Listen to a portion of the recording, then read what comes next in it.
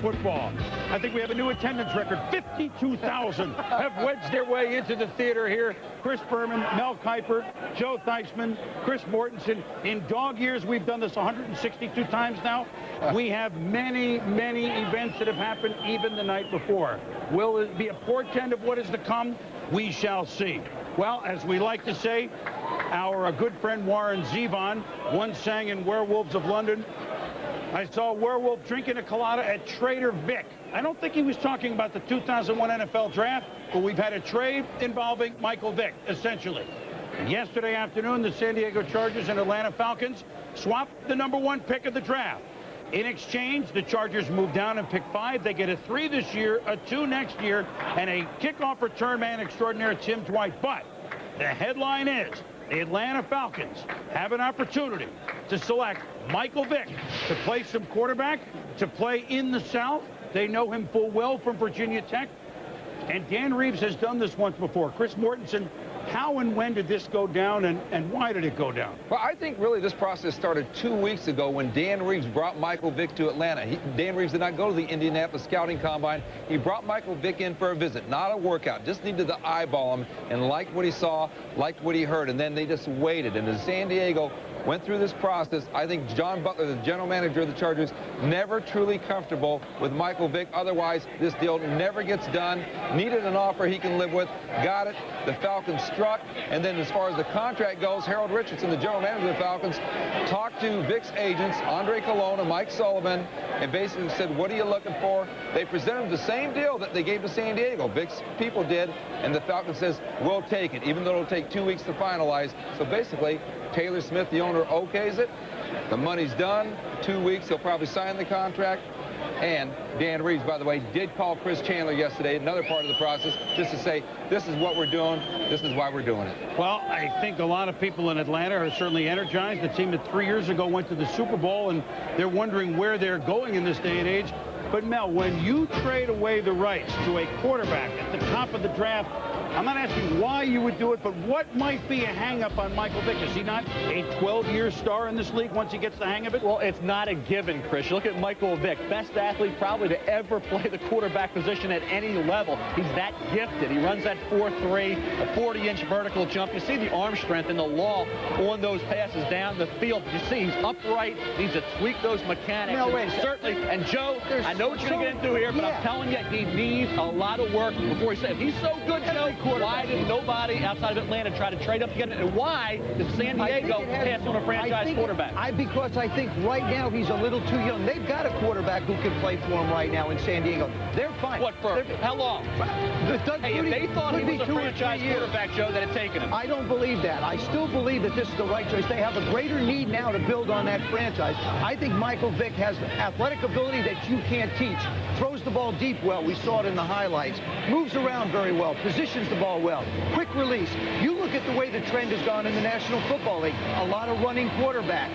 Dante Culpepper, Steve McNair, Donovan McNabb. That's all fine, Joe, but you got to be able to beat somebody with your arm in the pocket. He is light years away from being that type of quarterback. Tell that to Jeff Fisher. Now, bigger picture. To be able to contribute with the arm. Bigger picture. And legs. Is it because Vick was not head and shoulders ahead of about 6 or 7 other guys in many teams' evaluation and years? What do you think? That's exactly right, Chris. I think if you look at this draft, it did not have that one super elite prospect. You talk about 7 players, maybe as many as 12 with the same grade. Michael Vick's at the top because he's a quarterback, no question about it. But any one of these players, I think, has a chance to become a great talent in the NFL. The perception, though, right now, is that this draft does not have that one super elite prospect. And my contention is that San Diego thought he was next. John Elway, Drew Bledsoe, he would have been the #1 pick. And I think to throw in here really quick. Look, Sugar Bowl game.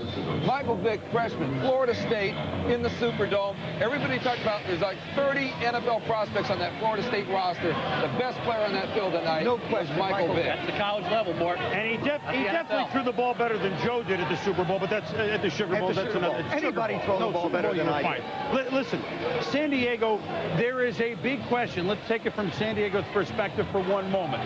Did they get enough? They get a 3 and a 2 next year in Tim Dwight for a guy that they figure could sit and watch Doug Flutie play for 2 years and then be a perfect guy and re-energize that franchise that was de-energized, and that's the understatement of the century, by the Ryan Leaf, and we can only call it a fiasco to this moment. But San Diego's coming off a 1-15 season. If they get a running back and if they get other players, they feel that, you know what, we have better served our team because Flutie is going to be playing right now. And by the way, that's already energized the fans out there. I have one case in point, then I want to go out to Ed Werder. This exact deal happened in '95 between Cincinnati and Carolina. Carolina went down from 1 to 5. Cincinnati went up from 5 to 1, as San Diego and Atlanta have done. Cincinnati ended up picking Kajana Carter. Carolina ended up picking Kerry Collins at 5. But it cost only a 2 to make that move. So if you look at that as the worth, then a 2 and 3 and a returner in Dwight, then they did get a good deal. There are others that say they did not get enough. But if they get the running back here or at the top of the second, then I think San Diego is satisfied. But you know what? The beauty of this is we can debate this forever. And the beauty of this is that Ed Werder is out in San Diego right now, right in the middle of all this. Good morning, Ed. Good morning, Chris. You're right. The Chargers do want to upgrade their running game, which was the worst in the NFL last year. They averaged their leading rusher, Terrell Fletcher, averaged 3.3 yards a carry. They got 67 yards rushing per game. And what they want to do with the 5th pick is take LaDainian Tomlinson, the #1 player on their board. But there's a lot of concern about what Cleveland will do with the #3 pick. They fear that either the Patriots or more likely the Bears will attempt to trade in front of them. And those teams also covet Tomlinson. If that happens and both the best offensive tackles are gone, I think John Butler wouldn't hesitate to take Gerard Warren, the top defensive player on the board. All right, Eddie, thank you very much. It shall be interesting out there. And, of course, San Diego trying to do a lot of building. Hey, make no mistake about it. This team is on its way. We'll talk about them when they get there. It's just on its way a little different than we thought 24 hours ago. Another big picture for you fans to watch out today. The St. Louis Rams, a year ago, 1 year removed, the Super Bowl champs, they couldn't stop anybody last year, even though their offense continues to be one of the most prolific in the history of the NFL. By making deals involving Trent Green, and earlier, the Rams now have 3 first-round picks as we speak and 2 second-round picks. You think this offensive juggernaut isn't going to address defense and become an unbelievable force this year? Let's see what happens today and tomorrow. The Seattle Seahawks have 2 very high picks in the first round as well. No one was busier than them in the offseason. Those are 2 teams to keep your eye on. Justin Smith, Leonard Davis, these guys are going to be hearing from them immediately after the commissioner opens it up here in New York. We'll be back to kick things off at the 66th annual NFL Select. The Toyota Tundra has a 32-valve V8, a double wishbone front suspension, and 4-piston caliper front disc brakes. And even packed with all that, the Toyota Tundra still has great ground clearance. Yeah, you call it ground clearance. I call it headroom. The Toyota Tundra, better from the ground up. Who is it? Inspector Collect. Open the door. The music's too loud. I ain't here about no music. I'm here to teach you about calling Collect. What's wrong with dialing 0? Use 1-800-COLLECT. It saves the people you call at least $1 or $2. Why you writing that down? 1-800, then collect. I pity the fool who don't remember that. That's so easy. I like it here. Is this thing a pull out? Use your head. Dial 1-800-COLLECT. Save $1 or $2.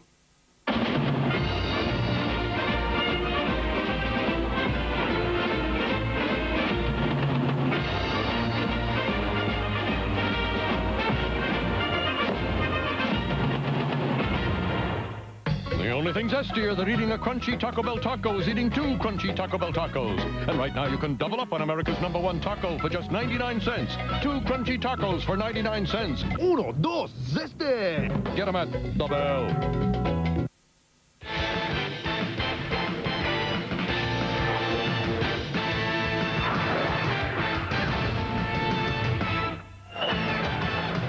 This is truly becomes springtime football. We first started doing this in 1980. People thought we were nuts. You're reading the phone book on national television. Well, think again. Everybody watching coast to coast all over the world. We're on ESPN.com. There's ESPN Radio. There's the ESPN Zone with NFL Player Chat. We've got expert panels in Bristol. I feel like I'm Jackson Brown. We got truckers on CB. We got Richard Pryor on the video. We have video teleconferencing with all 31 teams. There's the zone. We hope we are in the zone because you know what? We've been chomping at the bit to talk NFL football since the end of the Pro Bowl in early February. So, it is his honor as starting in his second decade now, Commissioner Paul Tagliabue gets to theoretically throw down the gavel and open up this NFL draft. So, let's go. I mean, we're going to talk Atlanta. We'll wait for the commissioner to immediately open it. But the Atlanta Falcons, they have Chris Chandler hurt a lot. Yep. I'll tell you what, we're going to go to the commissioner. You see, he hears his name, and here he is. See, we work together here.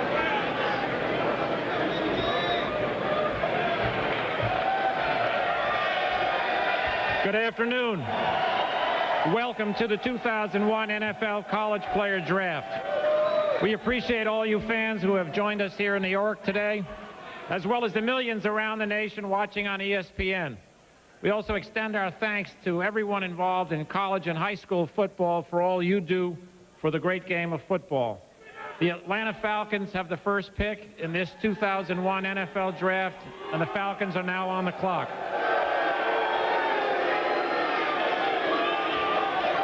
2 years ago at this time, the Atlanta Falcons were the defending NFC champs. The bottom, of course, fell out. 4-12. They couldn't move on offense. They couldn't stop very many people on defense. They have a quarterback in Chris Chandler. Gets hurt often, but when he's in, they play pretty well. They got Eric Zier to be a backup. So what should be the plan for Michael Vick? Watch for a year and two? Play in goal line situations? No. What would you do with him, Joe? I certainly think that Michael Vick right now is going to be a football player that has to think that I am going to play in this particular year at some point in time. I don't care whether Chris Chandler's healthy or not. I still think they'll try and work him in. They'll give him specific packages. They'll give him 5 or 6 plays to run in different situations. I would think if you want to stress an area for him, put him down around the goal line. That would be the place he would be most effective. How many times are they going to be near the goal line? Guess what? You'll never guess who this pick is. Let's go to the podium. With the first selection in the 2001 NFL Draft, the Atlanta Falcons select Michael Vick, quarterback, Virginia Tech. That's the fastest their offense has moved since they gave the ball to Jamal Anderson in the Super Bowl 2 years ago. Joe's making a point about Chris Chandler and things he does well. Chris Chandler throws a great deep ball. Dan Reeves likes throwing the ball downfield. And Michael Vick throws a tremendous deep ball. So there's a good match there. Let's back off for a minute and analyze what a moment this is for this young man who has played 2 years of big-time college football at Virginia Tech, whose difference from September and October a year ago to the end of this past season. I mean, you talk about a learning curve that was a skyrocket. And here he is. He's the #1 pick in the NFL. Just try to put yourself, who knows how many millions. I know the excitement in Atlanta, because I do live in Atlanta. I'm telling you, this guy connects with a young generation of football fans. Well, your son. Your son told you to go season. I've got to buy season tickets, but I'm telling you, Atlanta needed something inspirational, and Dan Reeves provided it. And one thing about, you talk about Michael Vick, he is a leader. He is a guy that can rally the troops. The team really galvanizes around Michael Vick. He will work at it. He will spend time evaluating and breaking down film, the tendencies of the opponent, Joe. He will have the work ethic and the diligence and attention to detail that you need to develop those skills. That's a major plus in his favor. And when you sit down with the young man, you get the sense that he understands that there is a learning curve. He knows he doesn't know everything. He knows that there's a process that has to take place. I just think the things that he possesses, the gifts that he has physically, are not things that you just go out and learn. Since the common draft, since 1970, this is the 11th quarterback to go overall #1. 2 years ago was Tim Couch with the Browns. 3 years ago, of course, Peyton Manning with Indianapolis. Drew Bledsoe in '93 with the Patriots. Jeff George, one of the more interesting Mel stories over the year, went in 1990 with the Colts. Troy Aikman, that pick turned out, I think, okay for Dallas in '89. Vinny Testaverde with the Bucs in 1987. John Elway picked by the Colts, but of course the trade with Denver. Steve Bartkowski, yes, Atlanta did this 26 years ago. Jim Plunkett, 71 with the Patriots, won Super Bowls, but obviously with the Raiders, not with New England. And a guy named Terry Bradshaw won 4 Super Bowls, being drafted #1 in 1970. So that's pretty good company to be put in right there. And speaking with Butch Davis, who coached at Miami against Michael Vick and Donovan McNabb, he used this comparison. He said he thought Vick had more quarterback skills than McNabb, but he also said he went golfing with Frank Beamer last year, and Beamer just raving about this kid's charisma. And as his teammates truly love this guy. You mentioned his ability to throw the football. The thing that I looked at when I studied his workouts, and when you watch him go through this specific workout that he had, you'll see traits that quarterbacks have to learn. Here's the quickness going back. Now keep in mind, he is a lefty, and he's throwing the ball out to the right. Look at his feet turn. See how he turns his shoulders, gets the ball out quickly. I believe the hardest pass for a quarterback to throw any level is a little swing pass. And then you look at the timing of the route. He doesn't hesitate. The delivery is just a flick of the wrist. The ball comes out so easy, so comfortably, resets, anticipates. You see him loaded. The receiver hasn't turned around yet. He lets the ball go. There's the perfect intersection as the receiver comes out of his route. Those are the things that sold me on this young man as a quarterback. But he is throwing against error there. I mean, I don't care. Because I have had some very good coaches in this league, quarterback guys, who say they really have a big question mark on him. I will say that. There is you have to have a question mark on a 20-year-old man. I think that's given. But the upside is tremendous. One sentence each. 3-4 years from now, big star in the NFL, Mel? I think it's a big question. I think it's a roll of the dice type pick. Joe? I absolutely think he will be at the level of a Dante Culpepper or a Donovan McNabb at least. Mort? For once, I'm going to agree with Joe. I don't believe it. I don't believe it. What will be the pack? Do we have a number on what this is going to be, dollar-wise? Oh, it's going to be similar to that $40 to $50 million deal, although guaranteed money in the first 3 years is really the key thing. It'll be about $15 million guaranteed in the first 3 years, although he has given Atlanta an extra year in terms of when he voids that contract. The traditional number is void after 3. This one will be void after 4.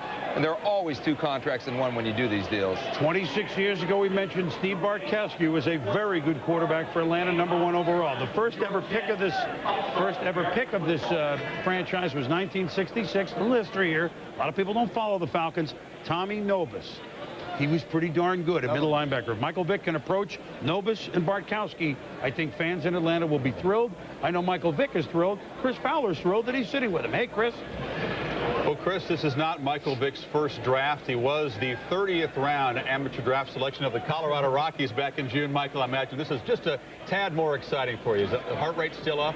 Oh, yeah, definitely. You know, it's very exciting. And you know, it's something I always dreamed about. I always dreamed about walking that stage, you know, meeting Paul, and it all came true for me, you know. So I'm very excited, you know, very happy to be playing for Atlanta Falcons, and, you know, hopefully everything will go good for me. What's your reaction to the trade? For probably a few months, you were envisioning yourself as a San Diego Charger. That suddenly changes on draft eve. Now the projections are you may play a lot sooner than you would have in San Diego. Yeah, I always thought this throughout the entire process that I was going to be a Charger, but, you know, the trade was made, and my agent, you know, informed me that some trades may be made, and you know, I knew that. So, you know, I'm just happy, and if I go in there and I have to play, then that's what I have to do. You know, that's what they're paying me for. Well, you had a redshirt year at Virginia Tech that was very important to your development. We've talked yesterday, no redshirt year in the NFL, but the big debate is, guys debating it on the set, how soon are you ready to step in and absorb the offense? Well, first I have to learn the offense, and then, you know, I'll be a whole lot more comfortable, you know,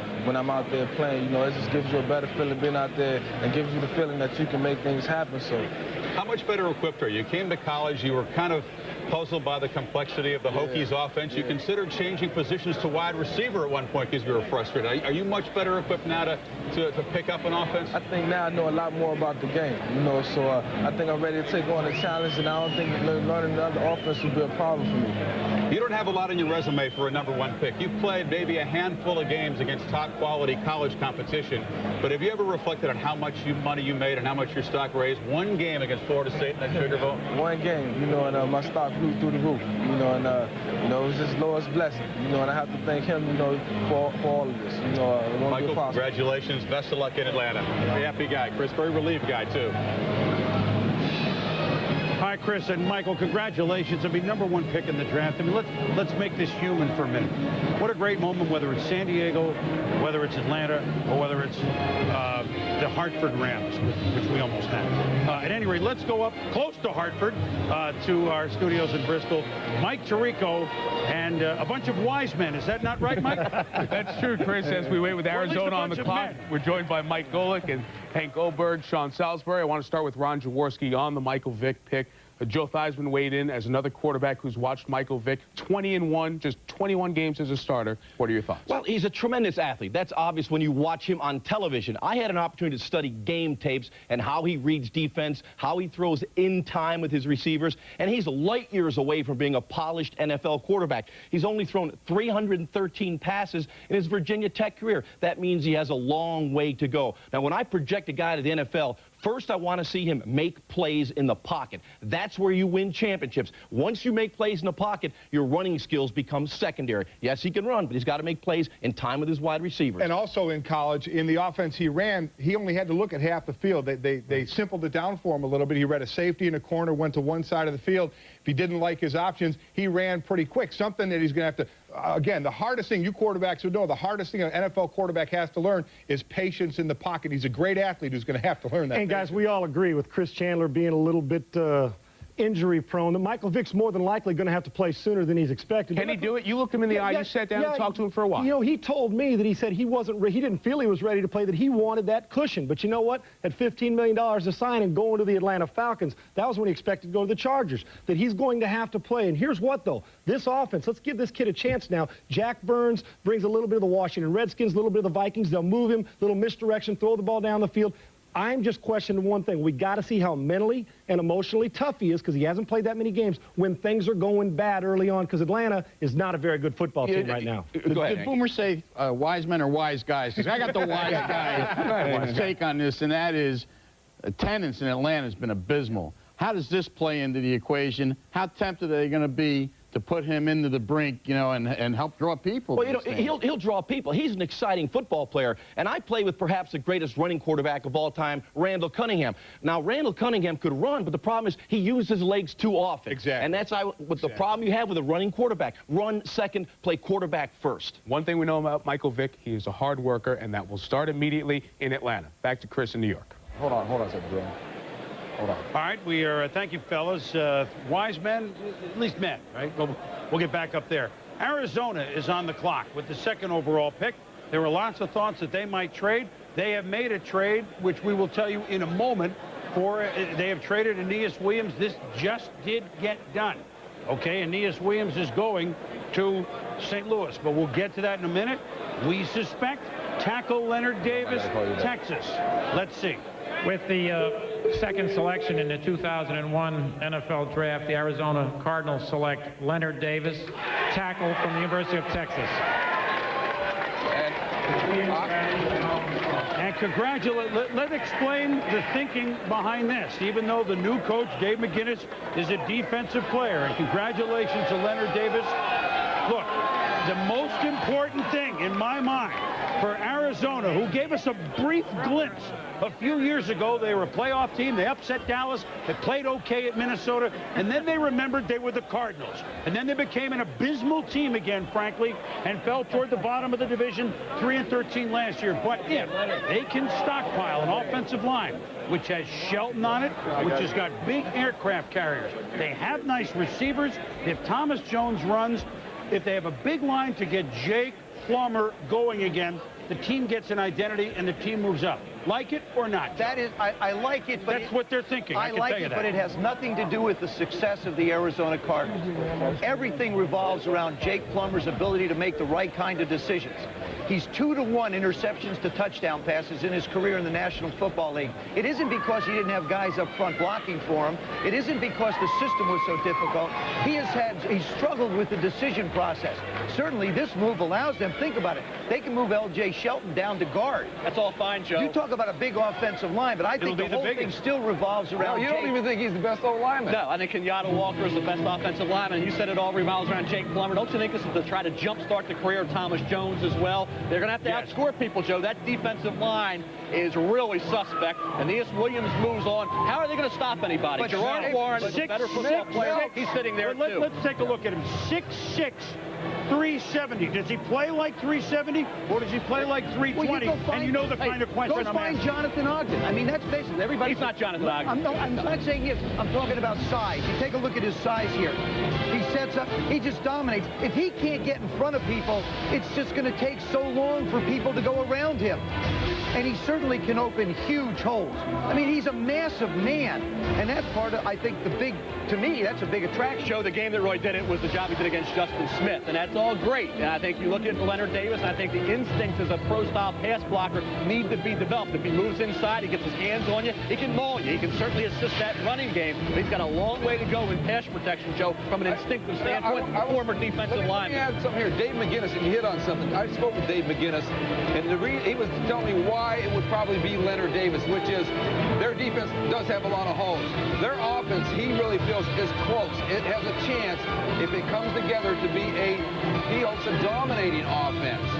Obviously, the key is Jake Plummer, but he made some coaching changes as well, and he's hoping all these things come together. So if you can't really fix the defense, if the safest pick, you know, when you're picking a side, is a guy like Leonard Davis, then go ahead and do it and see how good you can get on offense. And they got Pete Kendall and they're just trying to, boy, for years they loaded up on the defensive line, and for one reason or another, they're hardly there, or they're certainly not healthy. Now, the man that has been there for Arizona through all of the horribles, and let's make no mistake about it, all of the down years, perennial Pro Bowler Aeneas Williams is now moving on and has a chance to play in the big game at the end of this year, pending a physical, 3-year deal, reported at perhaps $14.7 million, contingent on the physical. In exchange, Aeneas Williams is what, 32, 33? Still playing well. Right, still playing very well. Arizona gets the low second, the original St. Louis second, and a 4th-round pick that came yesterday from Oakland. Low 2, low 4. Hey, they did the right thing by Aeneas Williams. They've really said, we're not going to sign you, we can send you somewhere else. We're giving you a chance to play in a big game. So Aeneas Williams' career as a Cardinal ends on the day Leonard Davis's career as a Cardinal begins. Up next, Cleveland. They could go a lot of directions, including a trade. This will be interesting. Be back. You've seen Gravedigger. You've seen Bigfoot. Now, see him side by side for the first time ever at Firebird Raceway, Saturday, April 28th. The Coors Monster Truck and Jet Car Jam. Jet Car Racing. And 8 of the biggest and baddest names in monster truck competition bring you a night of speed and car-crushing monster truck destruction at Firebird Raceway. The Coors Monster Truck and Jet Car Jam. Saturday, April 28th at Firebird. Coming this April, the NBA playoffs are in the house on TNT and TBS. See all the drama with more than 30 games in 30 nights. On fire once again. He hits again. The dandy play. With the steal and the jam at the other end. Take it. Pandemonium. Inside it goes. Putting the speed on. Nice pass. Has it. Only the best make it this far. And in the playoffs on TNT and TBS, it's win or go home. May 5th, live on pay-per-view. The adrenaline's at full tilt for the climax of the best Supercross season in history, the EA Sports Supercross Finals. Live from Las Vegas, Jeremy McGrath goes head-to-head with Ricky Carmichael in the ultimate clash for the Supercross crown. The EA Sports Supercross Finals, Saturday, May 5th. Live on pay-per-view. Contact your local cable or satellite provider.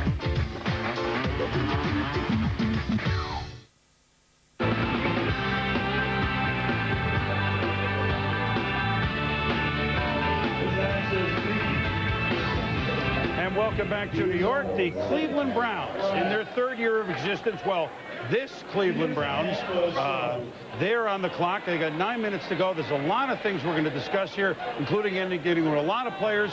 But in Atlanta, they're discussing only one thing, and that's Michael Vick. Let's go down to Hotlanta with Scott Walker. Scott, obviously enthusiasm for a day now. Absolutely, Boomer. And Dan Reeves, good enough to join us here, coming down from the war room. And obviously, you said there's relief here as well. 18 years ago, you were in a similar situation. John Elway was the player. What do you learn from that situation in Elway's development that you'll use here with Michael Vick and making him the quarterback you think he can be? Well, I think, first of all, both of them have the things that you see, the look at, athletic ability and those types of things. And we were very fortunate in that John had those things that you couldn't really see. A great desire to be successful, great competitiveness, the ability to learn your system and want to be successful. And I think Michael Vick has these things. But that's going to be the real key to determine how good this young man is going to be, because he has a tremendous amount of athletic talent. And I think the fact that he is so competitive is really going to help him be able to play quickly. You met with him a couple of weeks ago. Was that the meeting that showed you that he had those intangible abilities? You know, I think, first of all, the fact that he would come in here when you think you're going to be the first pick in the draft and we had the 5th pick, for him to come in here said something to me, you know, that he had his feet on the ground and realized there were a lot of different things could possibly happen in the National Football League. And he came in and he fit in. We had about 20 players in here, and he really fit in very well with everybody and had a good time, and was very impressive. And I think that's the thing that he has all the football talent, but the type of person he is off the field is so important too. Everyone wants to know, when will we see him on the field? Will we see him on the field in a position other than quarterback? Oh, well, that I don't know. We're going to try to get him ready. I think it's our responsibility as a coaching staff to try to get him ready as quickly as we possibly can and make sure he's ready to play when we put him in the football game. I'm sure everyone here is excited. Dan Reeves, thanks for joining us. We send it now back to Chris Fowler. Drafted right after Michael Vick, big Leonard Davis out of Texas, headed to the Arizona Cardinals. You're looking at the baby of 21 brothers and sisters in the pride of Worthing, Texas. I guess about 1,000 people have gathered watching a big screen TV. Do you have something to say to the folks back home?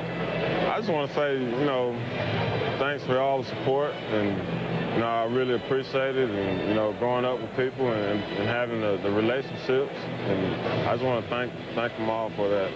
And you know what a demanding position tackle in the NFL can be, going against the best pass rushers in the world. If there is one question, they say, Leonard might not be mean enough, might not be nasty enough, but do you have a war face? Do you have a mean streak? I have a mean streak, and I'm able to turn it on and off. You know, when I get off the field, you know, I'm a nice guy, but you know, when I get on the field, I'm you know, going out and trying to, you know, just take somebody's head off. This guy's been 300 pounds, I think, since 8th grade. So you've always known what it is to be big. Now you'll know what it is to be rich. Congratulations. Leonard Davis, the Arizona Cardinals. Chris? If he's been big for a long time, Chris, then he understands what it means to be big, and the Cardinals hope he plays big. The Cleveland Browns, who last year, after all the pomp and circumstance of getting back in the NFL, one of the most storied franchises in the National Football League, last year Tim Couch got hurt, the bottom fell out, they couldn't move the ball at all on offense. Defensively, they started to improve, but when you can't move the ball at all on offense, eventually the defense, it just totally ran out of gas. The Cleveland Browns at 3-13 have a healthy Tim Couch, and they have a new coach. They have Butch Davis, who is the coach, a defensive mentor, a great college coach at Miami of Florida, and a coach who we are now looking at, and we have an idea what it is, but I'm going to throw out a bunch of names. Now looking at defensive linemen, even though they drafted Courtney Brown last year. They're now looking at perhaps a wide receiver, because they don't have a lead receiver. We got a couple of nice receivers. Running back, I mean, they could use everything. They could use everything. Is there a play? Just your grades. Is there one that stands out for you? I think Gerard Warren's the guy. I think we can slide down possibly to New England guys, but I look at Gerard Warren. You put him next to Courtney Brown. Everybody says, well, you have Tim Couch. You need the running back. You need the wide receiver. What about Courtney Brown? And he's your focal point of your defense. You put a Gerard Warren. You know, Richard Seymour's names come up. I have him down the line just a bit. I think you need a Gerard Warren to really stabilize things and really just jam that middle and complement Courtney Brown. You know what? It's interesting. Two other names were out there by the Browns all week long, other than Warren. Let's see what they do. With the third choice in the 2001 NFL Draft, the Cleveland Browns select Gerard Warren, defensive tackle from Florida. Well, the reason I threw out what I did, and we had a little premonition it might be Warren, you're smart, is that it's interesting. Some can you know when they're bluffing, others you can't. The Browns had Seymour's name and Terrell's name, the wide receiver, both outstanding players, but they said Butch doesn't like Gators. Yeah, right. Guess what? He's a pro coach now. We can get over it more. He played against Gerard Warren. I spoke to Butch about Warren, and I had one coach tell me that if you want Gerard Warren, it's like getting Warren Sapp. And Butch said, not quite. You know, Warren Sapp was more athletic, more fluid. Warren Sapp came to Miami as a tight end. But he said, this Gerard Warren, more explosive, more powerful. And don't forget the division they play in. Even though there's going to be realignment, it's still the Pittsburgh Steelers.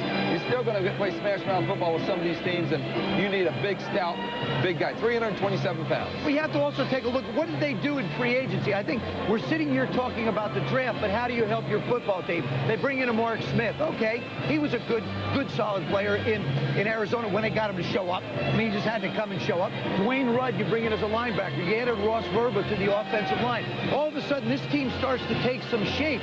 Now you've got your solid #1 pick from last year, a good guy inside, and you start to get it going. When you take a look at this strength, guys, you talk about strength. Obviously, 6'4", 325, you're going to be strong. Gerard Warren with Courtney Brown on the outside and Gerard Warren on the inside. You just hope, and I don't mean to put pressure on these guys, but I remember a defensive end named Deacon Jones and a defensive tackle named Merlin Olsen, and the Rams were pretty good for about 12 years, weren't they? I know that's a reach. You know what I like about this? There's the strategy. Is Dwight Clark a receiver, right? They're looking at Gerard Warren, David Terrell, the Michigan wide receiver. Dwight Clark was the guy who I think helped encourage Bush to go ahead with defense. Hey, I was taken in the 10th round. We'll find somebody later in this draft. But there are a lot of guys also that are available. Receiver deep draft, right, Mel? So you're freed up more. You know, in Florida, he had 7 more tackles, guys, in 7 games. And this is a guy that had a ton of hurries. You free him up a little bit more in the NFL when you have Courtney Brown next to him. Oh, I agree. I think when you start getting tandems together, I always think of Leonard Marshall and Lawrence Taylor. When you start putting tandems together on the defensive line, it's tough to deal with. And you take a look at what they have as far as their defensive line goes. Orpheus Roy, solid. Stalin Colonnade, solid. Keith McKenzie, Courtney Brown. Now Gerard Williams gets sprinkled in. You don't see teams play 4 defensive linemen anymore anyway. But there's a rotation that's But what about Tim Keck? This is a team that its offense was dreadful last year. 30th, 31st in this league. And you do need help with Tim Let me tell you, but I want to tell you, guys, you might think this is going to be a statement I'm sure is going to get some reaction. I don't think Curtis Enos is done. I think he's okay to come in there and fill a role for them. And I'm sure they can get a receiver. Very seldom in the NFL does a running back develop down the line. Running backs, if they're gifted, they usually jump out as soon as they come in. They played him wrong last year. They played him at the fullback position. He was out of position. Let's see what they do top of the second round. Running back. They will take a running back at the top of the second round. They're going to be staring a lot of good running backs in the face. Wide receivers, there'll be some good receivers there. But the Cleveland Browns are hoping that they have done maybe some old-fashioned Cleveland Brown football, like the late Lou Gatto on the defensive line. The Bengals are next. Can't wait. The only thing zestier than eating a crunchy Taco Bell taco is eating 2 crunchy Taco Bell tacos. And right now you can double up on America's #1 taco for just 99 cents. 2 crunchy tacos for 99 cents. Uno, dos, zeste. Get them at the Bell. In the battle against athlete's foot, you got to have, boom, tough-actin Tinactin. Tinactin pump spray is clinically proven to stop the severe itching and burning of athlete's foot. Tinactin is so tough it even prevents athlete's foot. So get, boom, tough-actin Tinactin. As a National Car Rental Emerald Club member, you can make one-click internet reservations, which saves time. Take the car of your choice, which saves time. And now when Emerald Club members return their car, National will fill it up at self-serve prices, which saves money and time. You see, if we give you back even 31 minutes, then we've done our job. 31 minutes. How will you spend it? The Emerald Club from National. You can go your own way. Go your own way. A great slugger we haven't got. A great pitcher we haven't got. A great ball club we haven't got. What have we got? We've got heart. All you really need is heart. When the odds are saying you'll never win, that's when the grin should start. Now you're getting the idea. Baseball Tonight, every night at 10 and midnight on ESPN. ESPN's presentation of the NFL Draft is brought to you by Tenactin. Tackle athlete's foot with tough action Tenactin. By Southwest Airlines. Southwest Airlines celebrates 30 years of freedom. 30 years, one mission, low fares. And by National Car Rental. Go your own way with National's Emerald Club. Welcome back to New York. We have had Michael Vick to Atlanta, Leonard Davis tackled Arizona, another huge man, Gerard Warren, defensive tackle, Cleveland, and now we come to a team that we always come to in the first hour of the draft, the Cincinnati Bengals. For the 7th time in the last 10 years, now 7 times in 10 years, the Bengals have a pick in the top 6. Now, sooner or later, they're going to bust loose. Sooner or later. Last year, they picked Peter Warrick, who they hope will energize their offense. He's an interesting player. They could trade, but I don't know if they really know how. Do they go just a big offensive tackle? What do they do? I think they've got to go offensive tackle. Last year, new stadium, same Bengals. Consulate out, Dick LeBeau in. Corey Dillon, oh, by the way, broke Walter Payton's rushing record for a single game, 278 yards. Achilles Smith looked like Achilles' heel, struggled at quarterback. We saw Peter Warrick at times show the flashes that we know he is capable of. But the Cincinnati Bengals are still looking for some movement. They were outscored by almost 200 points. They lost more games than anybody in the 90s. They're the Bengals. They're the Bengals. What do they do? They've spent time with 4 players. Leonard Davis, Kenyatta Walker, Justin Smith, the defensive end from Missouri, and surprisingly, Drew Brees of Purdue. Now, I think maybe Brees second round. Yeah, that's the 4 guys they spent time with. He had to be on his way going somewhere. Yeah. I mean, he just sort of stopped in Cincinnati. They got Indiana, they changed planes. Somewhere right? they were moving somewhere. So you had John Kitna in there. You know, Kitna is there, but you had 1 sack out of Booker and Copeland. You had no production out of your defensive ends. Justin Smith or Kenyatta Walker, got to be. With the 4th choice in the first round of the 2001 draft, Cincinnati Bengals select Justin Smith, defensive end from Missouri. Now, you talk about some picks that maybe the Bengals have made that you were not sure of. This young man from Missouri, motor. My God, you know exactly what you're getting here. I mean, many teams coveted this guy, Mel. 6'4", Chris, 270, and look at the speed. He ran a 4.62 during his workout. And I like the fact that, in addition to sacks, I think sacks can be very overrated. He set the single-season record at Missouri with 11, Chris, but 97 tackles led Missouri. That's impressive. But this is guy, it's interesting when you talk to teams about this guy. Boy, it was love him or lukewarm on him, and you love his attitude, you love his motor. But I also hear people say 32.5-inch arms. There's only been 1 defensive lineman in the last 10 years who's had any success with 32.5-inch arms and 32-inch arms. They mentioned Marcellus Wiley, and that was only 1 year. So that is a question mark. They certainly hope he's not Jason Buck. 32.5. You know, it's easier to buy shirts, though, if you're a defensive end. 32, and you can at least get shirts. You saw that there. I mean, he's got explosive. Well, the other side of it, too, when you look at the Cincinnati Bengals, they only had 9 interceptions. They were 30th in the league. They had 26 sacks. You say that sacks at the college level maybe not a factor. It certainly is a factor. If nothing else, you create pressure on a quarterback that causes the interceptions. I think it's an excellent choice for them. It's a way to start building the other side of the ball. Joe, what you have to realize with Justin Smith, he did both. He was a guy that I think held up against the run very effectively. That's proven. But he also had some sacks. So he gives you the both. I think he's not a one-dimensional player at all. You know what? Peter Warrick last year, Justin Smith this year. I like those picks. Do you? Combined, I like it. Listen, it's always when it's the Bengals, it's hard to tell. And listen, I really believe, like Achilles Smith, I think that if Dante Culpepper had been in Cincinnati, he might be struggling. If it was Donovan McNabb in Cincinnati, he might be struggling. There's just something about the franchise, the team, that takes the player down. Until they settle in. Bob Rikowski is now the offensive coordinator. They added John Kitna as a quarterback. Now, John out in San Diego, I think he had a great teacher in Mike Holmgren. I think that's an upgrade at that position. Between Achilles Smith and Scott Mitchell, they got nothing out of the quarterback. At what point does Achilles Smith become the starting quarterback? I think it's still a question. I really think it's a question.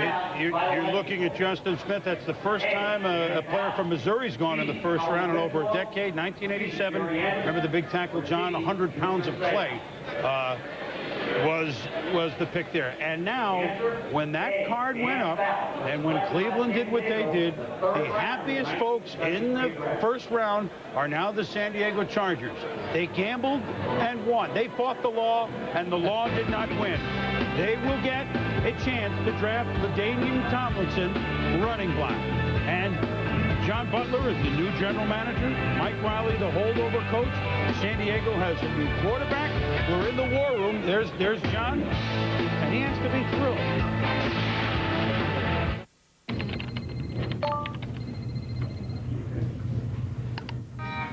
Congratulations! You've launched the pink slip virus. Your office is now infected. They'll soon trace it back to you. Good luck finding a new job.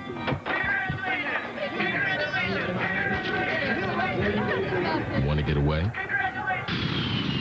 Now you can. Fly Southwest Airlines for just $39 to $99 when you purchase by May 24th. You are now free to move about the country. Meet Aztec with new VersaTrack all-wheel drive. Meet Sarah and Jake. They're about to do some carving. I'm all about all-wheel drive. It's like, did I buy 4 wheels? Then make them all drive. Then they have a ball. Nice driving, Graham. Hey, Sarah! I saw this in a TV commercial once. Gimme. Let it snow, let it snow. Nice and baby. Now during the Pontiac 75th anniversary, get $1,000 cash back on any 2001 Aztec and a camping package at no extra charge. Dr. Scholl's next stop, New Orleans. So how do your feet feel? That's pain. Well, this is our Dr. Scholl's massaging gel insole. It's like a spring. The massaging wave system gives you more cushioning than regular gel ever could before. It relieves tension in your feet. It feels like it's massaging the foot. Dr. Scholl's, treat yourself right. The only thing zestier than eating a crunchy Taco Bell taco is eating 2 crunchy Taco Bell tacos. And right now you can double up on America's #1 taco for just 99 cents. 2 crunchy tacos for 99 cents. Uno, dos, zeste. Get them at the Bell.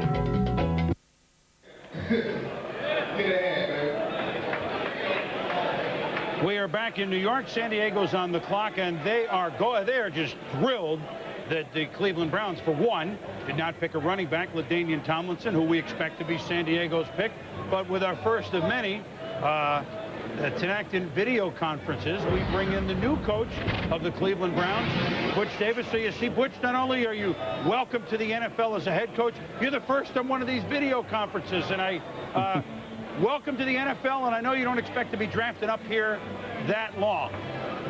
Well, Chris, it's great to be here, and obviously it's a great day for us. We're really excited, and the pick, obviously, with Gerard Warren, I think it maybe caught a lot of people by surprise, but our entire organization, coaches, you know, everybody, the scouts, management, everybody really felt like that was the best pick.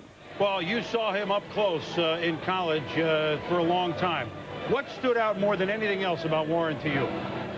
Well, there were a couple of factors, Chris, in trying to decide which guy we were going to take. One of them, we really felt like that Gerard was a terrific player. He'd been a dominating starter at the University of Florida almost his entire career. He's a big, extraordinarily athletic big man, 320 pounds, guy that provided a lot of sacks, a lot of pressures. You know, we just really felt like that he brought a dimension defensively to our entire defense. The division that we play in, obviously, there's tons of running backs. Eddie George, you know, Corey Dillon, a lot of people, Jamal, and, you know, we just got to do a great job stopping the run. And so we felt like that he was going to be the kind of guy that we needed to add to the defense. Real quickly, Tim Couch, as we stand in late April, ahead of schedule, behind schedule, to be ready to go and like nothing happened. No, absolutely. Chris, we really feel like that he's ahead of schedule. We had a mini camp last week prior to the draft. He threw the ball extremely well, no adverse effect. Well, that's good for all football fans, certainly in Cleveland. We look for you to do offense, but, you know, you send out some different smoke signals. You're getting good at this, you know. Thank you, Chris. Back to the war room for Butch Davis in the NFL as a head coach, of course, for years, as an assistant with Jimmy Johnson. That's his NFL pedigree. San Diego, they went down from 1 to 5. And what did the Chargers do last year? Well, what didn't they do? The San Diego Chargers at 1-15. Win? Well, and there's no nice way to describe the quarterback situation with San Diego.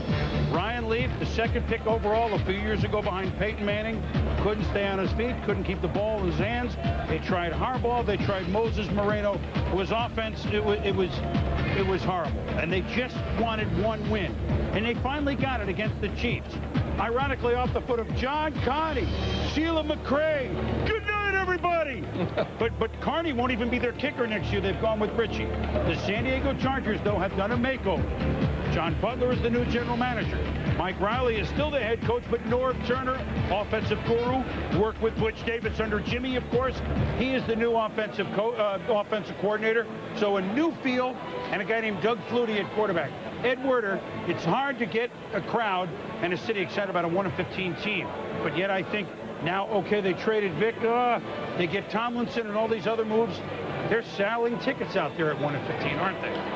Well, John Butler obviously knew his board very well and knew everybody else's draft board ahead of him very well, because the guy they really wanted all along, once they couldn't come to terms with Michael Vick and decided to trade #1 overall pick, was TCU running back LaDainian Tomlinson, who is there and is almost certain to be their selection to improve a running game that was the worst in the NFL. This will add an elite runner, and Norv Turner, the offensive coordinator, feels very confident that they will be able to run the football successfully. I think you'll see a much greater commitment to the running game. And Norv Turner, Chris, has had a Pro Bowl running back in 6 of his last 10 years, and 5 of those years, he also had a Pro Bowl quarterback. And they have a workhorse here, Eddie, if Tomlinson is the pick, which well, let's just go out on a limb and say that it's going to be the pick, okay? They've gambled, and so far they have won. And how they use their 3 and how they use their 2 for guys who can get on the field immediately this year will be, you know what, while we're waiting 2 years for Vic to play while we have Flutie, we're actually making a move in the AFC West, and it's smart. Let's see.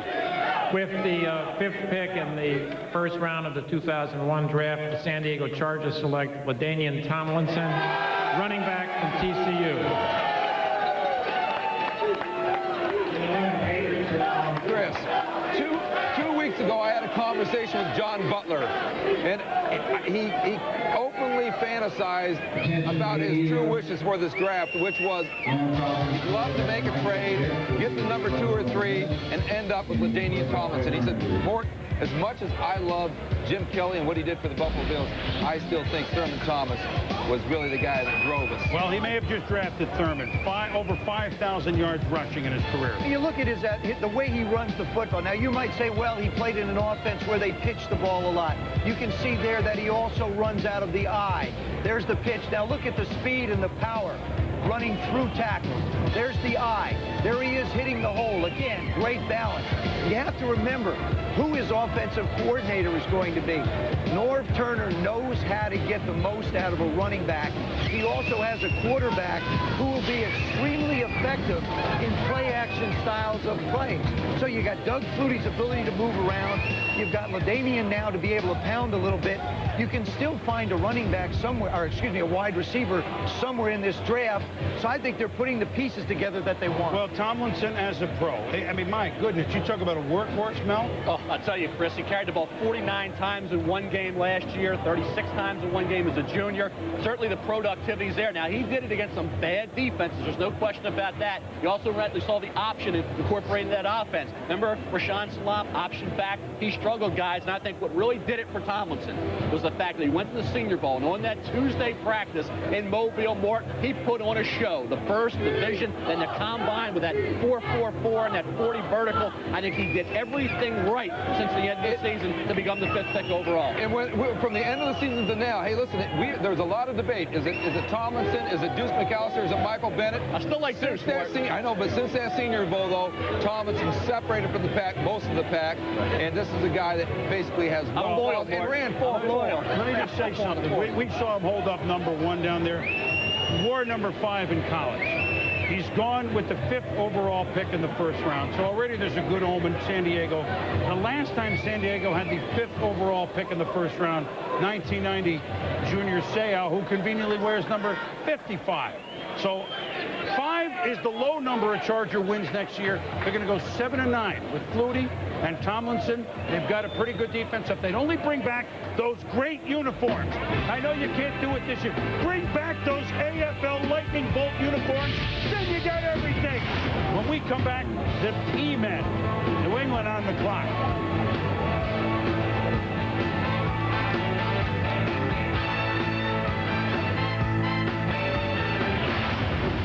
You've seen Gravedigger. You've seen Bigfoot. Now, see him side by side for the first time ever at Firebird Raceway, Saturday, April 28th. The Coors Monster Truck and Jet Car Jam. Jet Car Racing. And 8 of the biggest and baddest names in monster truck competition bring you a night of speed and car-crushing monster truck destruction at Firebird Raceway. The Coors Monster Truck and Jet Car Jam. Saturday, April 28th at Firebird. Coming this April, the NBA playoffs are in the house on TNT and TBS. See all the drama with more than 30 games in 30 nights. On fire once again. He hits again. The dandy play. With the steal and the jam at the other end. Take it. Pandemonium. Inside it goes. Putting the speed on. Nice pass. Holds it. Only the best make it this far. And in the playoffs on TNT and TBS, it's win or go home. Wow! Look at her! She's different than the girls at school. Whoa! He's touching her. He is so lucky. I gotta learn how to skate. I feel kind of funny. Oh no! Don't go! No, please! No! Yes! Yes! Get into the lives of athletes off the field. The Life, presented by Sprite. New episodes begin May 5th on ESPN. Down to this. It all comes down to this. It all comes down to this. It all comes down to this. About a little rock and roll here at the draft by our guys Todd Tebow and the Blue Chips. He didn't know that his group was the Blue Chips. They are now. Blue Chip running back, we think so. LaDainian Tomlinson with our Chris Fowler. Chris? Boomer, as you said, number 5 for TCU goes with the number 5 pick to San Diego. Yesterday, you reeled off to me almost the entire first-round draft order off the top of your head, but you never thought Chargers number 5 until the trade. I never thought about it. You know, it was one of them deals that I was for certain that that they was going to take Vic at the number 1 spot. But when the trade happened, I was like, well, maybe so. You know, I was awfully happy. You came to TCU, endured a 1-10 freshman season, empty stands, something very few players in this draft had to endure in college. Have you reflected on what an amazing 4-year ride it's been? It culminates right here. Yes, yeah, it's amazing. You know how far I've came. You know, I know how to rebuild a team. You know, I know how to step in and work hard. I know what it takes to rebuild a team.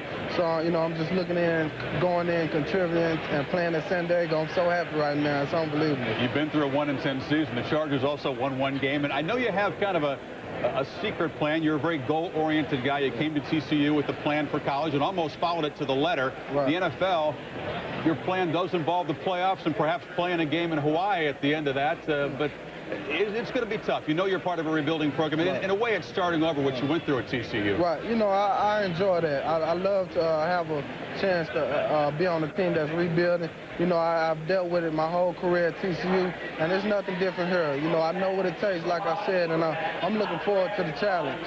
You know the rap by some, well, he's too short. He may not be a franchise back. The stopwatch says he doesn't have top 5 or top 6 quickness. Because you love to prove people wrong. You've been doing that your whole life. I love to prove people wrong. Everybody always told me I couldn't do this. You know, and the thing about it, no one ever said you have to be 6 feet to be a running back. You know, I got a lot of heart, and a lot of people will see that. What do you need to work on in the NFL the next level? A lot of backs come in, and not everybody succeeds. Let's face it, there's a lot of busts at that position. What do you think you need to work on? Well, I think I just need to continue to work hard. I think I need to outwork people, you know, work on picking up defensive blitzes, doing some pass routes out the backfield, all kinds of things that I can get better, man-to-man, beating the linebacker, or even the safety, things like that. Wish you the best. It's been fun watching your career, one of the top 5 or 6 all-time rushers in college football. Another rebuilding job ahead of you, LaDainian Tomlinson. We wish you the best out in San Diego. Yes? Here's a young man that just give me the ball. Let me put it on my shoulders. So for you fans of the TCU Horned Frogs, I don't know how many of you know this, the first Horned Frog to go in the first round since Norm Big Blue Boulash, 1970. Now we remember him, Joe. Mort, you're too young to remember Norm. Although it was in your time. That was the grandson of Alex and the son of Dean. That was young John Spanos giving him the uniform. And I do want to clear up one other thing for San Diego. Their evaluation as Michael Vick as a player or a person, that didn't go down anywhere. That trade was made hoping that this would happen. It might be out there that San Diego didn't think of him that highly as what kind of maybe player or somehow I've read some things this morning that San Diego never said. It never got out that way. So they wanted to make sure that they hope both guys excel in the NFL, and of course we do as well. We now move on to year 2 of Bill Belichick as head coach of the New England Patriots, a team that was in the Super Bowl a handful of years ago, but a team that fell to the bottom of the very competitive AFC East. Andrea Kramer is in St. Louis, and I can't believe with all the draft picks St. Louis has and what's been going on there, she actually has time to think about New England. But Andrea, I do know that they took a look at Warren at the end of this week. Obviously, he's gone. They need to press the envelope a little bit down the middle of the field. They can do it in several ways. Good morning, Andrea. Good afternoon, Andrea. What do you have? Well, remember, Chris, they have phones everywhere. Doesn't matter how many picks you have. But, yes, you're talking about the holes that they had on offense, but remember that on defense, a lot of needs to fill as well. They lost Chad Eaton to the Seahawks. They released Henry Thomas. I think who the Patriots are thinking about is Georgia defensive tackle Richard Seymour. He's got great size, very versatile. He could be a 4-3 tackle, a 4-3 end. He could play over center at nose tackle. A lot of holes to fill, but I think that Seymour is the guy that the Patriots are thinking about first and foremost at this 6th slot. All right, well, that would certainly add up. Bill Belichick, Andrea, defensively, guys, and Mel and Mort, Joe. Let's look at the board. Is Seymour, is this a little high, or do you got to go get a guy like that right now? Well, he's been projected to go in this general area, and I think you look at it, guys, you have Drew Bledsoe. Do you surround him with a David Terrell, a Corrin Robinson, or do you upgrade a defensive line that has some problems right now because of losses from free agents? I think you have to stop and think who the head coach is. Again, you think about Bill Belichick. Bill Belichick was a big part of the championships that were won in New York, as good as the teams were in New England before, as good as the teams were with the Jets. He is a terrific defensive football coach. I would think if he had his druthers, they feel like they can stop people from scoring. You've got Drew Bledsoe now signed for a long time. Yeah, but you don't score many points, Joe. Too many 10s and 13s. But you will be better, and I believe eventually they're going to have to find a running back. That's going to be the key, I think, in this draft, to find someone somewhere. I just wonder whether they plan for David Terrell to be here. That seems to, because this is probably, because they're clearly looking at Richard Seymour. Butch Davis loved Richard Seymour. He's 20 years old. He's athletic. He's got to learn how to play the run a little bit more, but he will get upfield. But David Terrell, got to be tempting when you got Drew Bledsoe. Well, the Patriots are there. They've invested huge money in Drew Bledsoe, so he will finish his career as a New England Patriot. Will he have some toys to play with on offense? Here's the pick. With the 6th pick in the 2001 draft, the New England Patriots select Richard Seymour, defensive tackle from Georgia. Well, so we've had 3 defensive linemen go in the first 6 picks, which isn't really a surprise. Richard Seymour, you talk about a size. Well, he's light at 300 pounds, huh? I mean, as this day and age goes, 6'6", 300 pounds from Georgia down your home way, Mort. He's powerful. He's got pretty quick hands and feet for a guy this size, Mel. What he is, Chris, is a guy who has tremendous wingspan. I think if you look at a guy like Richard Seymour, going back to a sophomore year, this is against Tennessee. He had 12 tackles as a junior, 9 this past season. You know Phil Fulmer and the Volunteers are glad to see Richard Seymour move on to the NFL. Played next to Marcus Stroud, who will go probably mid-first round. They were read, react, contain type. He only had 1.5 sacks. Has to become more of a finisher. That may have been system-related more. I think what system? Gary Gibbs playing that Hokie defense there at Georgia. And this is a guy, Richard Seymour, Marcus Stroud. They went through a lot of changes on defense at the University of Georgia. Changes with the defensive coordinator. Always learning how to play in a different scheme. But Seymour, I think, is just 20 years years old, tremendous upside with this guy. Maybe 3 years from now, could be a Pro Bowl player. Look, they need help on, well, they need help in a lot of places. And Bill knew that even at the beginning of the year when they were in a lot of games before the bottom really fell out. I mean, you got to, if you were building, and this division, remember, everybody was at 500 or above other than the Patriots. I mean, there aren't any easy chalk wins in this division. You better be able to muster up on both sides of the offensive and defensive line. The offensive line is changing over, and as you mentioned, Eaton gone, that's changed as well. And now, as we move on here, now we are at the portion of the draft where the first of 2 picks for the Seattle Seahawks and Mike Holmgren and company, who were as busy as anyone in this offseason, changing really the whole feel of this team that 2 years ago won the West, but last year fell way down in the West. Now you have to wonder, even though Mike Holmgren and many who are offensive-minded say, I'd rather go with a big guy than a receiver this high. He doesn't really have a big time. But one of the big guys just went, Seymour. Well, all the big guys. And here's David Terrell. But I think you really have to stop. I mean, again, you have to look beyond that and say, what did Mike Holmgren do in Seattle? What did he do on his football team? The part that he went after was the defensive side. So maybe here in the draft, let's look at receivers. Let's look at your list, Mel. You bring in Matt Hasselbeck, you better find some wide receivers. Right. Darrell Jackson, they stole in the 3rd round last year. Corin Robinson would have been off the board by now. But remember that 40 time with the pulled hamstring?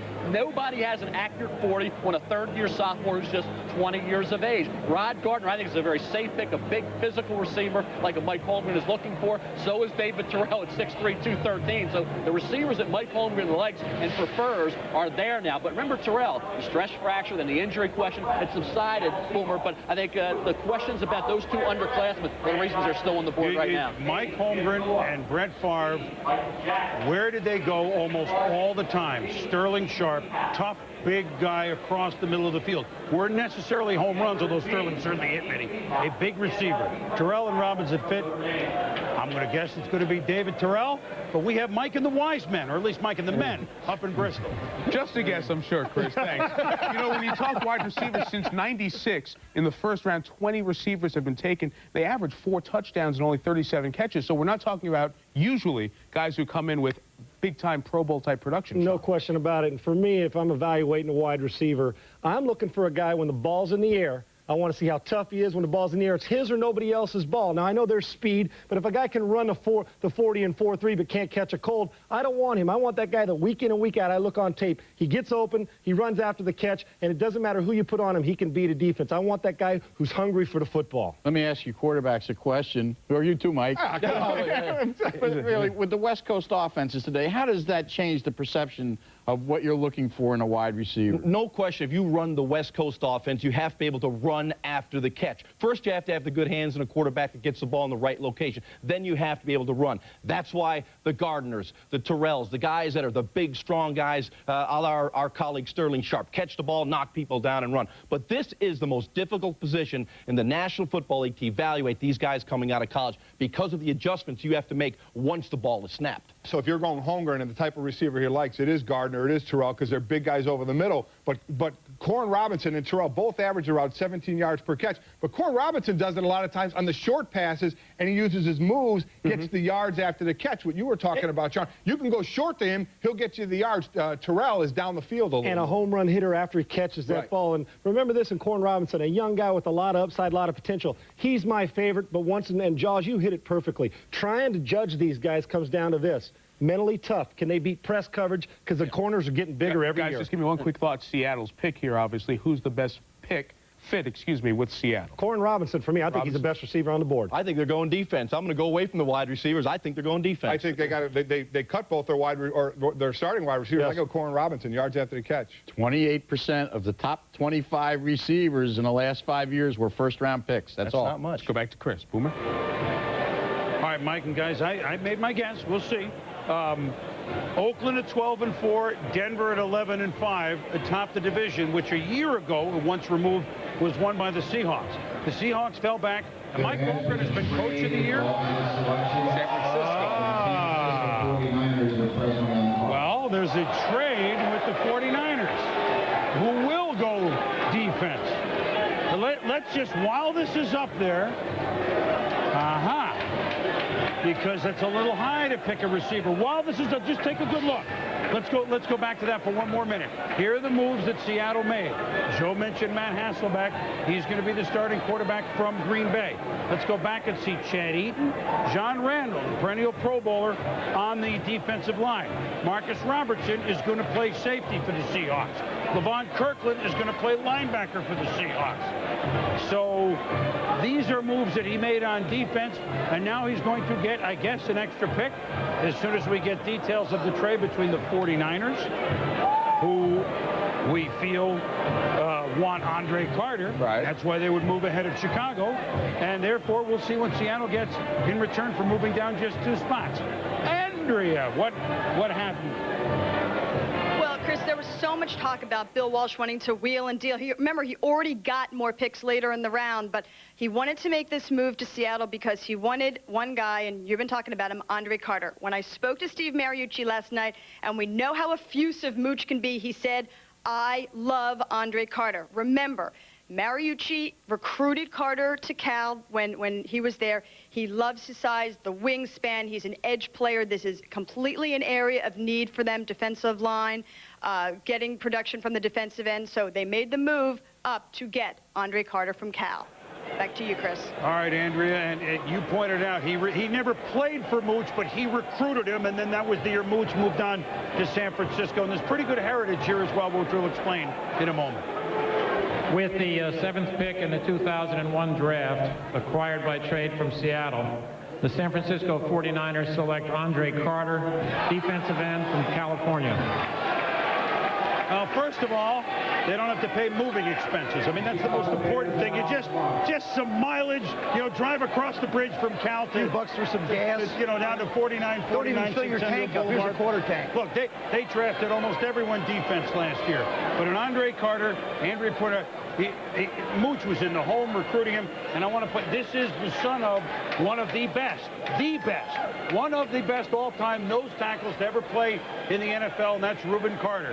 And all you have to do is sit with Tom Jackson for 14 years, hear about how good Reuben is, and work ethic, genes, it's all there, And guys. what's interesting about this is that the Denver Broncos had been talking with San Francisco about getting up there to get Andre Carter, but then there's been a lot of talk last 24 hours about Carter going to the Bears at number 8, which meant if you wanted Andre Carter, you had to pretty much go to the 7th spot.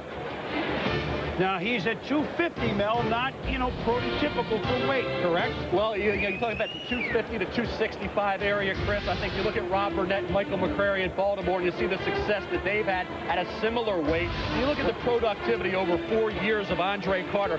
20 tackles for loss, 10 sacks as a junior. He's a marked man this year. They move him around, and he's still productive, Chris. That's what's impressive. They scheme to take him out of a game, and they can't. That's the reason, Morton, Joe, that Andre Carter solidified. I want to ask you, Morton, this question.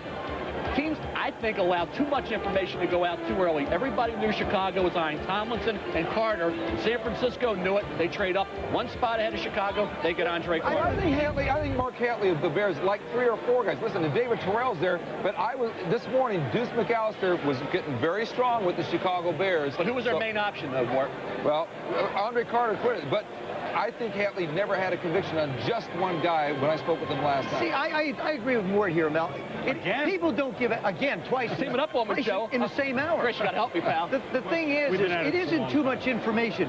We can sit down and you can look at the need of a football team and say, Joe, that's not true. This football team needs a couple people. Yes, it is true. No. We can sit down. How do you pick them? You know the need. Yeah, Joe, but Andre Carter, you talk about names associated with a team. It happens too often. But there's so few in this area. You know what? Last year, Last year, they have other needs. There was a time that San Francisco played at one time. They didn't all start with a couple injuries. I think there were 8 rookies at one time playing defense for San Francisco. Some of them are really going to pan out pretty big time. And with Carter, along with Bryant Young, who's the old guy from Notre Dame on the line, they're hoping that they get a defense, they got a pretty good offense. We'll be back with the Bears. Presenting the ultimate tires for your 4x4, the Michelin LTX series. They provide a Michelin ride on the road, yet they're tough enough, rugged enough to tame any terrain.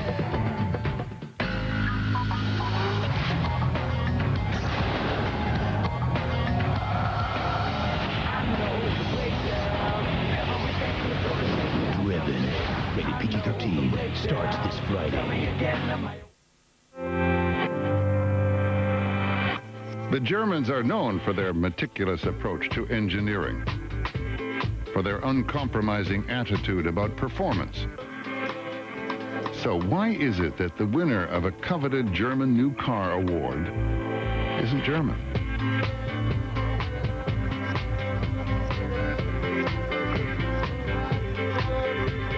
Introducing the new Volvo S60. Now batting, Jackie Robinson. It is not the critic who counts.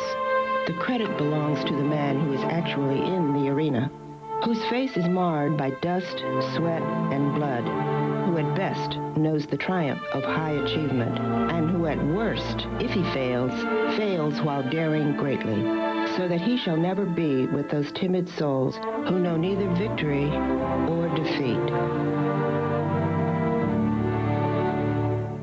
The only thing zestier than eating a crunchy Taco Bell taco is eating 2 crunchy Taco Bell tacos. And right now you can double up on America's #1 taco for just 99 cents. 2 crunchy tacos for 99 cents. Uno, dos, zeste! Get them at the Bell. That roach thinks he's got it made. A mere scamper to the pantry. Only this homeowner called 1-800-Terminex for a convenient solution to the problem within 24 hours. So this roach is toast. Call 1-800-Terminex for a free inspection. Outside, fans were streaming in here to the 2001 NFL Draft, the 66th NFL Draft. The San Diego Chargers, they hung on, they traded the #1 overall pick away. The San Diego Chargers did, but they got their man, or their next man, running back LaDainian Tomlinson anyway. Mike, life of Riley is with Ed, never a discouraging word, Ed. Well, Boomer, they did get the guy they wanted off the top of their draft board, but going down from 1 to 5, Mike, there had to be a lot of nervousness as those picks were coming off the board ahead of you. And how were you monitoring it in your room as to what was going on? Ed, we were trying to find out if there was any activity going on at the other places that looked like there might be a trade in the making. Once we made the first pick trade, we were waiting for LaDainian, and we really wanted to get him. And there were some anxious times in there. Did he prove to you at the Senior Bowl, is that where he demonstrated that he could be a 3-down back, that he could catch the ball well enough to stay on the field in all situations? Yeah, we thought after looking at him at the Senior Bowl and the workouts that he was an all-purpose guy, very versatile. And the longer we looked at him, the more we liked him. And you know, that was the big question. What could he do catching the football? Because they'd run a lot of option in college. But I think he dispelled all that as the offseason wore on. Well, and Chris Berman, here's how much the Chargers think of LaDainian Tomlinson. John Butler, the GM, who was the architect with Bill Polian of those Buffalo teams that went to 4 straight Super Bowls, was on the phone with Polian the other day, and Polian said, doesn't he remind you of? And before Polian could spit out Thurman Thomas, John Butler cut him off and said, tell me about it when he makes the Hall of Fame. Well, if Ed and Mike, if they have a run like the Bills did, and LaDainian Tomlinson is at the hub of it, well, then we'll look back at this draft as where the Chargers went from down to moving up and staying up. A long way to go, though. A man that has been at the top of, or near the top of his profession, well, for a few years. Let's just do it that way. Let's bring in on our, it's an Acton video conference, Hall of Fame, Professional Football Hall of Fame head coach, and running, can I say it, Bill? Probably running your last draft, Bill Walsh. Welcome this morning. Well, it's great to be here. We're excited about our selection. He's the man we wanted all along, and it took some doing. And Mike Holmgren is a tough guy to deal with. I don't know where he learned that, but I don't either. but this guy drove a hard bargain. But it was really important to us that Andre Carter come to the San Francisco 49ers. To me, he's light years ahead of a lot of the defensive linemen playing in the NFL today. His dad has taught him defensive line techniques since he was 5 years old. So as you watch him play, he's so far ahead of the rest of the competition that we think he can come right in and start and be an outstanding player. You have a bunch of, well, will be second-year players and rookies, and you're going to draft a couple of more as well. I would assume as the day goes on. Does this defense build this year have a chance to make a move? Because you have some parts on offense. There's no question about that. Well, we can move the ball. Steve Mariucci's offense is beautiful to watch sometimes. But defensively, you need athletes. You can't do without them. And in the case of Andre Carter, if we were to sign Dana Stubblefield back with Bryant Young, we have some excellent young defensive ends. We've signed a middle linebacker in Smith. We've got Ulbrich playing the weak side linebacker. We should be a very good, solid defensive team this year. Bill, and a personal note, after this weekend, or perhaps soon, your duties will change with the 49ers. A tinge of sadness with you, a tinge of elation as you approach this draft with your usual zest, or will those feelings you deal with after this is over this weekend? Well, there may be a letdown in a couple of weeks, but right now I'm very excited about the draft and about Andre Carter. But yes, it's a parting of the ways in the sense of having responsibility for something. But I'll remain on with the 49ers, and I think I'll have a very active role, and I'll enjoy that very much. But it's been a great run, and along with Ron Wolf, the two of us are stepping out of the way for some younger, more, even in a sense, more dynamic people. I love that you and Ron Wolf had kind of one for the road. You made kind of a swamp of picks. You guys couldn't resist it, could you? And we had to do something, and both of us tease each other. We were relegated down to trading 4th and 5th round picks. That's all we were good for. But in the meantime, here we are. We've got Andre Carter, the man we wanted, and I'm just elated. Well, Bill, you've been, to kind of put it in a capsule, your legacy may be the Super Bowl teams. It may be the offense that 20 years later, when it's run right, can't be stopped. Or your legacy may be all the men that you kind of influenced, like Mike Holmgren, who you've sent on in the league. And I'm sure you're very proud of all those things. We congratulate you on a run that may be unparalleled. Have fun this weekend, will you? Thanks a lot, and thanks for including me. Okay. Bye-bye, Chris. He's, well, it was nice of Bill and I to invent that West Coast offense together. Joe Montana ran it. You did an outstanding job. You really did. You're talking to a legend right there. And you let him take the credit. That was nice. Well, you know what, though? He's still making moves. All right, now we have the Chicago Bears. With the 8th choice in the 2001 draft, the Chicago Bears select David Terrell, wide receiver, Michigan.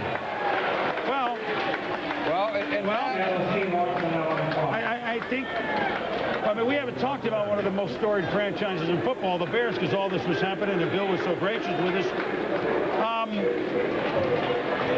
I think that's a guy that Seattle was looking at, although that there are 2 receivers there, so maybe they'll do that. But let's talk about the Chicago Bears, who, again, had another disappointing season, and I think it begins with the lack of development / cohesiveness in huddle. Call it what you want, Joe, with Cade McNown. I think Cade McNown still is another young quarterback that has to try and prove himself. I'm not 100% sold. I liked him. I thought he was quarterback ready to come into the league a couple of years ago. I think he has regressed.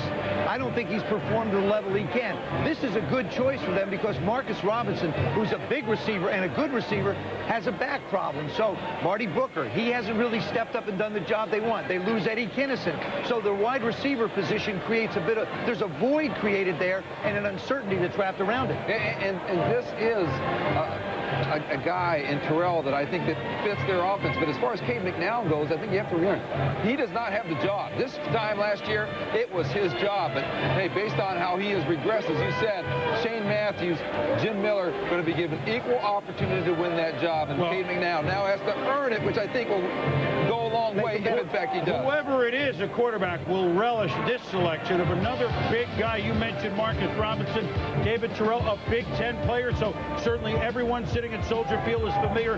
Mel and Morton, Joe, what he did in college, 6'3", 213, 900-yard receiving games, and runs good routes, huh, Mel? He really does. If you're watching this tape right now, you're seeing him beat Nate Clemens. Nate Clemens is a mid-first round draft choice. David Terrell against Jamar Fletcher. See him there with the size, 6'3", 213. I mean, he is a physical receiver. He'll block downfield.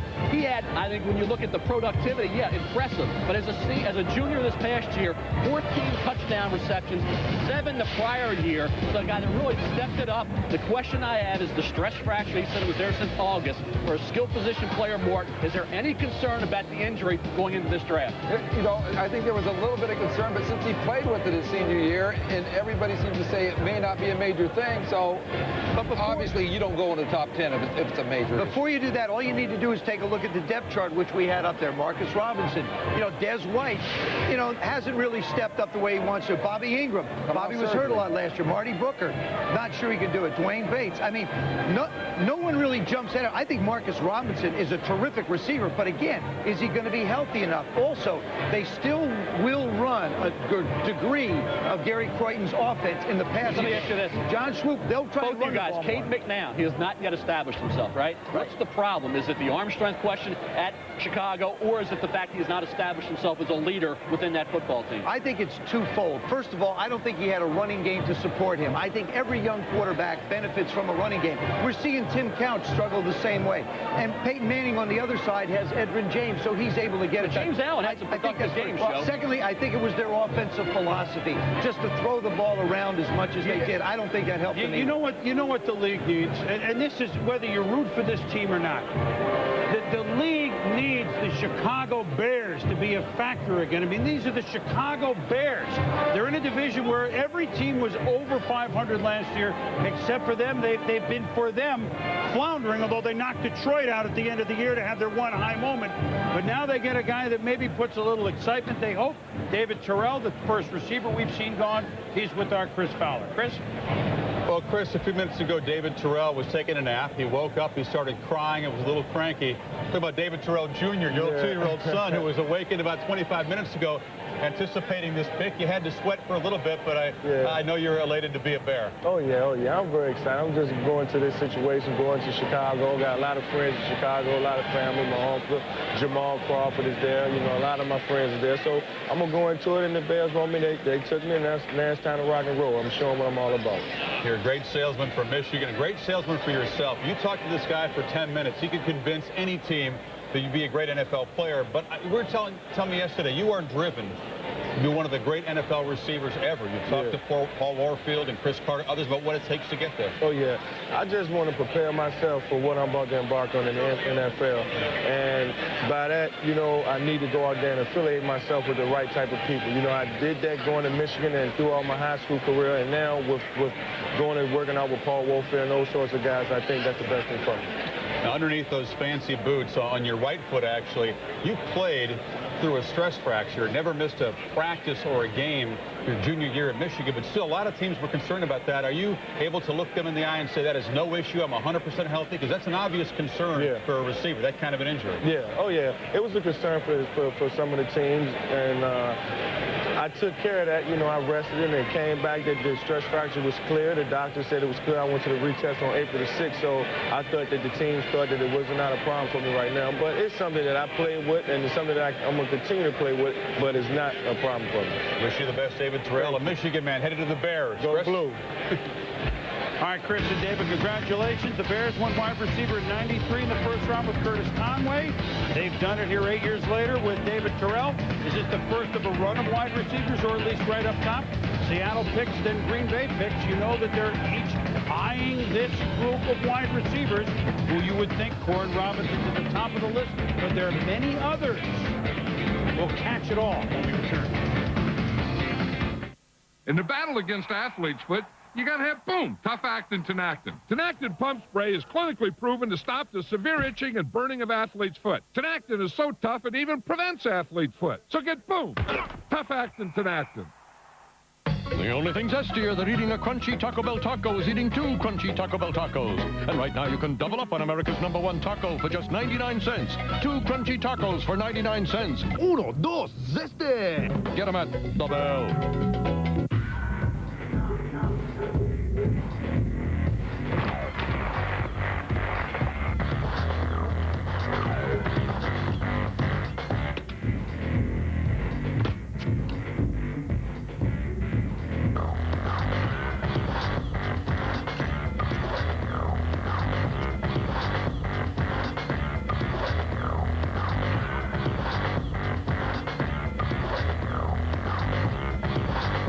Tomorrow on ESPN Classic, baseball was his life. He knows greatness. Academy Award winner Tommy Lee Jones in a real classic, Ka.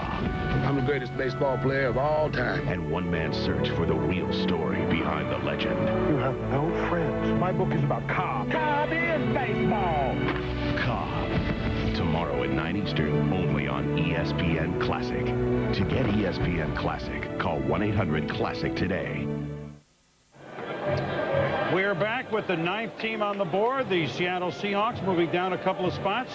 We think it's Corin Robinson, wide receiver, NC State. That's just a guess. Here's the fact. With the 9th pick in the 2001 NFL Draft, the Seattle Seahawks select Corin Robinson, wide receiver from North Carolina State.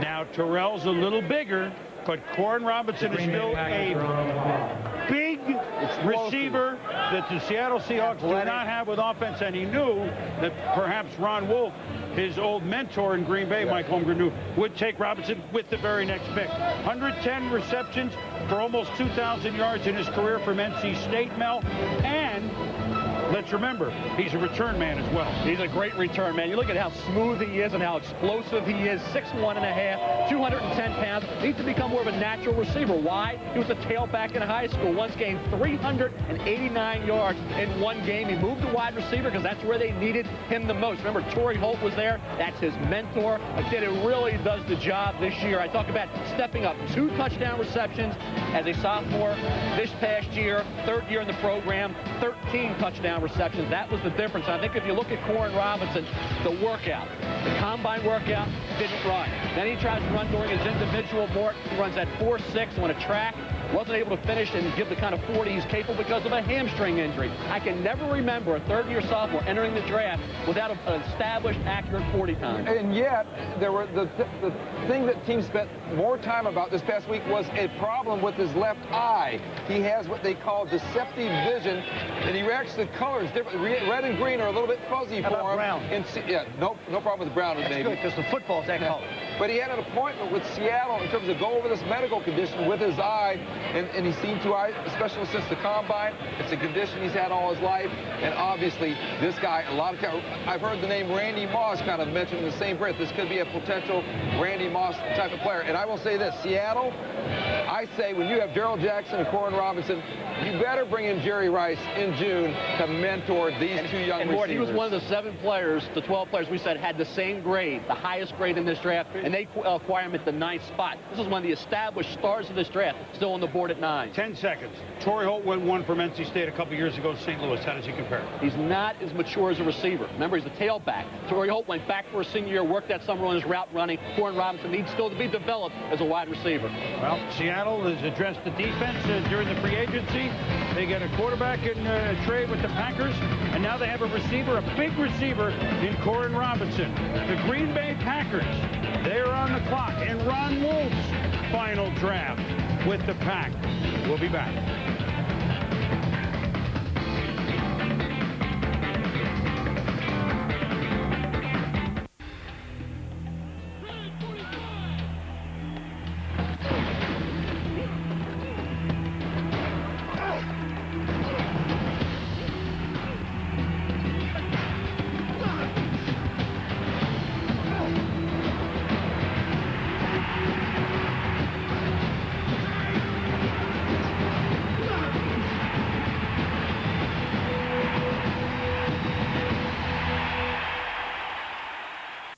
Got one last chance, Arizona. Due to its huge success, Van Chevrolet's green tag sale has been held over. 2001 Tahoe starting at $26,988. 2001 Suburban starting at $28,988. Cavaliers, $99 down or $99 a month. Plus 0.9% financing. Do not miss the Van Chevrolet green tag sale. Who can? Van can.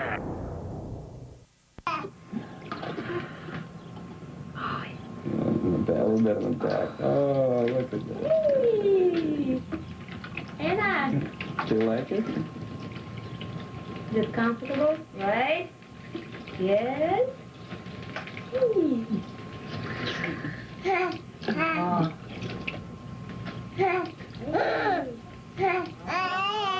Yeah, that's a Stanley Cup.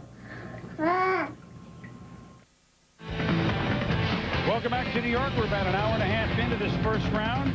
Michael Vick, after yesterday's trade, Atlanta Falcons, the first overall pick. Meanwhile, San Diego moved down to the 5 hole and took LaDainian Tomlinson, the top running back. And San Francisco, in a trade up 2 spots, took Andre Carter, son of great nose tackle Reuben Carter, as defensive end. And now the Green Bay Packers are on the clock. They wanted receiver, they wanted defensive tackle, but you know what? The big guys for that who are worth those selections at 10 may be gone. Let's go up to Mike Tirico and the guys to bat it around. Michael, just a couple of guesses here with Seattle. Just a few, I'm sure, Chris. While we have a second, let's go back to the top of the draft. Michael Vick selected by Atlanta. Scott Walker is at the Falcons headquarters. We'll bring Scott in now. Any conversation of how they're going to use Michael Vick in 2001, Scott? Yes, they're starting to talk about that here, Mike, as Vick. It was interesting. 2 weeks ago, he had a meeting here in Atlanta with the Atlanta coaching staff well before the Falcons envisioned that he could become an Atlanta Falcon. In that meeting, Vick was asked by the coaches to imagine some of the things that he might be able to do on the field. And it's that kind of imagination the Falcon coaching staff will take into this season. They do intend on getting him on the field somehow, trying to get him on the perimeter with the football, giving him the ability to either run or pass to try to make plays. That will not include the traditional slash role you saw with Cordell Stewart. He will not play a receiver role at this point. As for being the starting quarterback, they said it's up to Michael Vick as to when he will mature into that role. Okay, Scott, Michael Vick with the football in his hands is a special player no matter when it happens. We'll talk more about him as the weekend goes on. Want to go down to the number 3 pick with Cleveland taking Gerard Warren from Florida. Our Sal Palantonio's in Tampa covering the Bucks. But Sal, you had a chance to speak to the new Cleveland Brown on the telephone. Yeah, Gerard Warren is up the road in Gainesville, where he went to school at the University of Florida. He is celebrating being the 3rd pick with his family. I had a chance to talk to him on the phone, Mike, and he said he had a long conversation with new Browns head coach Butch Davis, who talked to him about the up-tempo, aggressive style of defense that Davis made famous, of course, at the University of Miami. And that's exactly what Warren wanted to hear. That's how he played at the University of Florida. By the way, he's in Gainesville because he wanted to celebrate with his family, and when he told the NFL he wanted to bring 200 people up to New York, they said, we don't think so. We've seen big families, but that stage isn't quite that big. Interesting, Warren and the Florida defense was beaten up by Miami's offense in their bowl game. Let's go back to Chris Berman now in New York. All right, Mike, gang, thank you very much. The Green Bay Packers on the clock. This is the trade that they got, or this is a spot that they moved into when they had traded Matt Hasselbeck in the offseason, the backup quarterback to Brett Favre, one of many backup quarterbacks that the Packers have had, like Mark Brunell, like Ty Detmer, like Hasselbeck, like Aaron Brooks, who's going to New Orleans. Well, you're not going to play with Brett Favre, but they're pretty good guys moving along. And I heard the Packers, and maybe a surprise. Maybe a pass rusher. Maybe somebody like a Jamal Reynolds. Who knows? Just like that? With the 10th choice in the 2001 draft, the Green Bay Packers select Jamal Reynolds, defensive end from Florida State. Well, even though, and Mort, you know this, you talked about it, we talked about it, Ron Wolf has said in this going into his last draft, I wish at some point I'd gotten Brett Favre a big-time receiver. Look, they all of a sudden cannot move on the defensive line. Those days that they got in a Super Bowl with a big line are gone, even though a slim Gilbert Brown has returned to the Packers. He's got on the rush disaster. The Packers are in a division that you got to get to the quarterback. The Dante Culpepper, we know the Bears throw the football, so I think that's a lot behind We're talking about getting after the quarterback. You go back to 99. He sacked Joe Hamilton twice, had 3 tackles for loss against Miami. And guess what? He sacked Michael Vick 3 times in that championship game. Now, this past season, 10 sacks the first 5 games. Then he had that slight knee sprain. Only had 2 sacks the rest of the way. One thing Jamal Reynolds can do, when he's 100%, he is a pure outside pass rusher. Runs in the 4.55 to 4.6 range. His weight's up to 268. And I'm impressed. When I see a guy sacking Joe Hamilton, as elusive as Joe is, and Michael Vick, who's the best athlete ever to play the position, guys, that's a kid who can get after the quarterback. Question is holding up against the run at the National Football League level. Well, they have Bonnie Holiday with a huge first year, but not quite the same. They definitely need help up there. And he sacks Joe Hamilton, Frank, and Reynolds. That's pretty good. Ron Wolf hanging him up, or he says he will. Well, he's certainly leaving Green Bay in June. Always on the move. Made the move here, which was the Hasselbeck trade, but a lot of the moves pay off the following way. Vonnie Holiday a few years ago, and maybe having some other big guys on the line like Reynolds will get Holiday back to the form that we saw his rookie year. You know what it reminds me of, guys? Tony Brackens coming out of Texas. You know, not the ideal size, but remember, Reynolds has his weight up to about 268. So this is a guy that I think when you look at what Brackens has done, I see that same pass rush ability in Jamal Reynolds. And again, I think when you look at it, Green Bay's got to feel like our receivers need some help, but it's an area we haven't seen. We've seen Robinson go. We've seen Terrell go. So that's the only two receivers. There are a lot of receivers left. There's one star receiver. I'm telling you, there's actually a couple guys that go. Solid guys that they might get a shot at later on. Some guys that, Ferguson, guys that, could be there for them to help them out. One or two could be special. I think Rod Gardner from Clemson could be special in the NFL. And Santana Moss, he weren't 5'9.5" guys. Would have been talking about him in the top 5 to 10. You know what? Let me jump in for a minute. Let's talk quickly before we move on to the next pick, which is Carolina, and then the first of all the St. Louis ones, the Green Bay Packers. The Green Bay Packers with Brett Favre, who was re-signed, 10 years? He's not going to play 10 years, although maybe he could. He wants to, for $100 million. The money doesn't matter. Brett Favre is, you could argue this, he is still the most exciting player in professional football. They had an upturn at the end of last year. No, it wasn't the playoffs, but in year one under Mike Sherman, they were 9-7. You started to see some things that we saw from the Packers that got to 2 straight Super Bowls. Can they make another run in this Mike Sherman era and the players that Wolf gets with Favre at quarterback? Or they have too many needs, I think they are very close. I think this is one of the teams. Right now, I look at St. Louis. Hey, I think St. Louis is going to make another run. But I think the Packers, look at the teams that were around 500. That's the trend in this league. The next year, you take a big jump up. I think the Packers still can make. The only thing I question here, Mike Sherman barely getting his feet wet here as a coach, all of a sudden has all these expansive responsibilities as general manager, and I don't know if that's a good thing. But also, you've got Amon Green did a terrific job coming in. Yes, Dorsey Levens comes back healthy, you hope. Yes. The receivers have to be addressed, but as long as Brett Favre is a Green Bay Packer, I'm going to say that they are a viable threat to be able to get into the playoffs, and we all know anything can happen there. And if you're in the playoffs, if you get there and you have Brett Favre, anything is possible. You've got a chance. We know that, especially a home game maybe on the frozen tundra. Reynolds might have raised some eyebrows, but guys who have watched him all year are our college folk like Kirk Herbstreit, who's with our Chris Fowler in a position you guys are, I think, accustomed to. Welcome back. You rejoined at the hip, guys. Thank you, Chris. Yeah. We did watch Jamal Reynolds a lot because we saw the Seminoles about every other game on College Game Day. As Mel mentioned, he did have some very big games, sacking some very mobile quarterbacks, but he's a Florida State defensive lineman, and that's been a big but lately. Well, I think Florida State defensive linemen, as you know, especially the defensive ends, their primary goal is to get to the outside and just rush the quarterback. Think about it over the last 2 or 3 years. You have Andre Wadsworth, who got drafted in the first round, Peter Boulware, who went and became an outside linebacker, Renard Wilson. The thing about these guys at the next level, they don't have the success at the next level up to this point that you see at college. So I think the big question with Jamal will be, can he get in there at the next level and showcase his abilities and be able to pressure the quarterback, also being responsible for being able to come down on run support as well. Up to this point, they have not been able to do that. There was a guy in college who handled Reynolds pretty well. That's Kenyatta Walker, the offensive tackle of Florida. He's the only guy waiting back there in the green room. He said, wait a minute, I dominated Reynolds. I'm still sitting back here. He's already been picked. So he's perhaps up very soon, guys. All right, guys, thank you very much. And we go with our Tenacton video conferencing up to Green Bay. And we just heard from Bill Walsh a short while ago. Well, here's another man who is decorated in his uniform, I would say, and that's Ron Wolf running his final draft with the Green Bay Packers. He took over there in the early 90s and made them a Super Bowl champ and a 2-time Super Bowl team. Ron, we welcome you again on draft day. Tell us why Reynolds really piqued your interest. First of all, Chris, his ability to rush the passer. He's a great backside player. That's what we really like. We play a defense now, run and chase, and he's exceptional in that area. Are you, Ron, I mean, you can't tip your hand here, but do you want to find receiver or two, more offensive weapons pretty high up? Remember a few years ago I said, hey, we're going to get defensive backs till we get it right, and you really rolled the board there. Is that something you look at next? We're going to get into that area. It's something we have to do. We have to address that area, no question about that. We had a little debate in the room right at our pick, but when Corden Robinson went, it solidified Reynolds. and we're delighted with that selection. I was going to ask Bill this, but I could ask you as well.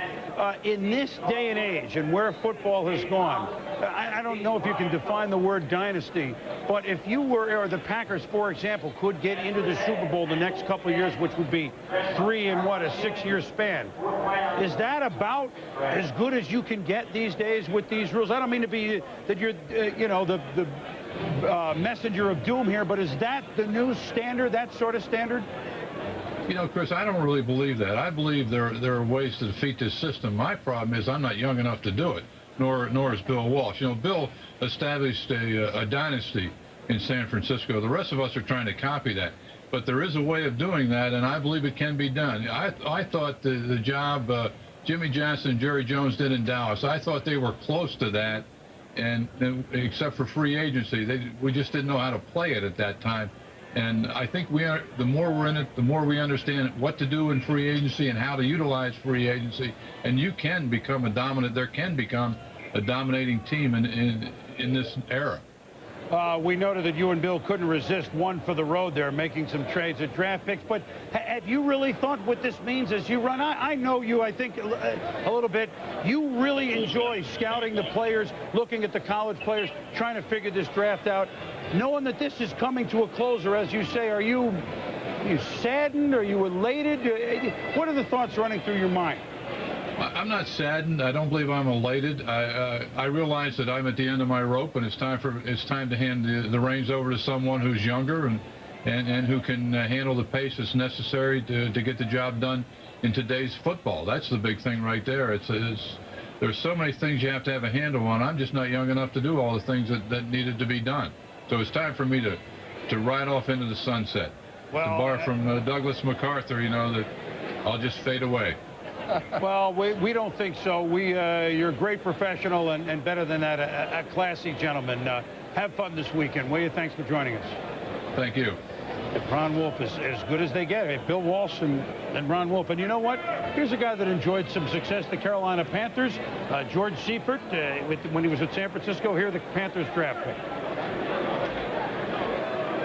With the 11th choice in the 2001 draft, the Carolina Panthers select Dan Morgan, linebacker from the University of Miami. And you know what? They were holding, we haven't had a chance to discuss Carolina and George. They were holding their breath. I mean, they're thrilled that he fell here, I would think. There's some good football players. Yes. I mean, Bell does it. The Kenyatta Walkers, the Morgans, the Hutchinsons, the Anthony Clements. And I think they were... Go ahead, Mel, take this and tell them about this guy. I'll tell you what, Chris, you look at Dan Morgan in the eyes of a middle linebacker. What you have to remember is he played 3 years at outside linebacker. He was 212 pounds back as a freshman, then moved up to 225, then to about 238. Now he's 250, and Dan Morgan says he's faster than he's ever been. Here's that big interception at the goal line. You talk about the eyes and the vision. You see it here in number 44, reading the quarterback. Good hands for the INT, and a kid who is a real warrior. And I think with the Carolina Panthers, Lester Pounds came in as a late-round pick, did a heck of a job for it in the middle. And you can't really forget the fact that Morgan was an outstanding outside linebacker before he moved to middle at a necessity when Nate Webster moved on to the NFL. And he runs in a style like Zach Thomas in Miami. Everybody talks about, well, he's a little stiff in the hips. You know, I'm not sure about that. Zach Thomas, when you look at him run, he's like a little, no offense, Zach, like a little penguin moving back and forth. You see the same type of movements in Dan Morgan, but yet he goes sideline to sideline with a lot of... And he's 6'2", 250. Spielman-type heart? I mean, isn't this a Chris Spielman? I mean, this is a football player here, right? No question. I mean, you can play him. You can play him anywhere. I mean, let's bring in Sal Paolantonio, who's in Tampa. But Sal, you have some insight on how Carolina, and they were holding their breath, no question about it. They're elated right now. George Seifert, a defensive guy. Let's not forget. Sal? He is a defensive guy, and of course, you get the Bednarik Award winner. You're very, very happy. But as Mel mentioned, Dan Morgan played outside linebacker for his first 3 years in college. And don't forget, the Panthers cut Lee Woodall, formerly of the 49ers, in a salary cap move. And what I'm hearing in Carolina is that Dan Morgan will play outside linebacker, Chris, not the inside Mike position. Well, that's interesting, Sal, because inside Mike is somewhere good. Can he play either place, guys? He can do it. He proved it for 3 years. And as I said, when I talked with Dan Morgan, he said, hey, I was 212, then I was 230, now I'm 250. And he claims that he would like to be maybe 255. He's 6'2", and he's a great athlete with tremendous speed. And Joe, he says he's faster than he's ever been. He's handled that outside linebacker spot for 3 years. He's experienced. I think people in general, when you look at a 4-3 style of defense, everybody says there's one inside linebacker, two outside linebackers. That's really not the way it is. One of those outside linebackers so often winds up playing inside the end, and so you really wind up with two inside linebackers, one outside linebacker to be able to roam. So I think he can fit into that system very well. And by the Panthers addressing their offensive line this offseason, they hire Paul Boudreau, and then they go ahead and sign 3 free agents, Jeff Mitchell, Stussy, and what you Kevin have, Donnelly. Yeah, and Kevin Donnelly. It allows them to pass on Kenyatta Walker. I don't know if that's a good thing, and take a Dan Morgan, but that's why they were going to pass on a guy like Kenyatta Walker. Without really elaborating on it, this is the type of football player Carolina needs right now in many ways. I think everybody will agree with that. For a franchise that was in the title game not so long ago, but had misfortune and worse than that happened to it. This is a good pick by Carolina. We will be back with St. Louis.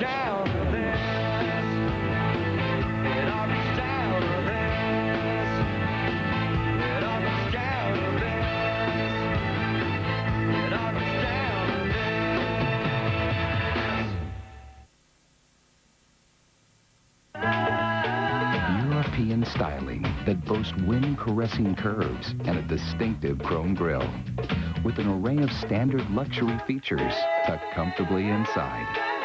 Your cost for a night out in style? Much less than you think. Affordable luxury. Take a look at Laganza. From Daewoo, the obvious alternative.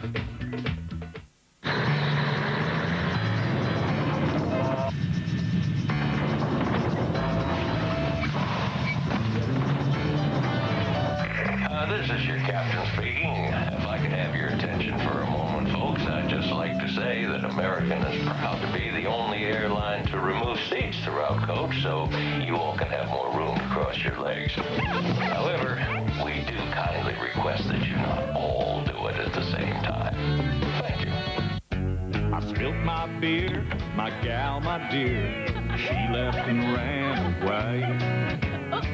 I need some help to get me through my day, but I got my dog, we'll have our fun. We don't need love from anyone.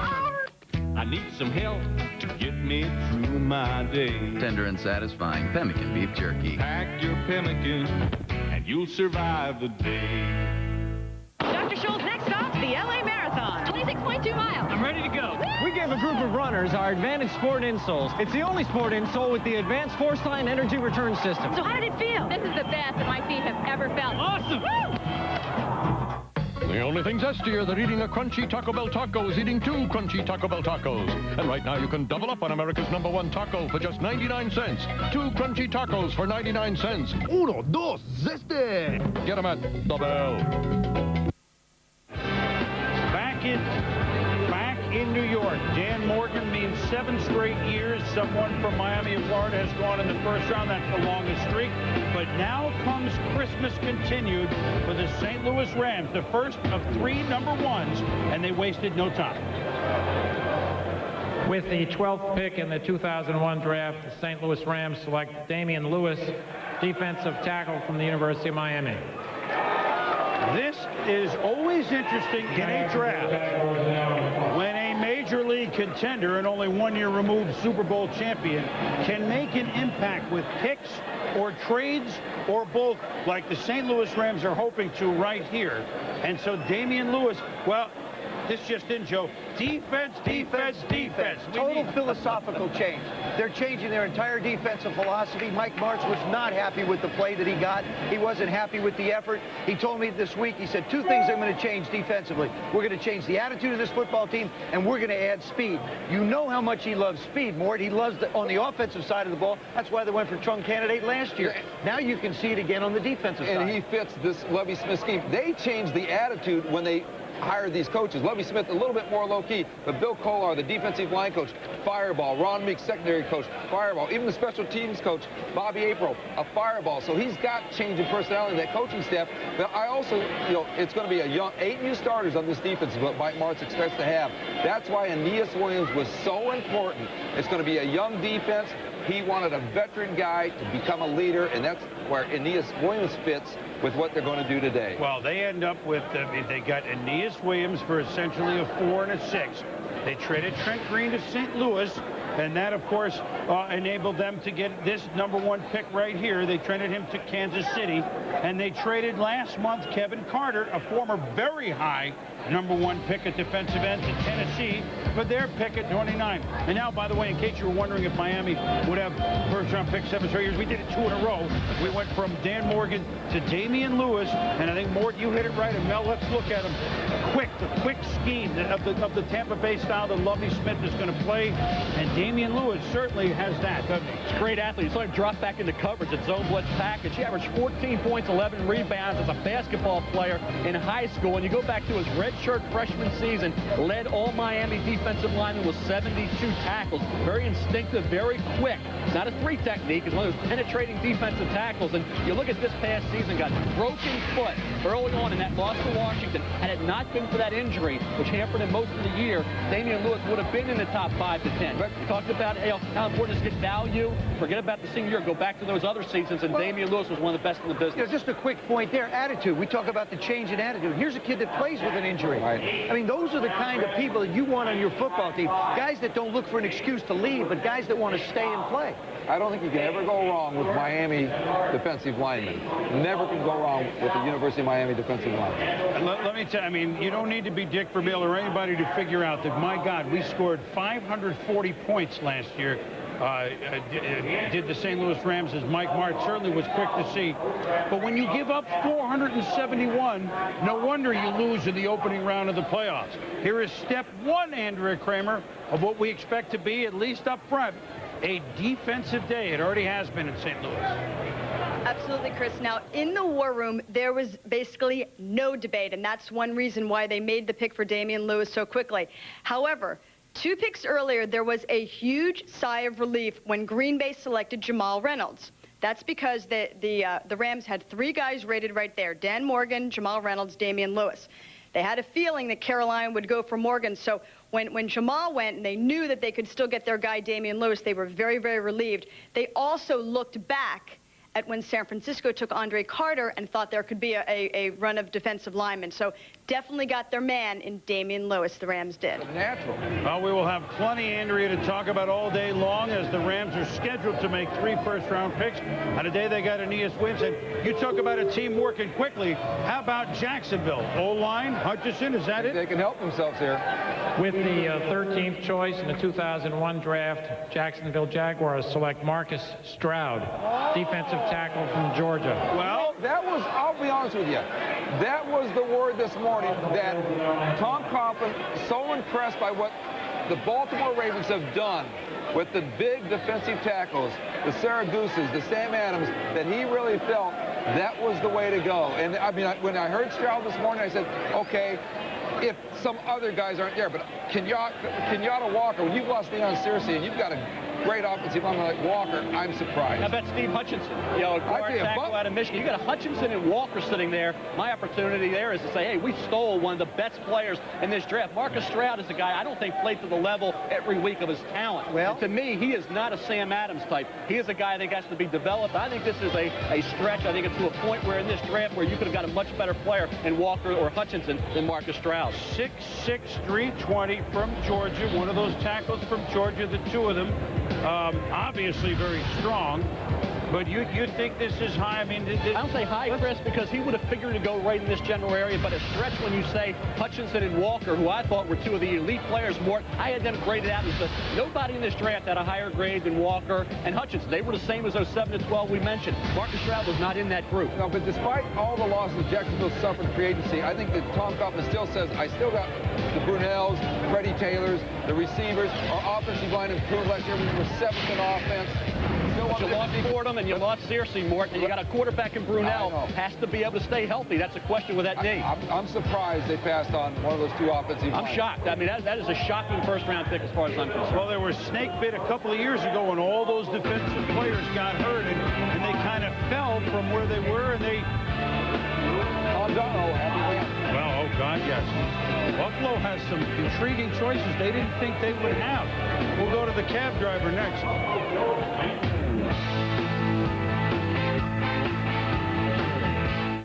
Having trouble with your garage door? Wayne Dalton can fix that. Trouble with the opener? Wayne Dalton can fix that. A little problem at work? Wayne Dalton can fix that. In fact, Wayne Dalton can replace or repair just about any garage door problem you have. But we can't prevent them. You want a Wayne Dalton door system, just to be safe.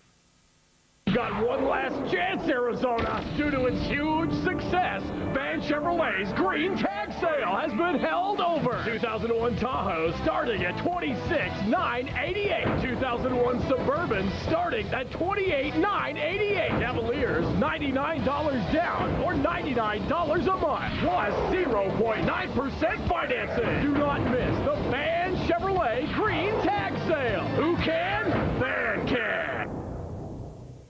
You can do it, go, Jorge! Go, go, go! You can do it, yeah! Thanks, Jorge. I love you so much! I'm Jason Williams, and this is ESPN, the magazine's brand new mascot, Maggie the Magazine. I guess she's supposed to represent how great the magazine is, but mostly she just gives people the creeps. Welcome back to the NFL Draft 2001. SportsCenter in-game is SportsCenter in draft. So we'll get started with some of the top headlines of the draft so far. Of course, the Falcons move up in a deal with the Chargers, and they take Michael Vick with the #1 pick. The Chargers got first, third, next year second, and receiver Tim Dwight. Upsides of Vick, big arm, great running ability. Downsides, just 2 years of college football. One of today's big moves, the Rams agreed to a 3-year deal with Cardinals cornerback Aeneas Williams. St. Louis sends the Cards a 2nd-round pick and a 4th-round pick. The Rams hanging on to all 3 first-round picks. They took Miami defensive tackle Damian Lewis with their first pick. The NFL looking forward to next season. The NBA's 2nd season began today. The Sixers swept the Pacers this season. The Pacers knocked the Sixers out of the playoffs the last 2 years. Right now, the Sixers beating up the Pacers 57-40 in the 3rd quarter. Allen Iverson just 8 points so far in this game. An NBA note, Jim O'Brien, who took over for Rick Pitino in Boston, is close to signing a 3-year deal with the Celtics. And from the NHL, Sharks right wing Teemu Solani told the San Francisco Chronicle he's been playing with a broken right thumb since Game 1, which explains why he's had trouble handling the puck. St. Louis leads the series 3-2. They can wrap it up at Game 6 this afternoon, 3 p.m. Eastern Time. And in baseball, the Yankees are leading Boston 2-1 in the 3rd. Paul O'Neill with a 2-run shot. Detroit and Cleveland, this one was delayed by about 40 minutes because of rain. In the National League, the Reds leading, all tied up with the Mets now, 2-2. Sean Casey with a solo shot. Cubs and Pirates, no score in this one. And that's going to wrap up SportsCenter in-game for now. We'll see you again at the top of the hour. And right now, let's go back to Chris Berman in New York. Chris? They want to make... All right, Susie, thank you very much. We are back in New York. We're about 2 hours in, and we had trades on Friday, and we've got some wheeling and dealing on Saturday. The Buffalo Bills, and there are more players who could be rated very high, like Kenyatta Walker, like Steve Hutchinson, like an intriguing player like Santana Moss. There are some names at certain positions. We haven't had one corner go yet. Remember that. They're all sitting right here. So if you're happy with a bunch of names, as apparently the Buffalo Bills are, you send the cab driver back out to pick up another fare at the airport, and you make a trade with Tampa Bay, which the Bills have just done. Tampa moves up 7 spots to number 14. So the Bills move down 7 spots to 21. They pick up a second-round pick as well. And look, a long time ago, Tampa Bay had a left tackle who just retired named Paul Gruber, who slid. Do you see a similarity here for what Tampa might want? I'll tell you, it looks great. I think you have to say, hey, Jacksonville did Tampa Bay a favor. They select Marcus Stroud when you had Hutchinson and you had a kid like Kenyatta Walker. I think is an elite talent. I mean, this is a kid that played right tackle, that played left tackle in high school and in fall practice this past season. Look at the best available. Walker, an outstanding prospect. Hutchinson, I think, is one of the safest picks in round 1. Rod Gardner, I compare his natural pass receiving skills to Chris Carter. You know I'm loyal to Deuce. Deuce had a tough year with the injuries, and I think he is going to be a heck of a back who proves the doubters wrong. Jeff Backus started 49 straight games at left tackle for Michigan, and you look at the corner still on the board. They figure to go in the mid to latter portion of round 1. Chris McKay, the general manager of the Bucs, told me last night that they would not move up unless somebody special was there, and it's got to be Walker. He is special, I'll tell you that. Throw Hutchinson back. I mean, they weren't sure any of those names would be there. They're all there. They have a Super Bowl team missing a part. Richie McKay, an underrated man at working the draft. I'll talk about that in a minute. He's not mentioned with draft day deals very much. He should be. Here may be another one. With the 14th pick in the 2001 draft, acquired by trade from Buffalo, Tampa Bay is selecting Kenyatta Walker, tackle from the University of Florida. Well, they got all those Pro Bowl guys, you know, Christie at center and the moves that they made, but they need a homegrown, and when a homegrown tackle who's a local product. He's a Gator going there. I mean, that was a position. They get McDaniel and Christie, but tackle is what they need. Is it Gruber-esque? Well, if he plays as well as Paul Gruber, my God, do they have a steal. He is an immediate hole filler Mort at left tackle for a team that thinks they can move on to the Super Bowl. And he's a guy, remember, he's going to have to protect Brad Johnson, who needs protection for them to get done what they want. You know?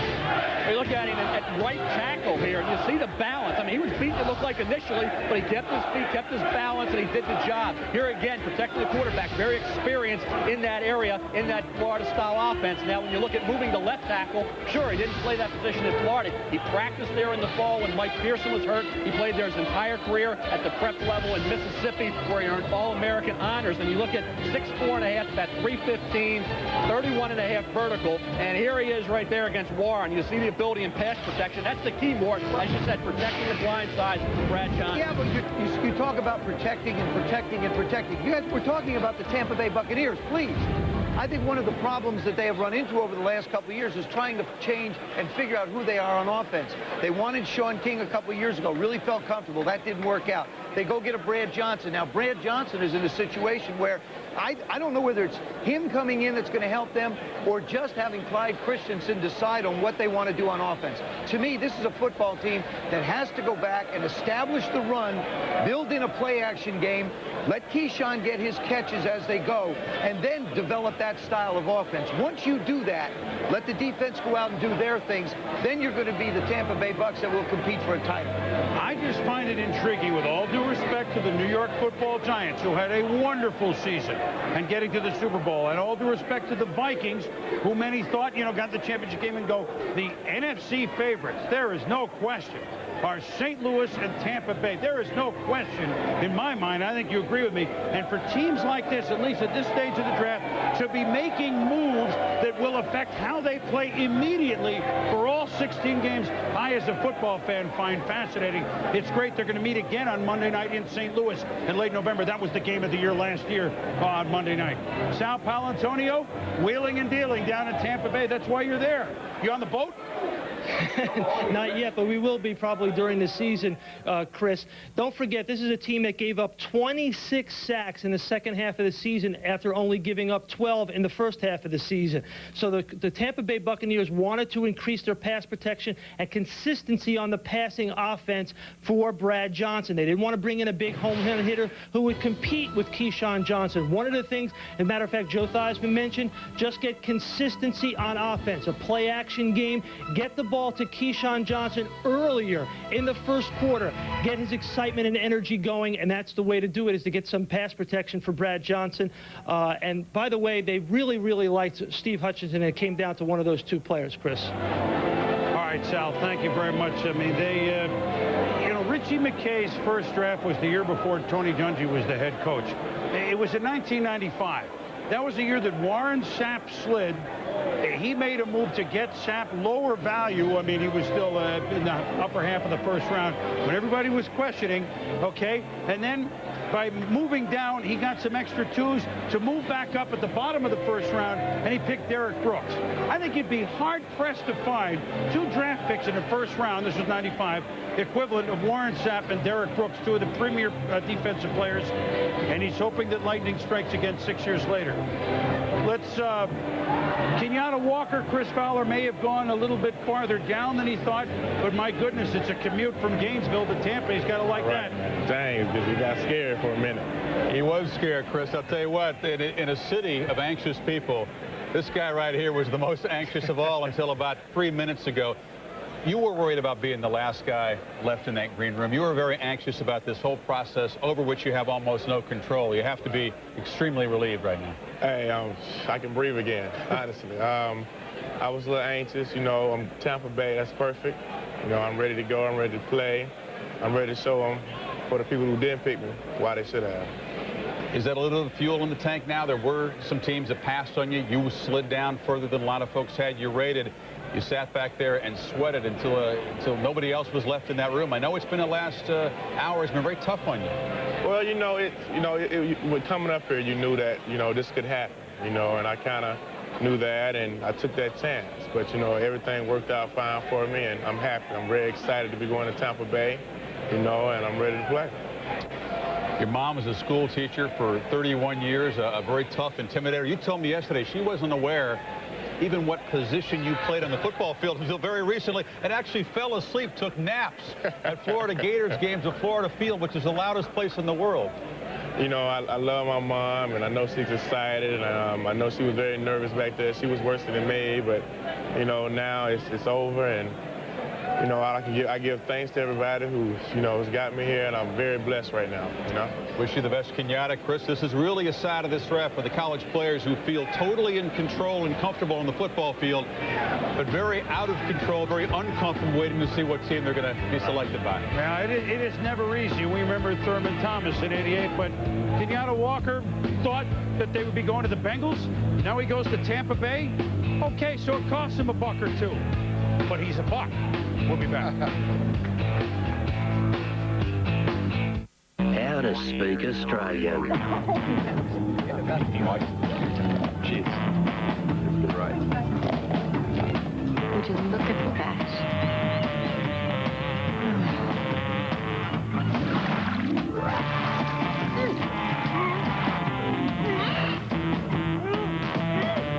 Calamari. Beer. Foster's. Australian for beer.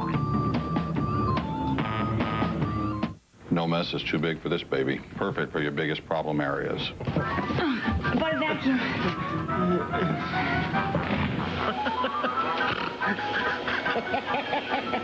Yes!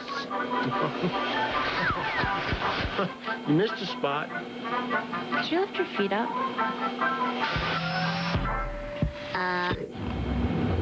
It works. Spring cleaning. All it takes is the right equipment and your Visa card. It's every way you want.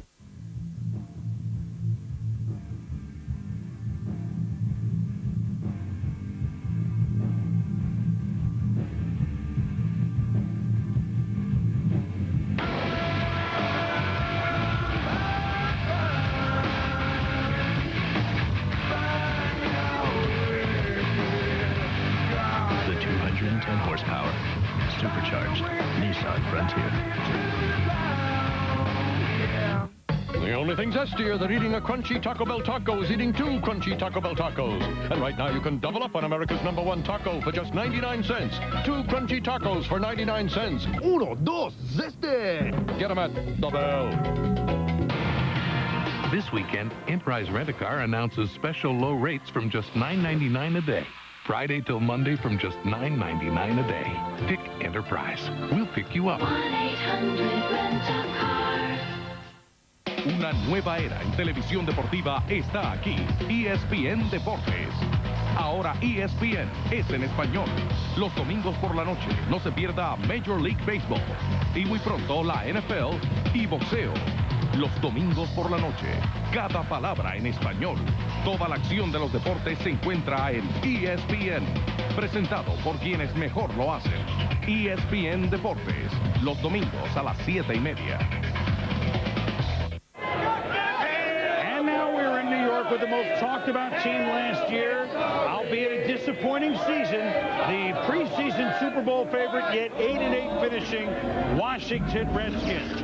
They were high on the hog as Daniel Snyder brought in, well, the top two of the top three picks, number 2 and number 3, and Samuels, who you were looking at, and LeVar Arrington, and big money spent on free agents, Dion and Bruce Smith, and of course there was Stephen Davis to carry the ball. Mid-season optimism when they beat the Eagles and the Giants in the middle of the year, but yet late in the season, losses to the Cards, Eagles, Giants cost Norv Turner his job. Our good friend and one of the classier people in this game, Marty Schottenheimer, is the new coach, but the Washington Redskins, very difficult, the hardest thing in sports, great expectations, even for this veteran team, and frankly, there is no question that for many people last year, and it's a proud franchise. I'm not saying because you're here, Joe, the Redskins are another one of those proud franchises. Many people found that rooting for the Redskins last year was like rooting for the Russians. Rooting for the Russians. But I just want to say something. I want to make it perfectly clear. There is absolutely no way that I could ever work for Daniel Snyder. Oh, Marty. Maybe I got a chance of working there next year. You know, and actually, it's a good choice to have Marty there. It really is. I know what Marty said, and it's an evaluation, but I think he looked at the opportunity of going in, having something to work with, having a Bruce Smith, having a Deion Sanders, having a Darryl Green, having a Stephen Davis. When you look at this football team, he can play his style of football. He's brought his people in, Jimmy Ray and Kurt. They've come in now and become a part of that franchise. But we already have a Deion Sanders. I mean, I don't think Deion's done. Marty... Deion is done. Well, you just mentioned Deion. I know, but they brought him in, but he's done. If he's not there at the start of training camp, I don't see Marty Schottenheimer having anything to do with him. Darryl Green should start at corner for them. You know what we're talking about, Marty? He comes with an impressive resume. Okay, not a Super Bowl, but you try to put up the job he did in Cleveland, where they were perennial contenders. My God, could they knock on the door anymore? And what he did in Kansas City, you look at his overall 150 and 96. I mean, it's a man that understands how to win. This is a man that understands veteran players, and their best shot in his 4-year contract is right now with this year. Would you agree? I absolutely agree. It all depends, again, on Jeff George. What do they want to do offensively? How well will their wide receivers perform? James Thrash is gone. Albert Connell is gone. They've lost some speed. The pick I would love here, and it probably won't, Santana Moss. They need somebody to be a, I know they're not. I know they're not. But I'm just saying, to me, you lose your kick returner. You need some speed, some quickness. And I don't buy into the big receiver theory. When I'm a quarterback and I'm throwing the football, I'm throwing through holes in the defense. Whether a guy is 6'3" or 5'10", doesn't matter to me. Marty inherited a team full of holes. Look, hey, they don't have guards. They need receivers. The quarterback thing is shaky. He only has 4 draft picks. He might even trade to get more draft picks. Who better knows that than a man that helped them, that ran their drafts the last couple of years after running San Francisco's before that, Vinny Serrano, who along with Billy Devaney, who was with the Chargers for so many years as personnel directors, are helping us out in all of our ways here at ESPN. And so Vinny, my cousin Vinny, is down there with Chris Fowler, and I think he's got some insights, Chris. I think so. We made our trade with our team. Marty Schottenheimer goes to Washington. Vinny comes here. You've heard the debate a little bit about what the Skins should do with this pick. What would you do with it? Well, I think it definitely has to be a wide receiver. Westbrook coming back off of injury. Albert Cannell's gone. They just re-signed Kevin Lockett, who really started 6 games. I think Rod Gardner's a perfect fit in the NFC East. Big, strong, physical receiver. Rod Gardner's my choice, and I know that's Mel's choice also. He's the guy from Clemson. There are a number of receivers that a lot of teams have rated very differently, but there may not be a consensus, shall we say, in Washington between the owner and everybody on which receiver fits in? I think if it was up to the owner, I think Dan Snyder likes Santana Moss. All season long he was saying, check out Santana Moss, check out Santana Moss. But, Chris, they could also look at corner with Deion Sanders. He's leading the IHL, or the International League in hitting at 422, and Darrell Green's 41. So they could go Nate Clements at corner also. They've got this pick. You say a receiver. What do the Redskins have to do in this day to shore up real quick besides that receiver? Well, I think that they need an offensive right guard. They'll play Mookie Moore left guard. And the defense has come back. They were fourth in defense. They just have to stay healthy. Corey Raymer's back healthy and get Jeff George to do what they want him to do, and they've got a chance to be okay on offense. Vinny, you get that draft day look in your eyes. You're teed up, Chris. You know, and I know that draft day look, although our draft day look after a while is a glaze. Well, a man that was a #1 pick in 1969 by the San Francisco 49ers. Now, among the officers in the NFL, Gene Washington will handle now the podium. So a #1 pick, announcing a #1 pick. And fittingly, it's... With the 15th selection of the 2001 draft, the Washington Redskins select wide receiver Rod Garner from Clemson. For Gene Washington, it's a receiver is the first pick that he announces. You know what's interesting here is Vinny Serrato just mentioned that the owner, Daniel Snyder, wanted Santana Moss, was dying to have Santana Moss. The fact that it is Gardner tells you who is running the show in Washington, and it isn't George Bush. No, well, he's running the big picture. Let's take the big picture. He's got that one. But well, here's the little picture. Here's Gardner, who, you heard Vinny say it, and Mel, 6'2", 219, 2,400 yards in receiving, at a school that has receivers in Clemson, 159 catches, second best in the school's history. Chris, he is the best and the highest rated receiver coming into this program since Jerry Butler. And you talk about Jerry Butler, 5th overall pick of the Buffalo Bills way back in 1979. You see him lay out to pull in that reception. Not a lot of separation with Rod Gardner. The guy is very physical as a receiver, 6'2 1/4", 217 pounds. Look at the body control, the hand-eye coordination. He attacks the ball, and certainly he'll get off the jam. There's pressure cornerbacks in the NFC East. And I think when you look at Rod Gardner, a guy that will come right in and have a major impact. I was obviously a big fan of Rod Gardner. I gave him the equal in terms of grade to any other player in the draft. So I am a huge Rod Gardner fan. All right, bigger question. They need receiver. There's no question about that. Bigger question. How long, if things don't go well out of the gates, how long does the owner do what he says with Marty and leave everything alone? I think he does. I don't think he gets himself involved as actively as he has in the past. I believe this is Marty's show to run. Now, that's a credit to Daniel Snyder. Like any young guy who takes over anything or comes into our league, there's a learning process. Yes. Daniel Snyder is learning how to be an owner. I believe the hiring of Marty is a step in that process, and a good step. I think Daniel said, look, I've hired a good person. I'm going to let him do the job. I'm going to be the fan. I'm going to get excited. If we lose, I'm going to be mad. But it's Marty's football team to run. I think Marty made it clear with Snyder that, hey, one time you come in here and you want to voice yourself, that's fine. Second time, you be paying me off my $10 million and I'll be walking. Well, and I think that Daniel Snyder, we said this on primetime emphatically during the season, he didn't become a successful businessman by not learning. And if he's done, as you said, he has a passion and he's learned, we think, and if he has, then that can only benefit the Washington Redskins. Now, we say all that. Vinny Serrato, you were inside the closed doors yet.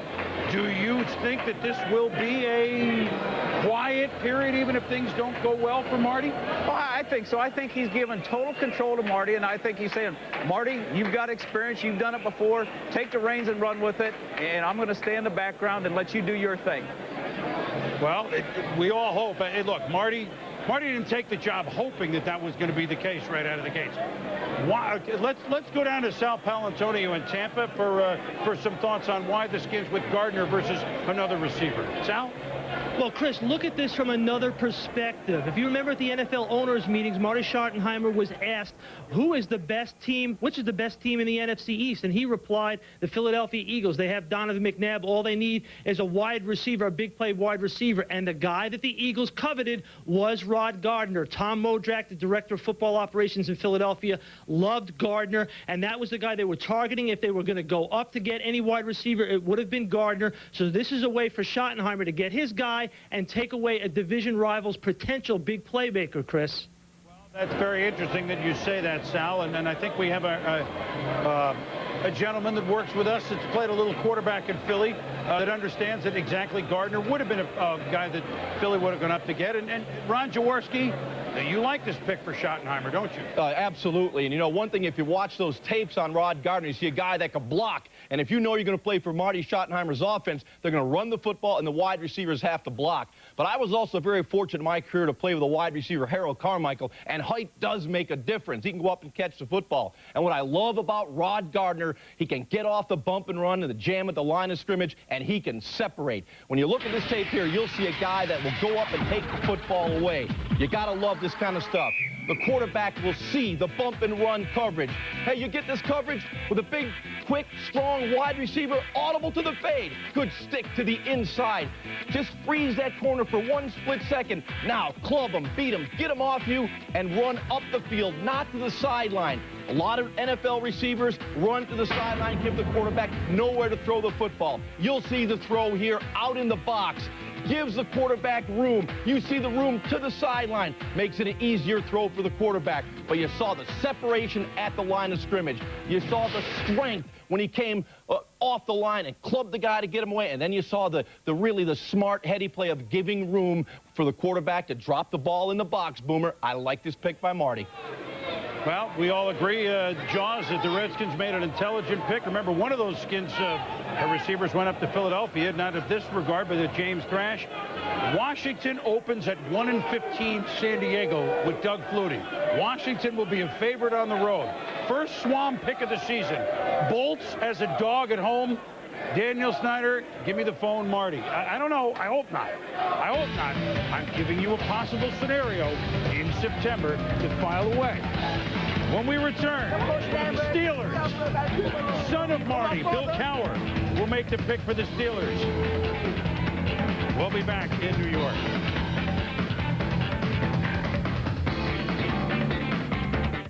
After 6 weeks, how does the Dr. Scholl's Dynastep Sport insert feel? Before I tried the inserts, I had shin splint pain. Now I don't. It's clinically proven among athletes to provide immediate relief from lower body pain. When I play basketball, my lower back is much, much better. Treat yourself right at drscholz.com.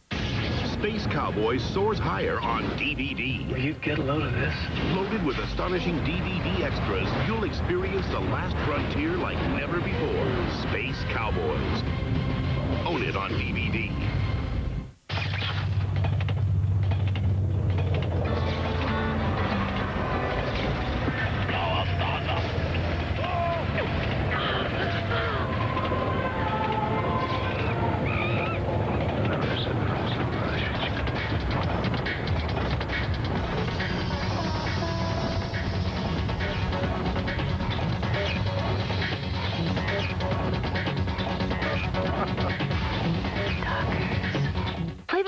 Game at McDonald's. There's cash on every card. It's easy, man. It's Mobile. Yeah. More money. Jefferson. Gotta be Jefferson. Love those presidents. Cash, baby. You have a chance to win $1 to $1 million. There's a cash prize on every card. Can you find it? You order more fries? More chances for cash. How many states begin with the letter W? The Millionaire Game at McDonald's. Bling, bling. We love to see you smile. Yeah, a couple octopi, please. Going to see the Wings. Everyone loves a hat trick, Mike. But hockey is more than that. Steve Yzerman and Sergei Fedorov. He's right. A good fan goes deeper. Understands forechecking, power play strategies.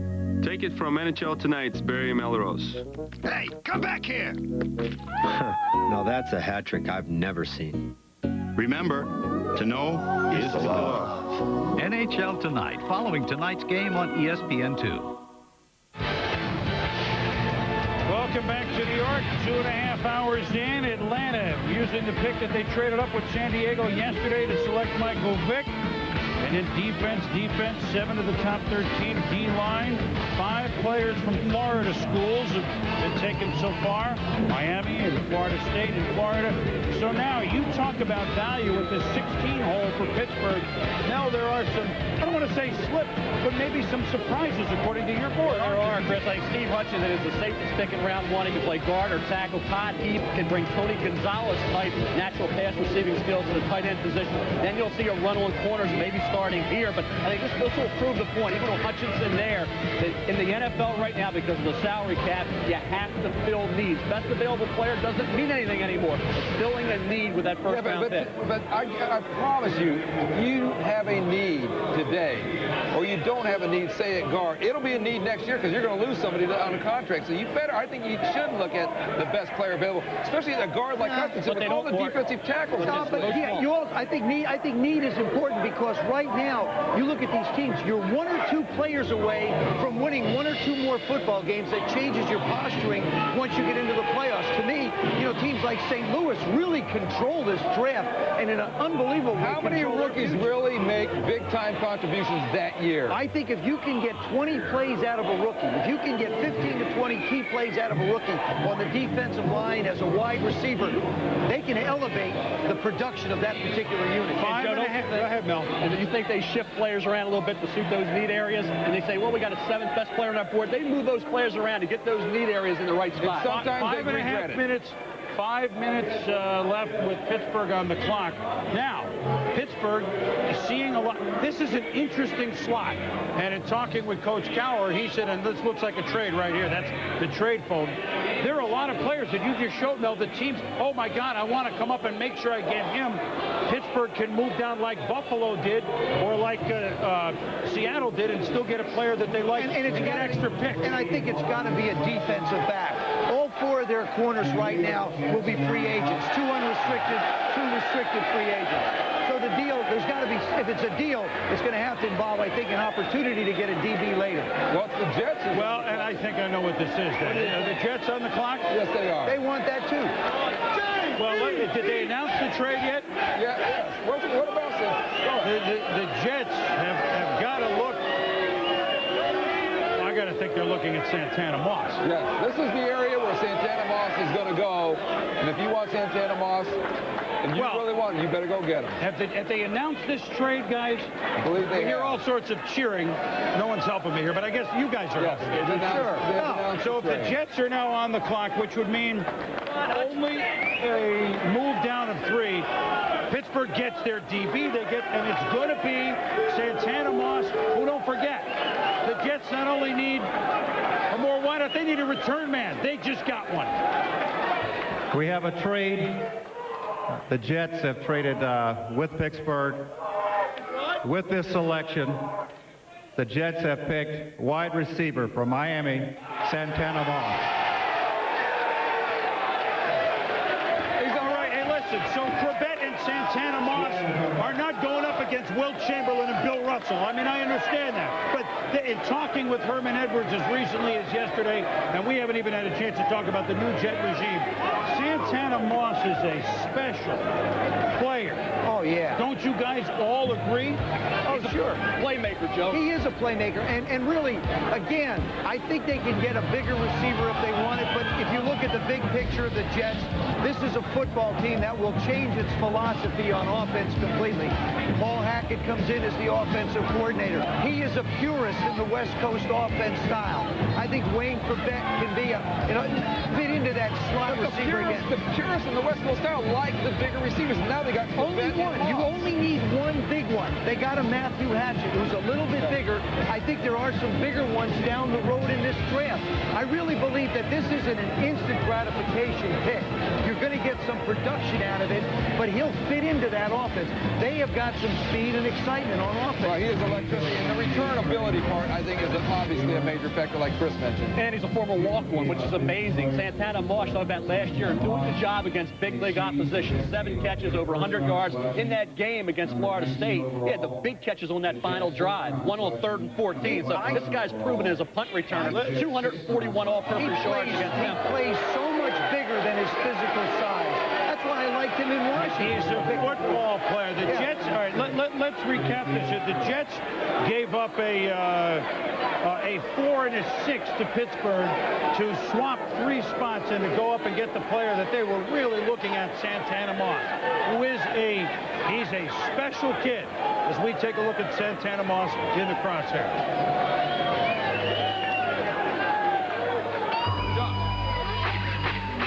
In the crosshair. I'm Santana Moss, wide receiver / punt returner, University of Miami Hurricanes. It's time to get wide. It's hard growing up not having someone to really show you the ropes, to tell you right from wrong, but your parents. You know, your parents only going to be with you but so much, you know, time. I'm much stronger because I didn't have a brother that always tell me anything. So what I do for my brothers, you know, I let them know what I went through and how they can take their path, you know what I mean? Just, you know, just stay focused and dream on, you know, have fun.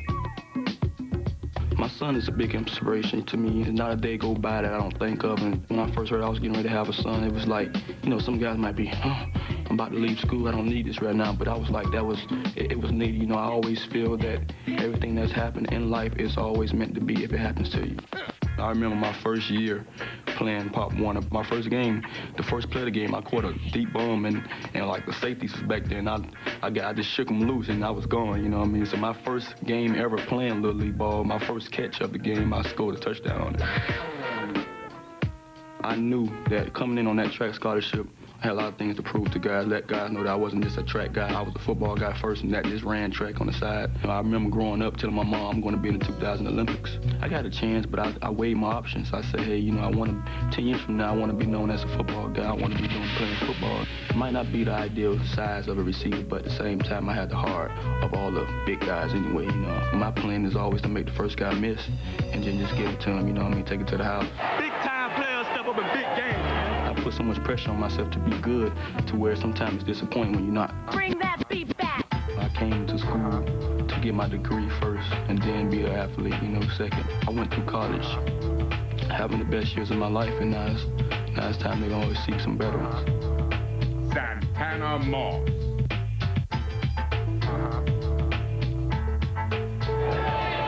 First of all, it's a great name. I mean, Santana Moss. I mean, it has stardom in New York written all over it. He's an exciting player. He's going to be a return guy. And here is the draft, the trade that we just talked about.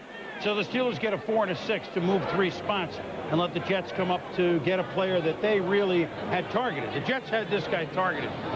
Herman Edwards is the first-year head coach. He's the 4th head coach of the Jets in about 14 months, if you count Parcells to Belichick for a few days, to Al Groh, and now Herman Edwards. It's a new regime with the Jets, with Herman Edwards as coach and Terry Bradway, not Bradway Joe or Terry Bradshaw, but Terry Bradway, who is running the draft from Kansas City.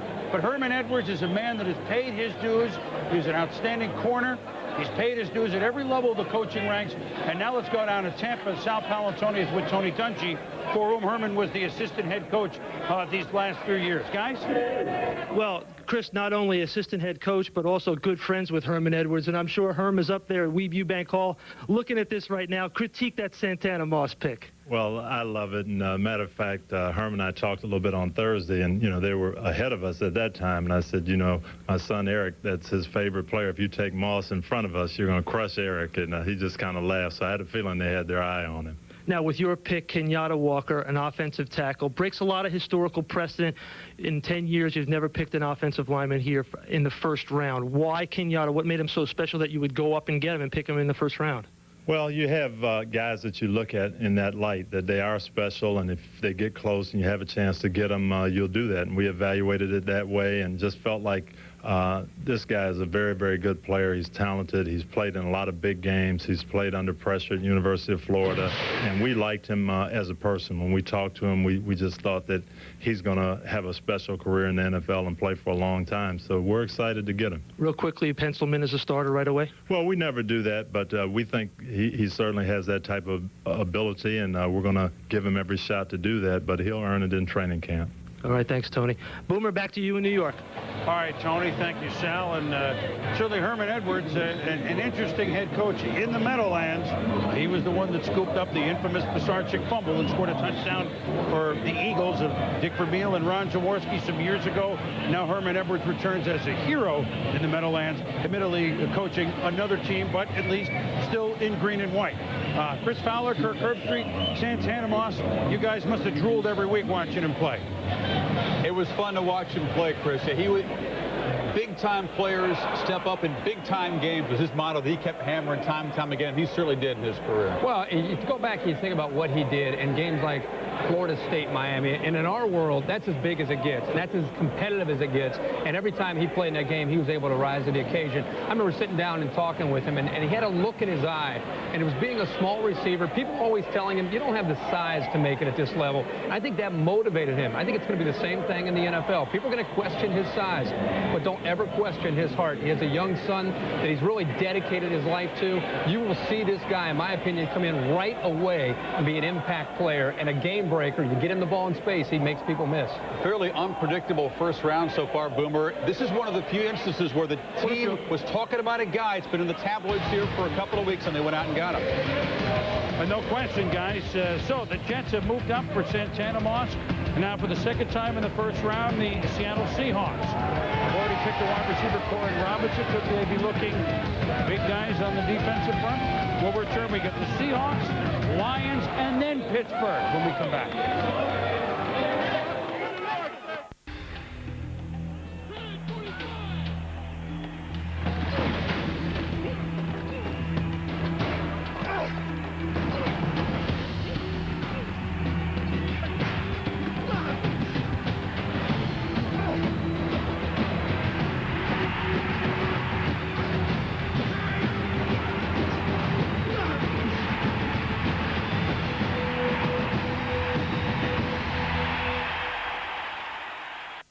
Got one last chance, Arizona. Due to its huge success, Van Chevrolet's green tag sale has been held over. 2001 Tahoe starting at $26,988. 2001 Suburban starting at $28,988. Cavaliers, $99 down or $99 a month. Plus 0.9% financing. Do not miss the Van Chevrolet green tag sale. Who can? Van can.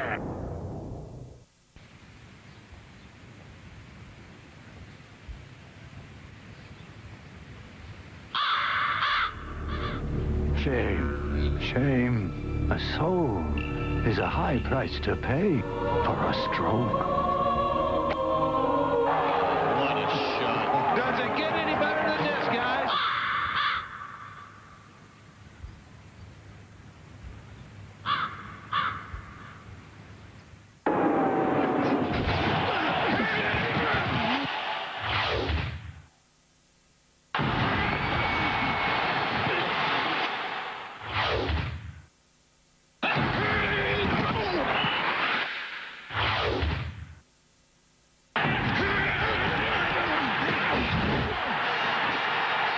Exclusive coverage of the NFL Draft continues tonight at 7 p.m. on ESPN2. Log on and make your own predictions. ESPN's presentation of the NFL Draft is brought to you by Dockers. Look as good as you feel. And by McDonald's. We love to see you smile.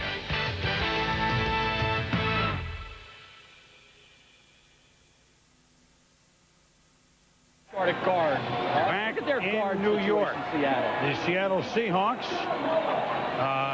You understand that? I think.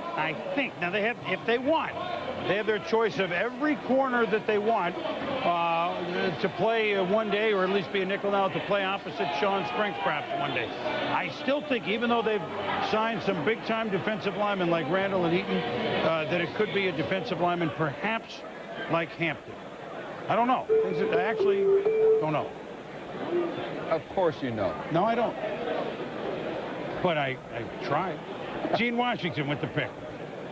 With the 17th selection, the Seattle Seahawks have chosen guard from the University of Michigan, Steve Hutchinson. Now, there's a readjustment that there's no way that the Seahawks thought, any team thought, that a player like Hutchinson, who just is pure nasty, I mean, this is nasty football, they just didn't think that he would be available. So, as you point out, they lose Pete Kendall. Well, why not? Yeah, you lose a Pete Kendall. It's an obvious situation that you feel like you have to fill. He's a tough guy, got a work ethic, same kind of attitude as Kendall. Now you've added your quarterback, you've added defensive back, you've got all these different pieces coming together. Didn't allow a sack the past 2 seasons. Joe, watch him here at left guard, Joe. I mean, this is a guy who can do it all from a left guard position. Assist the running game. Here, Anthony Thomas about running downhill, not even touched until he's 7 yards deep in the backfield. There again, not touched, getting through the first line of defense. Here he is, pass protection for Drew Henson, who had that big year with the Michigan Wolverines. Watch him now. You talk about agility and quickness for a 6'5", 315-pounder. He's 30 yards down the field, assisting on a swing pass to Anthony Thomas. This kid, in my opinion, was equal in rating to any player in this draft. This is a Pro Bowl guy waiting. I'm telling you, you win with guys like Steve Hutchinson. When you put together championship teams, there's a Steve Hutchinson on your team. I love this move by Mike Holmgren. You talked about the San Diego Chargers really jumping up and winning some football games. I think that the league is going to have to look out for this football team. God, yes. I think Seattle they'll be in the playoffs guaranteed. And the type of offense that they use is you need somebody who can quick and pull. You don't need a big road grader. Just a big guy who can run around. This division, you talk about a couple teams at the bottom. I'm waiting to see what Kansas City does, although my goodness, they've moved. But Seattle, San Diego, and from the bottom, coming back up to Oakland and Denver, who are quality teams.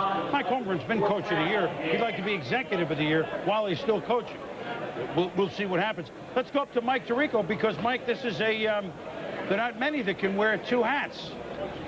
No, Chris, run the show and be the head coach. You talked about Denver and Seattle, and you have Holmgren and Shanahan. You also have Marty Schottenheimer in Washington doing a lot of the same. And our Tinactin video conference takes us to the Redskins headquarters and our friend, Coach Marty Schottenheimer, who just became a grandfather on Thursday. So congratulations on that, Marty, and the pick as well of Rod Gardner. Thanks very much, Mike. We've got 2 #1 picks. The difference, of course, is that the one we got 2 days ago, we don't get to use him for 22 years. Brandon Turner. Marty, with the pick of Gardner, as you were watching the way the first round was taking place and taking some different turns, is this the direction you hoped it would be for Washington with Gardner available at 15? Absolutely, Mike. You know, our feeling was that he was a quality player. I was particularly impressed with the fact that he does a great job fighting for the contested balls. And, you know, in the National Football League, unlike the NCAA, guys don't really get wide open, as it were. So that, in combination with the consensus of our scouts and our coaching staff, we felt that this was a very solid pick for us. 2 receivers went before, and David Terrell and Corin Robinson. Was Gardner the top receiver on your board? Mike, he was the 3rd-rated receiver on most of the people that were involved here, and we feel very, very good about getting him. Everyone wants to know, and we had a long discussion after the pick, Daniel Snyder, his desires for whichever receiver he may have been interested in. How much input did Daniel have in the room as you guys were making this selection? I'll tell you what, Dan and I discussed before the draft a number of scenarios. While in the draft, Mike, we talked about the fact that Gardner gave us the best opportunity to move along as we start this season, and he was very, very supportive of the choice. Basically, he said, Marty, this is how I feel. Do whatever you think is best. Good enough. Coach, thanks. We'll talk to you as the weekend goes on. My best to everybody, Mike. Ditto, and congratulations. Marty Schottenheimer, our former colleague, and now a grandfather, and also with Rod Gardner from the Washington Redskins. Let's keep the Tinactin video conference line open. Send it down to Webu Bank Hall, just on Long Island, the New York Jets headquarters. And their new head coach, Herman Edwards, joins us. Herman, after the selection right behind Washington of Santana Moss, the wide receiver from Miami.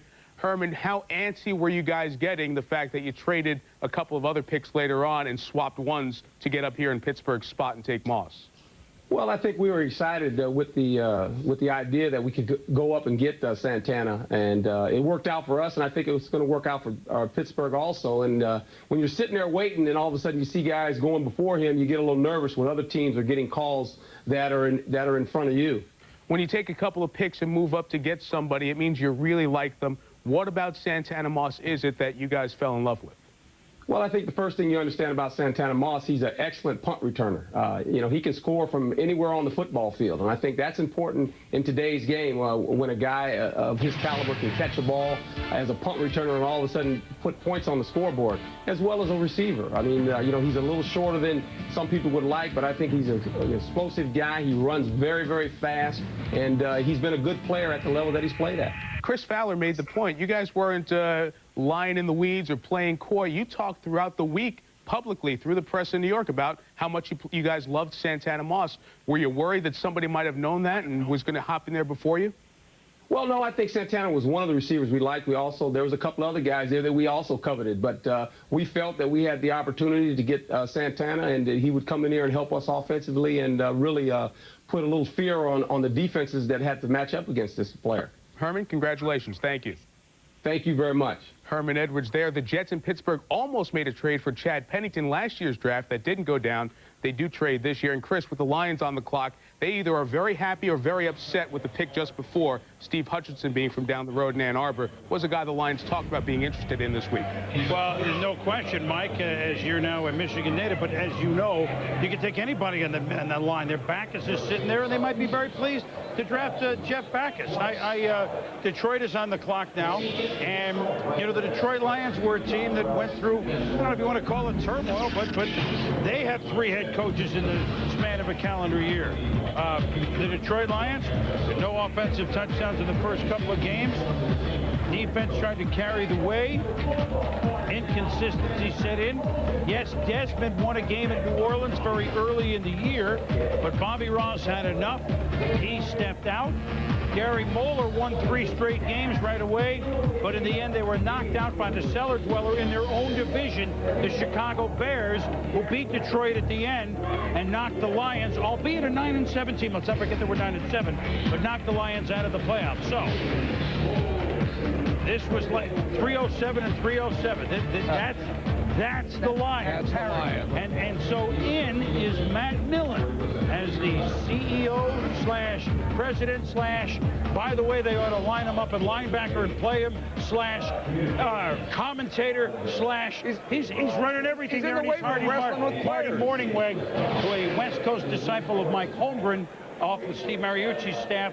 He is the new head coach in Detroit. So Matt Millen running the show. I think this pick will be a pick that will tell you the story of a couple things. First of all, what Matt Millen is going to think about as the head of this organization. Secondly, what does he want to do with his offensive side of the football? I think the possibility still exists here for a wide receiver. They need help. But here's the name that comes up as a possibility is Drew Brees. Yes. Now, we talk about Drew Brees being a system type of a quarterback. Got a lot of production, 90 touchdown passes in his college career.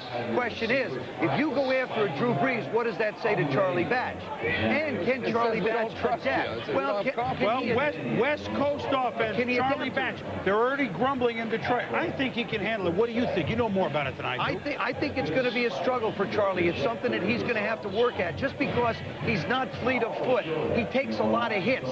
You don't get very far from the line of scrimmage in the West Coast offense. And look at the history of the guys that have been successful.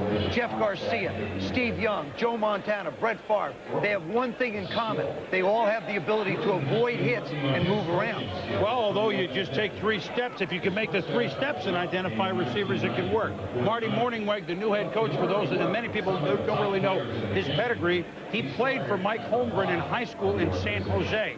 He was a quarterback there. Mike got him into the NFL on the Green Bay staff. Marty went to be offensive coordinator under Steve Mariucci in San Francisco. So that's his pedigree, West Coast, under Matt Millen, who is running. And this will be, you want a tough, I know he's a Pennsylvania guy, but a tough, Midwest guy running a team like the Detroit Lions. You just got one in Matt Millen. So it changed. Let's go to Sal Paolantonio. And Sal, your thoughts on the Matt Millen regime, a guy who we loved covering, a guy who we loved being a member of the media with, and a guy who will be intriguing in this role, don't you think? Well, I talked to Matt Millen, and he is very surprised that Todd Heap would still be here when they are picking on the clock at this point. They thought for sure that Backus would be there and they'd have a shot to get Backus. They obviously like Backus quite a bit. He is a Michigan guy, as Joe mentioned. But Todd Heap is a guy that intrigues them because don't forget, Marty Morningweg is bringing over the West Coast offense from San Francisco. You have to have a productive pass-catching tight end in this offense. So that's the discussion going on right now in the Detroit Lions walk room. Let's go back to Marty Morningweg. Also likes Drew Brees, but I don't know if that pick right there. They might move down to get Brees, but it's got to be Heap or Backus, Chris. Well, again, there's some players who you didn't think were there, Sal. As you mentioned, we will return to an intriguing upper two-thirds of the first round of this, the 66th NFL Draft. The playoff teams coming up soon. We'll be back. I know, you practically live here. The odometer even says so. Well, maybe it's time for a little homeowner's insurance. Unless you prefer spending time with used car salesmen. Look, the solution's clear. New Quaker State higher mileage engine for engines with 75,000 miles or more. It's specially formulated to help prevent leaks, oil consumption, and loss of compression. So if you don't want to stop at 75,000 miles, then don't. Get new Quaker State higher mileage engine oil at Jiffy Lube.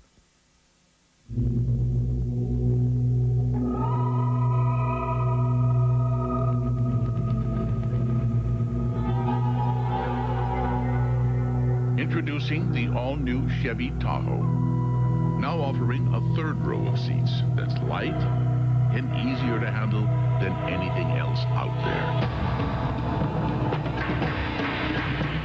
It's nowhere near anything.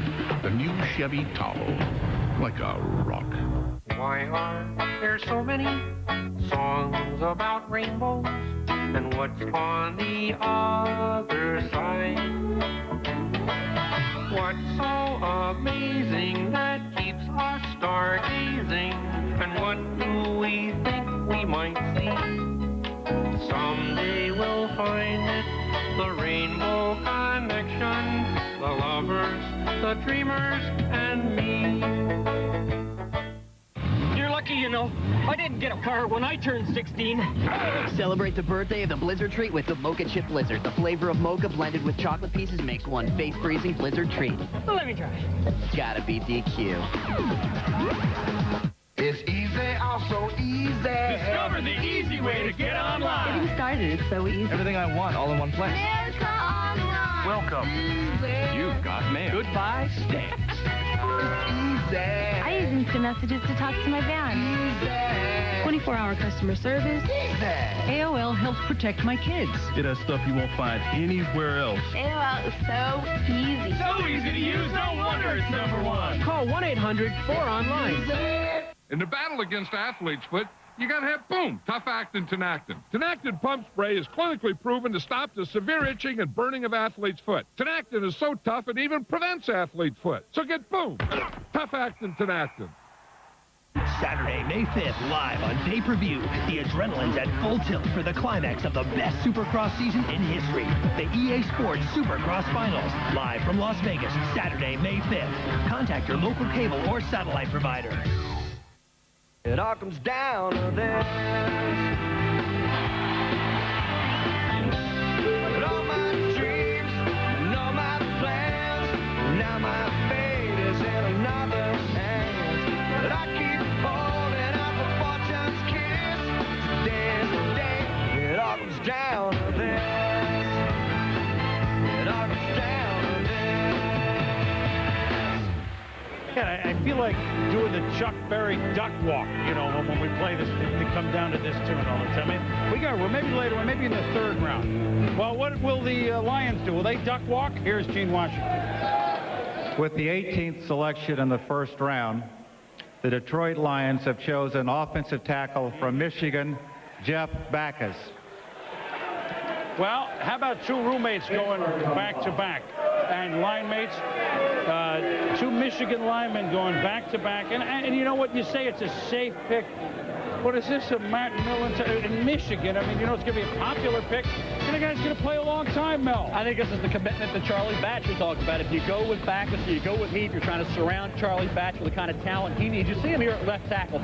Shorter arms than you may prefer, but he really compensates with his feet, his understanding of the position, and he got his very experience. He started 49 straight games at left tackle. You see him here assisting Anthony Thomas. I'll tell you, look at what Paul Gruber did coming out of the Big Ten, out of Wisconsin. I think you look at Jeff Backus as that consistent, very durable performer who really is very combative in terms of his approach. And I'm sure Matt Millen saw that. The same way Matt Millen played the game, Jeff Backus played the game. Well, also take a look at the two guys on the bookend, Stocker McDougal and Aaron Gibson. You got two mountains on the outside. Plus, remember, they made the deal for James Stewart last year. I don't envision James Stewart as a split back type of back. He's more effective out of the eye as a runner. So I think Marty Morningwig's going to have to tweak his offense just a little bit until he gets the people that fit it. And here's the thing about Gibson and McDougal, who will be a guard. Both number one They're picks. massive guys. They are not those West. I know West Coast. We use the word a lot. They're not West Coast linemen, and so they had to retool the offensive line yet again. They let Jeff Hardings go. So this is interesting because it doesn't match what they did the prior 2 years with what they've done this year. That's the problem with transitions from one regime to the next. So we got Hutchinson, Backus, you got Mo Williams, who could go in the first round, or you know, Drew Henson, which is a whole other discussion. No and corner. Corin Robinson. What happened to Michigan? I don't get it. I don't get it. Hey, they could score a ton of points. They just couldn't stop My God, anybody, there's Chris. 5 guys who are going to go in the first round and a half. At any rate, we told you Backus and Hutchinson, line mates, roommates. Steve Hutchinson, the draft pick a moment ago by the Seahawks, in the crosshairs. In the crosshairs. Steve Hutchinson, offensive guard, University of Michigan. I've always been a lineman, always been big. I guess that's where you put you when you're big, when you're little. Just stick them on the line. Jeff and I have been playing together 4 years, started 4 years next to each other, and lived together almost as long, been roommates, and we're a lot alike, you know, we're a lot like brothers. He's the neat freak, and I guess I'd be more like Walter Matthau, you know. Yeah, I guess you could say a little bit like the odd couple. The offensive line tradition in Michigan is just something that's a staple at Michigan. Guys coming in every year, leaving every year that are just great players. The national championship, that by far is probably the biggest on-field memory I'm going to have, winning that Rose Bowl out there in Pasadena against a great team. And being able to say I played all year and started all year on that team, you know, I've contributed on the field for that. I don't have any brothers and sisters, so my parents' support of whether things are bad or times are bad, they've always been there to boost me up, and my biggest fans. My parents both retired about a year ago. We have an RV. They brought it up to Michigan, and instead of flying every game and renting a car and spend all the money in a hotel and that, they actually moved up to Michigan for my last year and stayed at a campground right outside Ann Arbor, and they've just been real big fans. Grew up fishing, grew up 15 minutes from the ocean, 45 minutes from Lake Okeechobee, one of the best bass fishing lakes in the country, and I love fishing and hunt too. I like steak, rare. It's got to be rare, cold in the middle. I don't sit and gawk at the food or taco. I just eat it and get it done with. I was at Don Shula's restaurant in Miami last summer, and I had one of their big, 48-ounce steak they got there. I ate that in like 5 minutes. I'm not a big dessert guy. I don't really eat dessert. I'd rather have another steak or something for dessert. Steve Hutchinson. Well, offensive lineman drafted. Backus, Hutchinson, and you look at the list, and Mike Kent, of course, was an all-time great, right? Now, we even mentioned Thomas. What the heck? They're going to have 6 guys going in the first 2 rounds on offense. Would they lose with the Rams? They lost that Northwestern game 54-51? Exactly, and a lot of defensive players moved on the previous year. Detroit stays home to pick Jeff Backus. Steelers, Rams, Bills. It all comes down to this.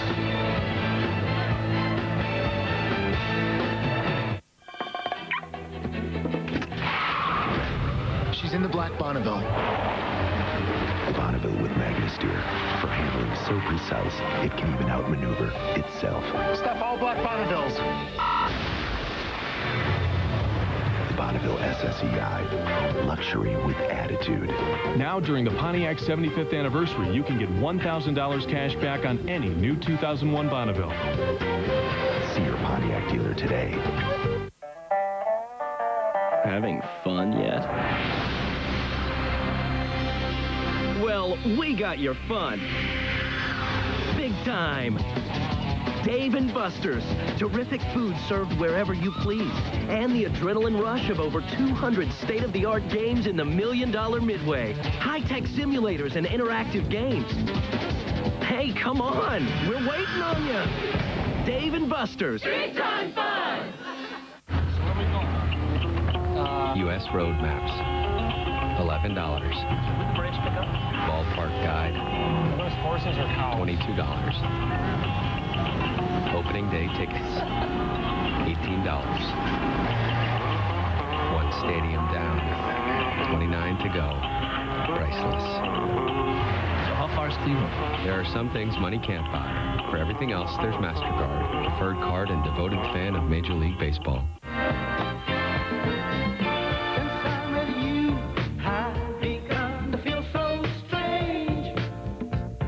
Every time I speak your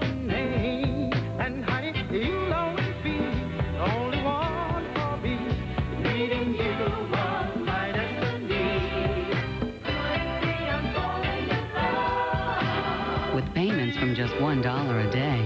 Falling in love with a Yamaha V-Star has never been easier. Oh, yes, a brilliant move. Galway scampering across the goal to stop it. They just couldn't seem to get enough players forward before. He's showing good fluid movement. Right, left. This is another aggressive charge down the flank. He's timed his run to absolute perfection. 2 defenders to beat. He's passed one. Is it looking like a chance? Yes, he takes the shot. 3, 4, 5, 6, 7, and 8.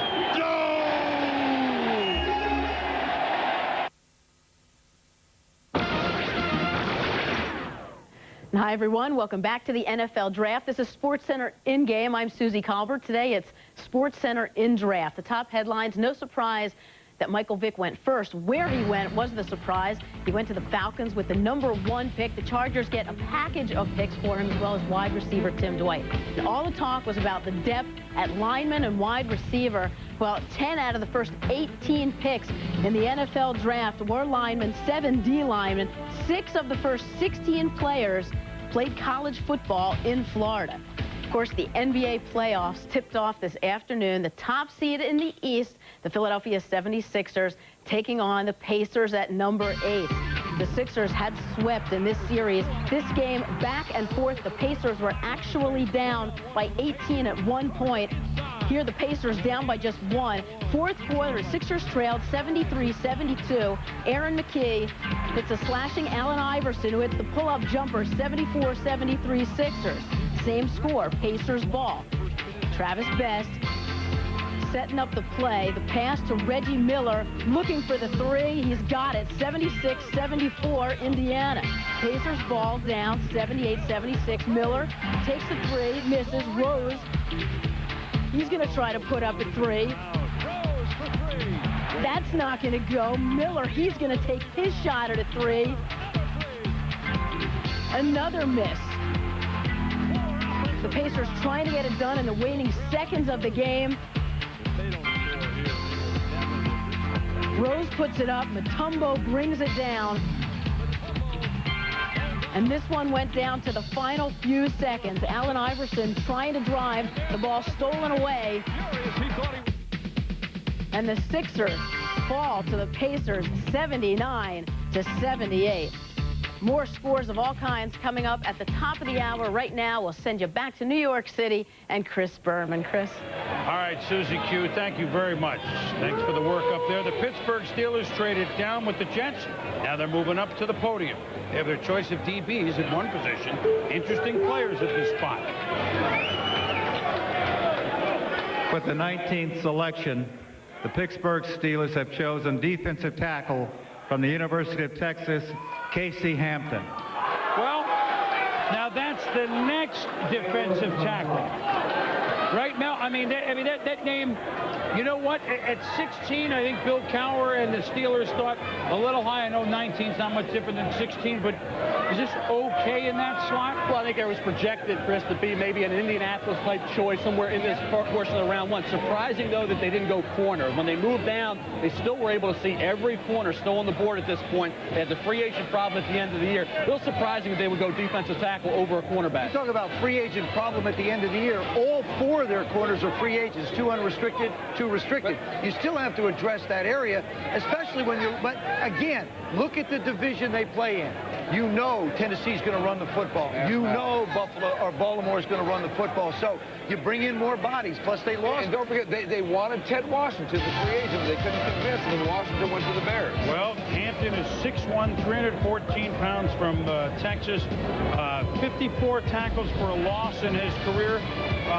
And Mel, he's pretty quick inside, isn't he? He is. His college career at Texas didn't get off really the way you would have hoped in terms of the productivity, because he had a season-ending knee injury back in '97, but he came back from that knee injury to put up the big numbers along the defensive front. Started 37 straight games, went on to start just about every game from that point on. And look at this past year. Shawn Rodgers is out with the injury, limited in terms of his effectiveness, yet Rodgers goes out and dominates as Big 12 Defensive Player of the Year. I think that's pretty impressive impressive. You lose your guy next to you that you relied on in Sean Rogers. He's not as effective, Mort, yet Casey Hampton still proved to be as productive as he had ever been. They still need somebody to play behind him. They lost Levon Kirkland. Big loss. Well, they understand at least the Pittsburgh Steelers finished the season on an up note. Cordell played better. They finished at 9-7. It's the first up note they've had on a couple of seasons. And you got to get up if you're going to look at the two AFC champions in your division the last 2 years. Baltimore, Super Bowl champ, and Tennessee the year before that. And Jacksonville is a strong team before that. Mark Malone certainly dialed into the Pittsburgh situation, although we have planted him out in the show-me state. Mark, never far away from Pittsburgh. Your insights here on the pick to Casey Hampton. Well, I can tell you this, Chris, that in fact Pittsburgh really like Hampton, maybe even more than the tackle from Georgia, Stroud. When you think about it, and let's remember, this is a football team that plays a 3-4. Kimo Van Ohoffen had been playing nose tackle. Really what they needed was a guy that was a nose tackle that could come in and play right away, and that way they can take Van Ohoffen and move him back out to the defensive end spot. So, Mel, you said yourself that if this guy was 2 inches taller, he would probably be in the top 5 picks. I don't know that you need to be that tall if you're playing nose tackle in the 3-4. So really, I think Pittsburgh got the guy they want. They move back 4 spots, and they pick up a 4th and a 6th round pick. So yes, they do need a cornerback. I'm sure they'll address that. But right now, I think they got the defensive tackle they want in their defense. Back to you, Chris. Thank you. Thank you very much. One other note on the Steelers before St. Louis picks, and I think they're ready to go. Boy, are they antsy or what? One other note on the Steelers is that they signed linebacker Mike Jones the other day. And why? Well, they play Tennessee twice every year. If Tennessee is on the 1-yard line against Pittsburgh, you put Mike Jones in, and he's going to make the tackle. That's, of course, the Ram linebacker once upon a time that made the tackle on Dyson as they're trying to go to the Super Bowl. It's just a football now. On the 1, Pittsburgh's all set. If Tennessee's going in, and here's St. Louis. With the 20th selection, the St. Louis Rams have chosen defensive back from Arizona State, Adam Archuleta. Well, we segue from Malone from Arizona State, our director, Chip Dean, Arizona State. It's about that time. This is a unique pick here, and St. Louis had him pegged all along. I thought he would have been a perfect Oakland Raider. I mean, what cost the Raiders in that AFC Championship game was a missed tackle. I really thought that Adam Archuleta would have fit in very well there. But you look at St. Louis, they go out and they get Kim Herring from Baltimore. Now they bring in an Archuleta to be your strong safety, a guy that was a former walk-on, played that rover linebacker position, and a guy that you go back and say, well, it's a transition into the NFL. Ask Darren Woodson that same question. Ask Pat Tillman that question. They transitioned Joe very effectively into the NFL. I think it's a nice fit for them. Again, defense, defense, defense, speed, special teams. These are all the things that you think about. There he is up in the rover back position, coming in and filling. Now he comes up and makes a tackle. That's the other thing. He brings an attitude. Watch him go out, sideline to sideline, running around all over the place. Has good eyes and good vision back to the quarterback, coming around the corner. We've seen him do a number of things just in this highlight package. He knows how to get to the quarterback. He can bring it. That's exactly what think about the Tampa Bay Buccaneers. What do they like to do? They like to come after the quarterback. Possibly John Lynch. That's a great one. John Lynch. I mean, you know, we got a long way to go before you're John Lynch. But for what we just saw there, that is what they're looking for. So they've gone D-line. They've gone to safety. They get another pick in the first round. Might they go at linebacker? They got Aeneas Williams. They got Aeneas Williams. Pencil them in. New Orleans. St. Louis Rams. All right, everything in St. Louis flowing through the gateway to the west. And you know what? I think Andrea Kramer's with us, and your guest is probably pretty happy that maybe, just maybe, they don't have to put up 45 points a game anymore. Absolutely, Chris. And we were in the war room when Pittsburgh made the pick of Casey Hampton. And as soon as that pick came in, they started high-fiving each other. Jay Zygmunt, the team president, throwing up his hand. They started calling him Adam Martz, as in, you know, Coach Martz. So Martz Madness is going to take on a defensive flair at this point. The other thing that was interesting is that when Pittsburgh went on the clock, the Rams got a call from Carmen Policy and the Browns to see whether or not they'd be interested in moving down into the second round. And they said, if a player we want is not there when we're ready to pick, we'll move down. Archuleta was the guy. Archuleta is the one that they picked immediately. Well, perhaps the greatest beneficiary of all this defensive talent, believe it or not, is the quarterback, the MVP from 2 years ago. Who would think you'd be happy about defensive talent? Kurt Warner, what is your assessment so far of the defensive players added to your team? Well, I don't pay a whole lot of attention to the defense, but I know our coaches, felt that was our greatest need. And coming in, they were going to try to shore up some weaknesses we had over there. And from what I understand, the two guys we've got so far are going to be great attributes to the team and shore up our defense a little bit so we can get back to where we belong. You are also friendly with Aeneas Williams. What is that addition going to mean to the Rams? I think it's a tremendous addition, both on and off the football field. He's going to be a great leader for us. We've got a lot of young guys in our secondary. A guy that's proven that he can do it. He knows how to win. He knows how to win on and off the football field. And he's just going to be a great leader and really take control of that defense, I think, and bring us to another level. Finally, Trent Green has departed, and different for you because this isn't a Rob Johnson, Doug Flutie. You guys really were friends. What are your thoughts on Trent's departure and Joe Germain now being your backup? Right. I'm excited that Trent got the opportunity to start. We talked a lot over the offseason, and it was just a tough situation for both of us, and I wanted him to get an opportunity to play again, and that's what he wanted. I haven't had a chance to talk to him yet, but I'm excited about doing so because I know him and his family are going to be excited about that opportunity. Get to go back with Coach Vermeil in a system that he's, he can recognize. And so I think it's going to be a great situation for him, and we're all excited about Joe. We know he's got a lot of talent.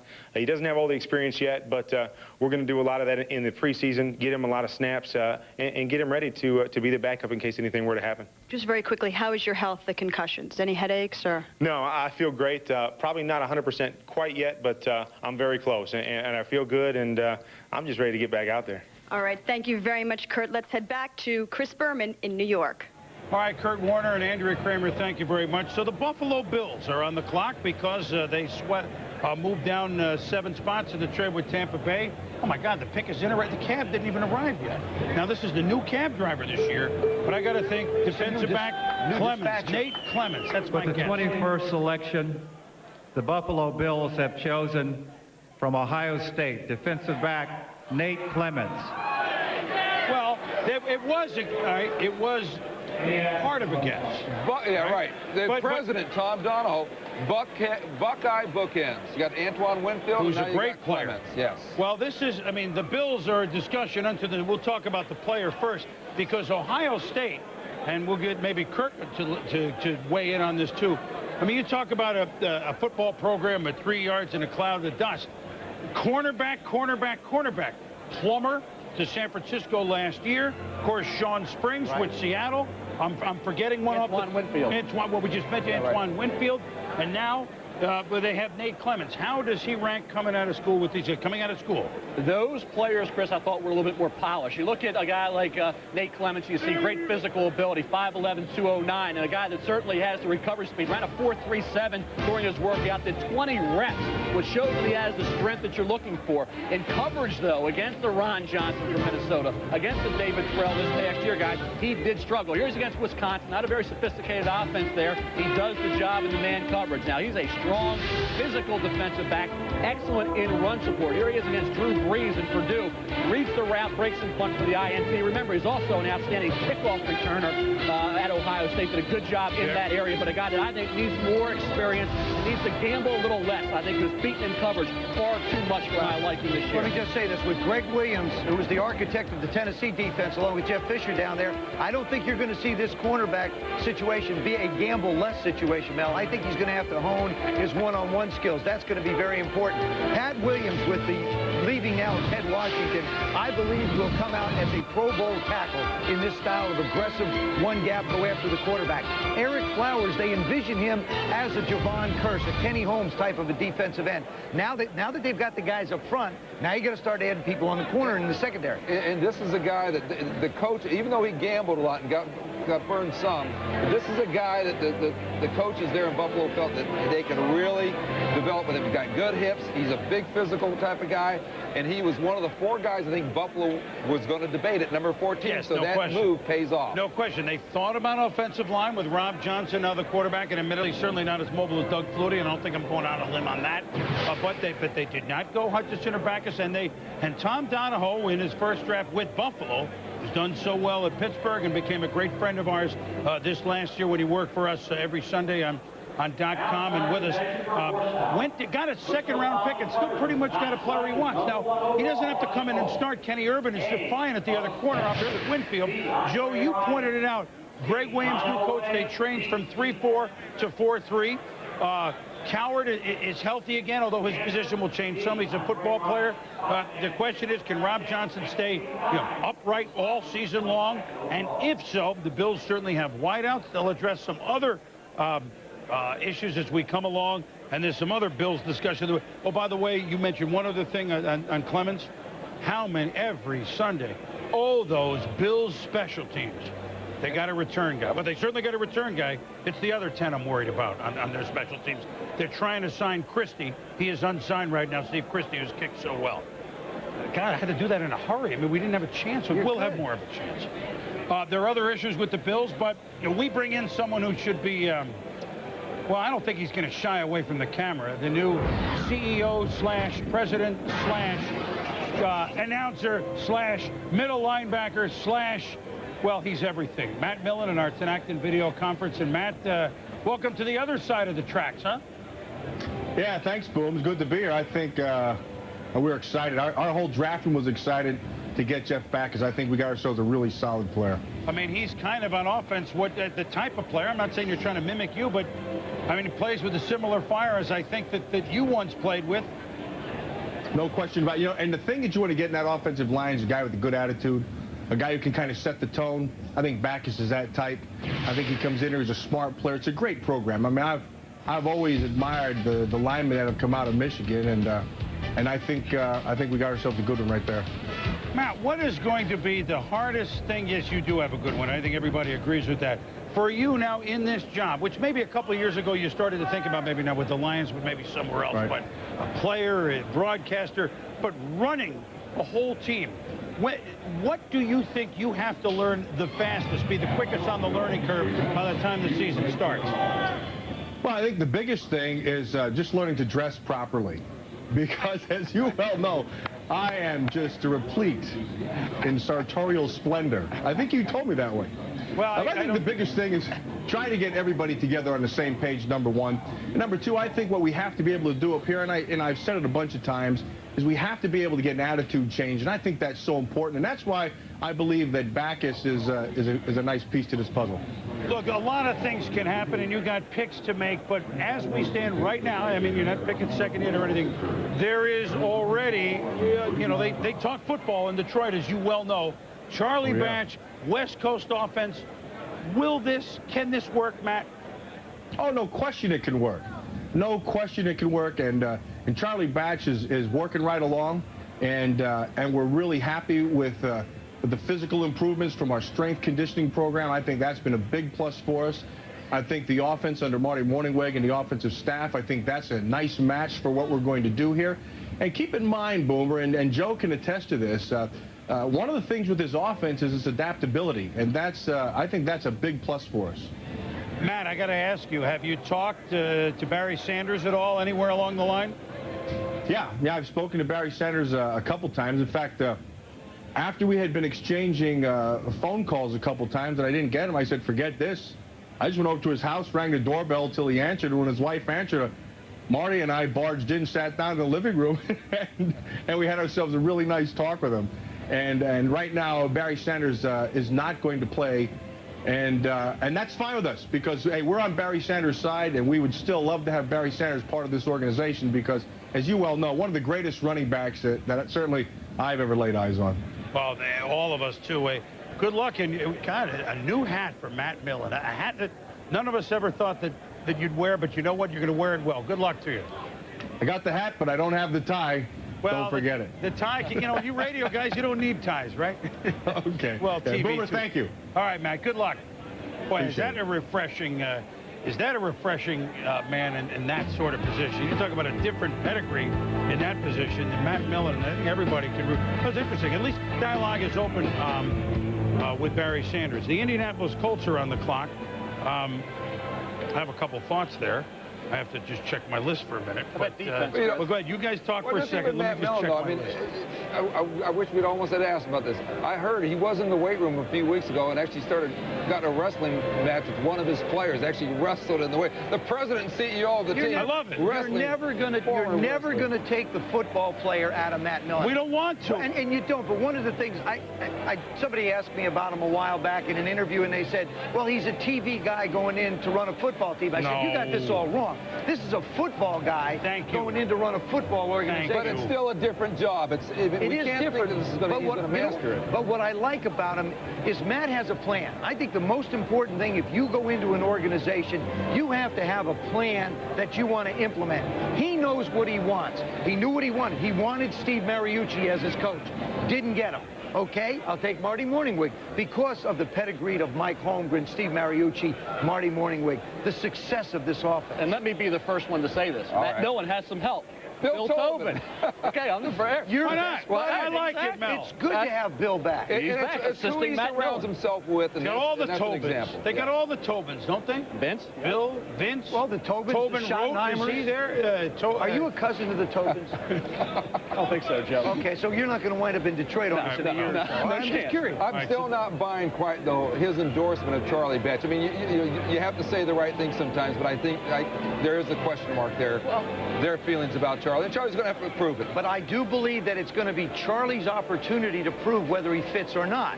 And that's important. He's gotten in the weight room. Charlie's biggest knock, in my opinion, is he's not been able to stay healthy. He's sort of like that other guy besides Rob Johnson, who we talk about getting beat up all the time. Right. Play 3 games, bang in the chest. Say Drew Brees. And say Drew Brees slides into the early second round. I think it's what precludes Detroit from moving up to get him? You have Atlanta sitting there. They obviously have Michael Vick now, so that's out of the question. Right. Then you have the Dallas Cowboys. So what I'm saying is if Drew Brees slides into the second round and Detroit's aggressive, they may be able to go up and get him. Yes, you can. Well, we have a trade. I was going through my Indianapolis notes, and it said trade. And so the Colts and the New York Football Giants have just made a trade for this, the 22nd spot. So we've seen the Jets trade up here in New York to get Santana Moss, and now the Giants have traded up. Mort, Mel, you may be wired on this one. Well, I think you have to look at the obvious need area. It's no surprise that cornerback is at the top of that list. They need somebody opposite Sehorn, and you had some teams here that may be thinking corner along that line. And you look at Will Allen, Mort, you look at Willie Middlebrooks. I mean, those are guys. I had Will Allen going to the Giants when I did the report back in mid-March, and I think as a guy who played so well as a junior, and then as a senior dropped back just a bit. He has some kick return skills. You have a Middlebrooks there. The cornerbacks, the Giants, I think, said, okay, this guy could maybe be a guy opposite Sehorn or still on the board at this point. They want a corner, they need a corner, but do not rule out Todd Heap either, because they do need, that's another position. Well, what's their major need? Corner, you're right. They made plus you get a guy with kick return skills. You mentioned it.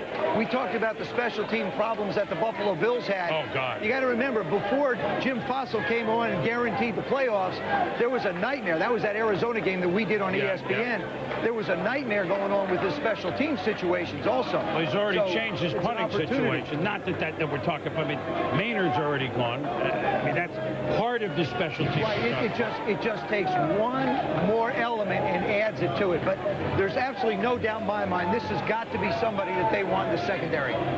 Here's your secondary. Thomas, a big guy, opposite Sehorn, but not maybe the wheels you want.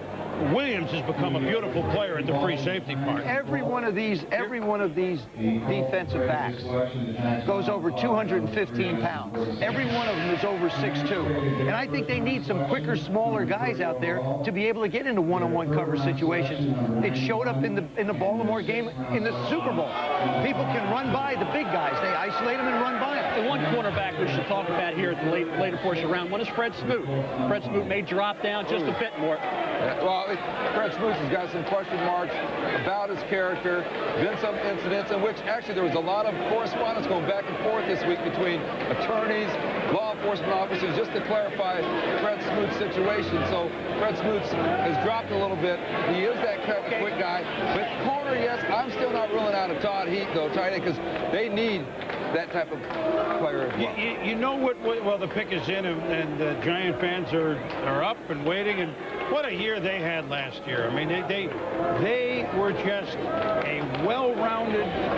Well, we'll talk about them in a minute. Here are the New York Football Giants. With the 22nd selection The New York Giants have chosen defensive back from Syracuse, Will Allen.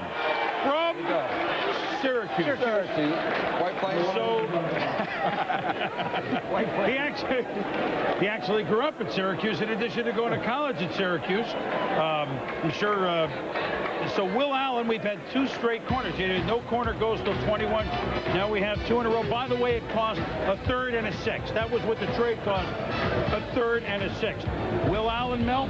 Well, I think you look at Will Allen, Boomer, and you go back to the junior campaign where he was just blanketing wide receivers all over the field. Now, he dropped back just a little this year. You see the aggressive qualities, jarring the ball loose. And keep in mind, he's 5'10 and a half, but he's 193 pounds. Very good strength, and he runs in that 4.35 range on a very consistent basis. You see his kickoff return skills here as well. Averaged 24.1 yards on 19 returns this past season. The question with Will Allen is become a finisher.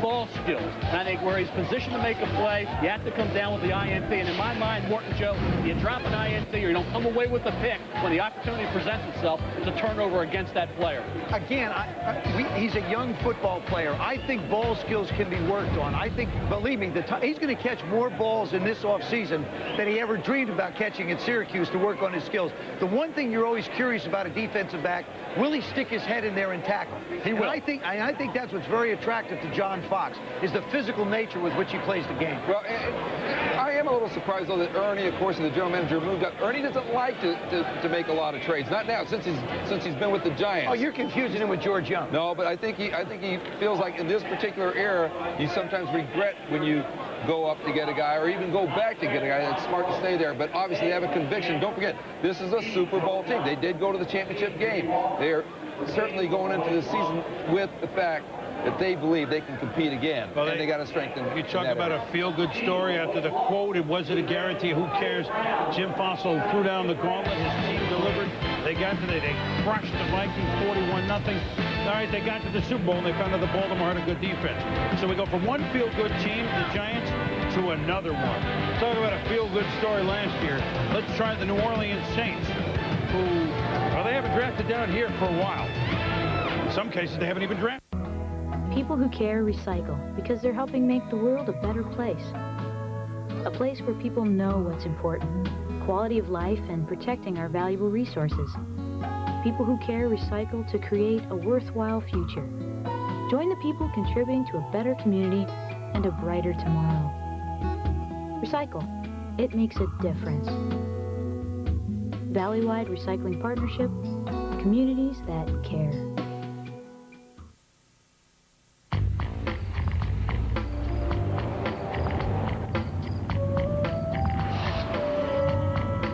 The sophistication of coach. The luxury of Lexus. The limited Lexus ES 300 Coach Edition. Some things were just meant to be together. Save $2,000 while they last at your Valley Lexus dealer.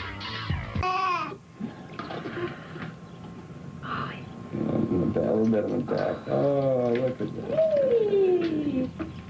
Anna, Do you like it? is it comfortable? Right? Yes.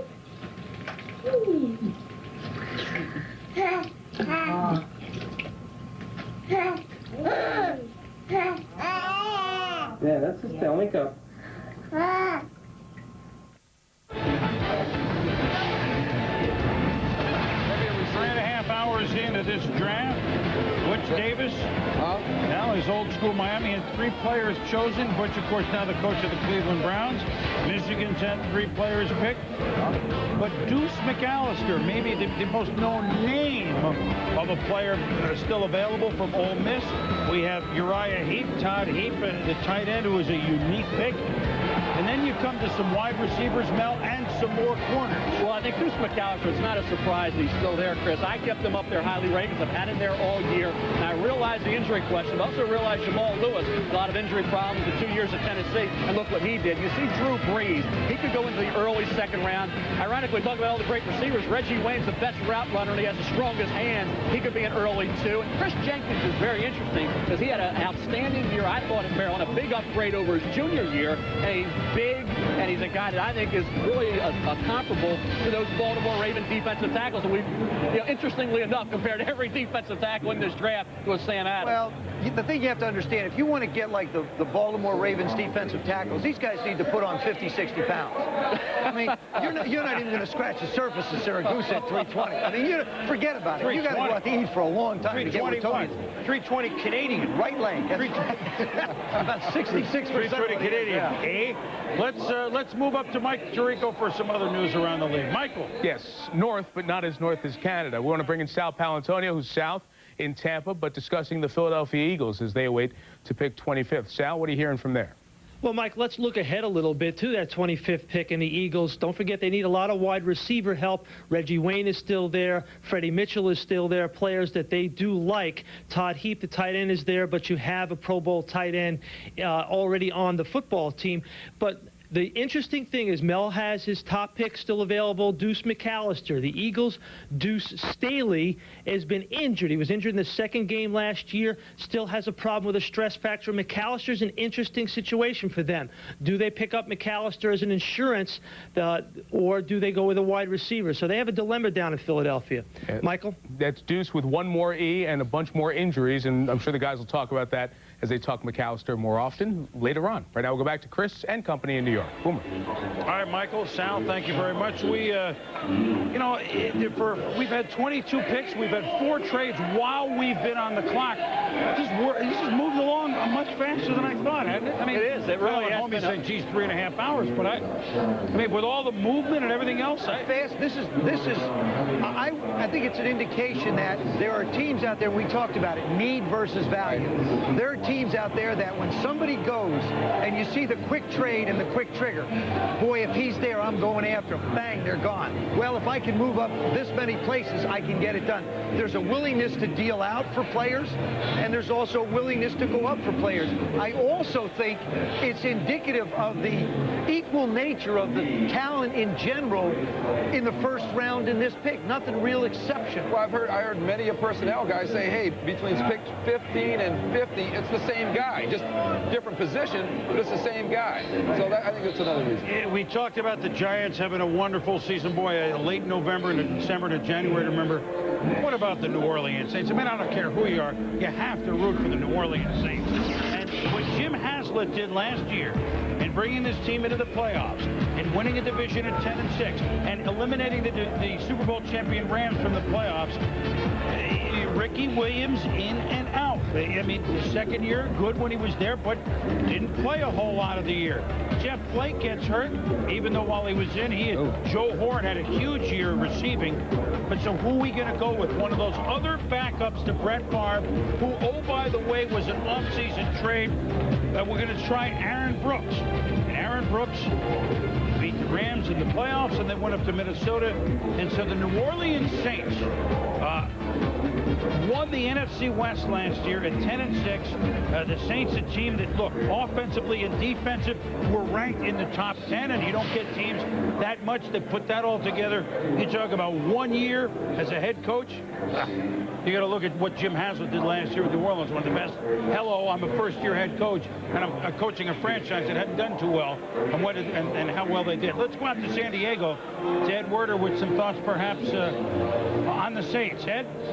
Well, an interesting development, Chris. You know, Mike Ditka's last pick as GM and head coach of the Saints was Ricky Williams. Gave away almost an entire draft to make that pick. Well, now Jim Haslett and Randy Mueller are going to take another running back with their very first-round pick, and it's going to be Deuce McAllister, the multi-dimensional running back. When I talked to Mueller yesterday, he said, hey, this is a guy who reminds me a lot of Fred Taylor with that explosiveness, the ability to contribute as a receiver immediately. It also gives them a backup for Ricky Williams, who missed 8 games last year. And I think the other thing, it sends a strong message to Ricky Williams, who right now is the only member of their roster who is not participating in their off-season program. Now, they did dispatch Dave Atkins, their running backs coach, down to San Diego last week to check in on Ricky Williams. They weighed him. He weighed 228. Chris, let's go back to you. All right, Ed, thank you very much for the insight. And if this is the case, which we're about to find out, another team that doesn't have to pay moving expenses, Ole Miss, New Orleans, it's close. Here's the pick. With the 23rd selection, the New Orleans Saints have chosen running back from Mississippi, Deuce McAllister. this is some discussion here, boys. Jim, hey, listen, let's go.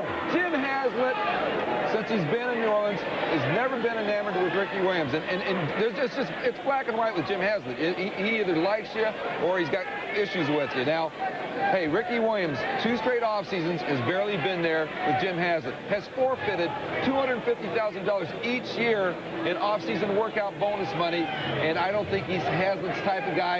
And this, at least, you'll find out, will he compete? Will he be motivated by getting a guy like And one thing, McAllister? too, with McAllister's pass receiving skills, Mort, you have a heck of an option. You can utilize him in a lot of different ways. He has kickoff return skills. He's an outstanding punt returner. You watch Deuce McAllister. I think the knock on his competitiveness was just not accurate. I look at Deuce McAllister, Joe, and he battled back from that injury the best he could this year. Go back to 1998. He rushed for over 1,000 yards, averaged 5.1 yards per carry. Caught 20 passes out of the backfield. Next year, averaged 5.4 yards per carry. Then the injuries this past season. But I go back to the Arkansas game. He was still not 100%, so had a big game there, had a tremendous run off tackle where he won about 55 yards for a touchdown. Joe, I like Deuce McAllister, have all year, and I think the Saints are saying, hey, we have Ricky Williams, and we can utilize this guy as a receiver, as a punt returner, kickoff returner, and really use those multi-dimensional skills to our benefit. I don't know if they're saying we have Ricky Williams. Jim Haslett's just sending a message out to Ricky Williams. We don't care.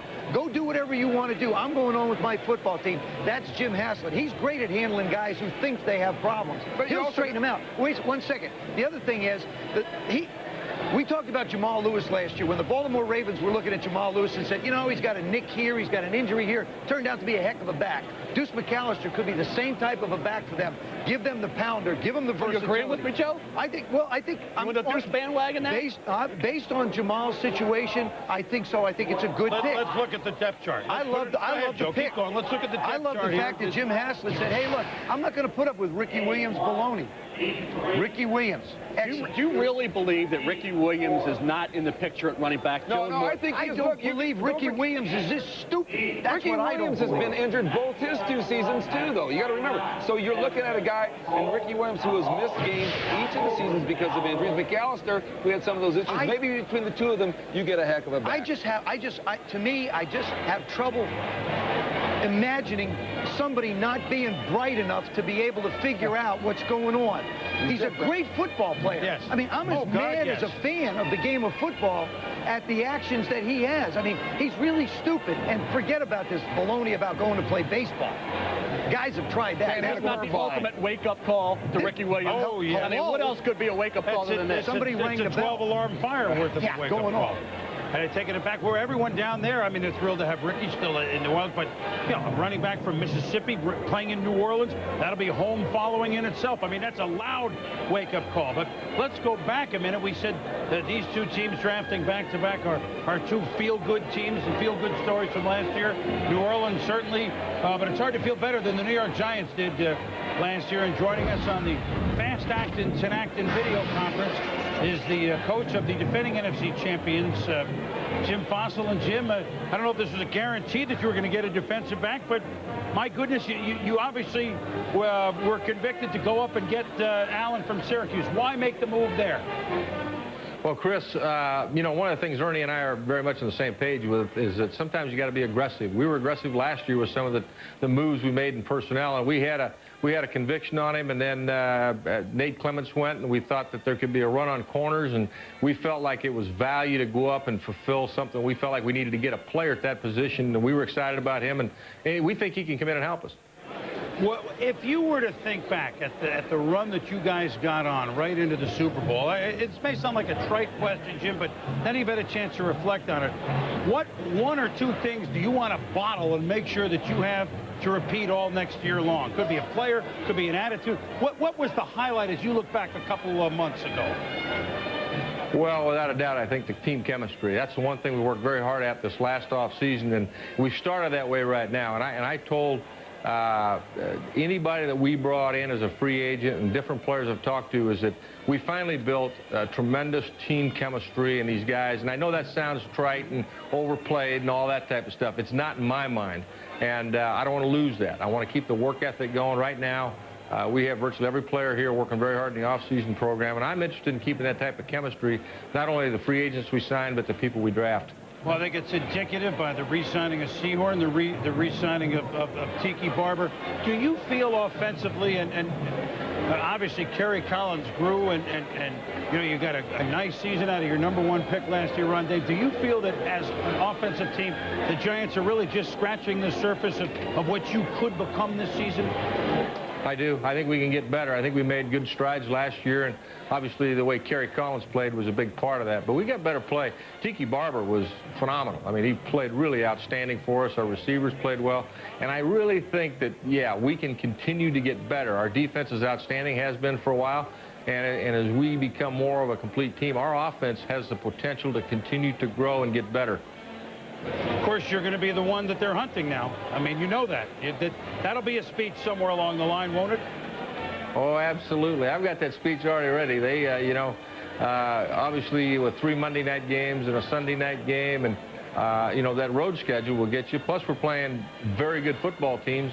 And then also, like you said, you become a marked team. This team went to the Super Bowl last year, and you know, Minnesota, who we played in the championship game, we got to go up there, and there's going to be some tough games. It's going to be a challenge for us, but we're a better football team, and I think we're a lot more mentally prepared to handle it. Well, it beats the alternative, Jim. I think you would agree with me on that. And also, I think in the speech department, you're okay when you give that speech. We'll see you later on in the weekend. All right, good to be with you. Thank you very much, Jim. Jim Fossil, a good guy. Good things happened to a good guy last year. The Giants are a feel-good story, and they've moved up and drafted corner. We have Denver, Philly, Miami coming up. Playoff teams abound. We'll be back. I like this one and that one, Daddy. You have to pay the man for the rabbits now. Can I write a check? Have to see some ID. Okay. Love is in the air, everywhere. Have to call us in. Okay. Just a minute. Daddy. Have to see a second ID. Okay. This doesn't look like you. Date of birth. Have to call this in. Next time, use the Visa check card instead of cash or checks. It'll get you in, out, and on with life. Mother's maiden name. In the battle against athlete's foot, you gotta have, boom, tough-actin Tinactin. Tinactin pump spray is clinically proven to stop the severe itching and burning of athlete's foot. Tinactin is so tough it even prevents athlete foot. So get, boom, tough-actin Tinactin. When you can't find time to catch up around your kitchen table, come to Denny's and catch up around ours. Kids eat free every day of the week from 4 to 10 p.m. So while you can't return to simpler days, maybe the price will make you feel like you have. Presenting the 30-day money-back Discovery Adventure. Buy a 2001 Land Rover Discovery Series 2. Drive it for 30 days or 1,500 miles. And if you're not completely satisfied, bring it back for a full refund. Come see what a Discovery is made of.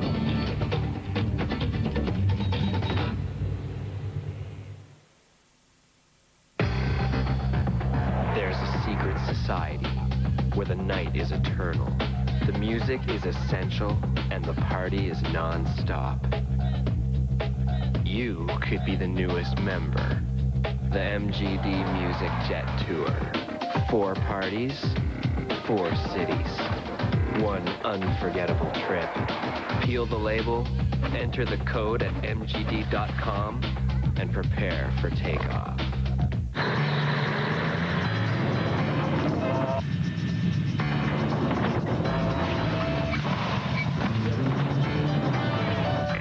This is your captain speaking. If I could have your attention for a moment, folks, I'd just like to say that American is proud to be the only airline to remove seats throughout coach, so you all can have more room to cross your legs. However, we do kindly request that you not all do it at the same time.